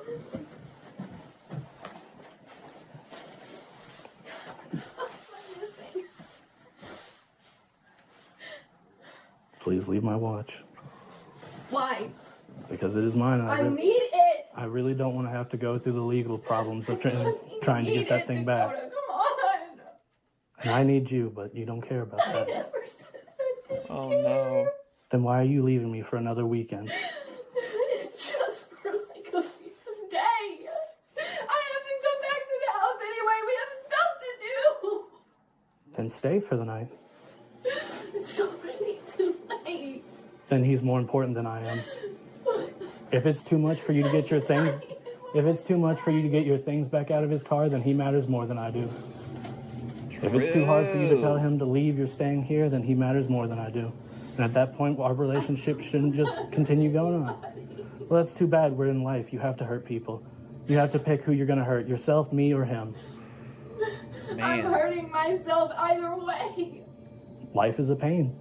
I've went through a lot of pain, and I'm doing this so I don't go through another 11 months of pain, or however many months of pain. If you want to leave, leave. You're more than welcome to pack all your things that you'd like tonight. If you want to come back later, or if you want to stay, you can do that as well. I agree. It does. It definitely feels like she's making the choice on whether or not they stay together.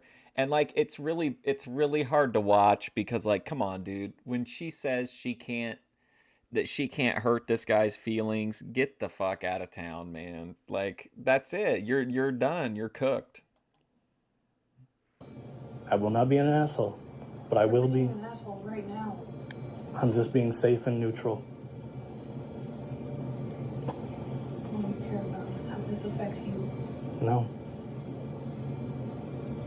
Fuck my feelings, right? Fuck my feelings. Are you done packing? When I end up in a goddamn hospital because I can't track my heart rate. See, and she's not like, I can only go by what we've seen here, but it seems like she's playing like this.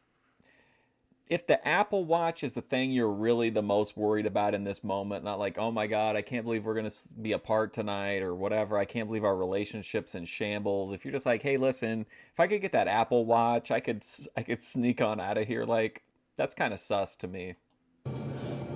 I'm sitting here. What the fuck are you supposed to do then? I'm sitting here having to worry about what I'm going to do with my living situation. And when I die, because I can't keep track of my health, then what? Then you've made the wrong decisions in your life and you got the bad roll of the dice. That's all this is? That's all you're gonna say? You're making decisions and what the outcomes are based on what you do and the situations that you put yourself in. I'm the one that's been here for you multiple times with your medical issues and been to the hospital and condoned you going to the hospital/therapy multiple times for whatever is going on with you. Therapy can't help my medical issues. No, you're right, but it can help you with all of the mental issues and struggles that you go through. I don't struggle with anything. You're sitting here talking about how you don't want to hurt anybody. Therapy helps with that. Oh. Yo, wow. Wow, this dude is just casually dropping bombs. I've been in a bad situation. Keep the damn watch. I will be back tomorrow. If you want to keep the watch, I will be in touch with you about getting it back. I cannot guarantee if I will let you in this house tomorrow. I will be following my family's advice. If this is the course of action that you're taking, if you are taking the course of action of ending this relationship and packing multiple bags and leaving, I will be following the advice of my family, and they will become my priority because they are the only person I can reliably lean on in this time. Oh, man. You're supposed to be leaning on me. And I can't do that if you're not here.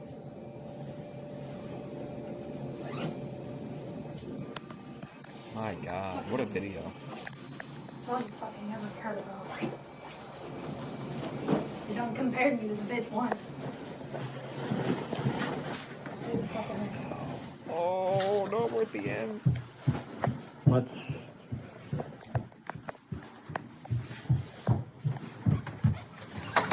Ooh.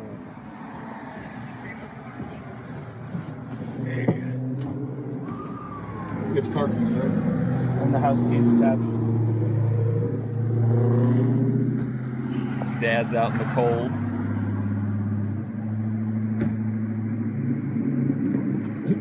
Oh, man. what he wants to deal with.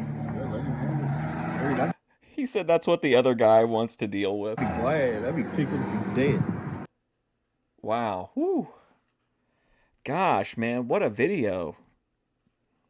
That's the only video on the channel, and it got posted 2 weeks ago. That's it. That's like the only content on the entire channel. What a video. Maybe one of the best YouTube videos I've ever seen. I thought that was pretty... I was completely invested right out of the gate. I feel like Joe Shabatoni would have really loved the banter, the mid-fight banter. Oh man, what a ride! I feel like I'm emotionally drained now. I was kind of worked up from all the Morton Downey Jr. And then when I heard about horror movies, I was thinking about, you know, just running wild. But then now this content has like brought me back down into reality. New boyfriend still waiting outside. Like, come on. She's like, hey, listen, I want to talk to you and I want to work out our relationship, but I need to spend tonight with old boy because I promised him. Like, come on. How can the dude even... I don't know. It's up to each person. It's up to each person how they deal with it. I do. I really like that one. I think it's really good. But I like real stuff. You know, I like that was real. We were seeing like real human emotion there. Like that was pretty powerful stuff. But I'm kind of a sentimental person, so I like the emo content. Well, I think too, like watching it for the first time, like there's a sense of like you don't know what the fuck could happen. Like I literally halfway through it, I almost like, wow, should I warn people that like I don't know what happens in this? Like it could get, because it has 24,000 views, which is pretty good for a channel that has only one video. So it's like that feeling of like, I don't know if watching it back it would hold up to replay value as much, which is why I don't think I'll do a Boyd Watch episode. But I definitely feel like watching it through the first time, it just felt like anything could happen in some of those moments. Every time she kind of like charged toward him to leave the room, I was like, I wondered what was going to happen. And then finally she did. I think she did hit the camera or hit his phone one time. Oh my gosh.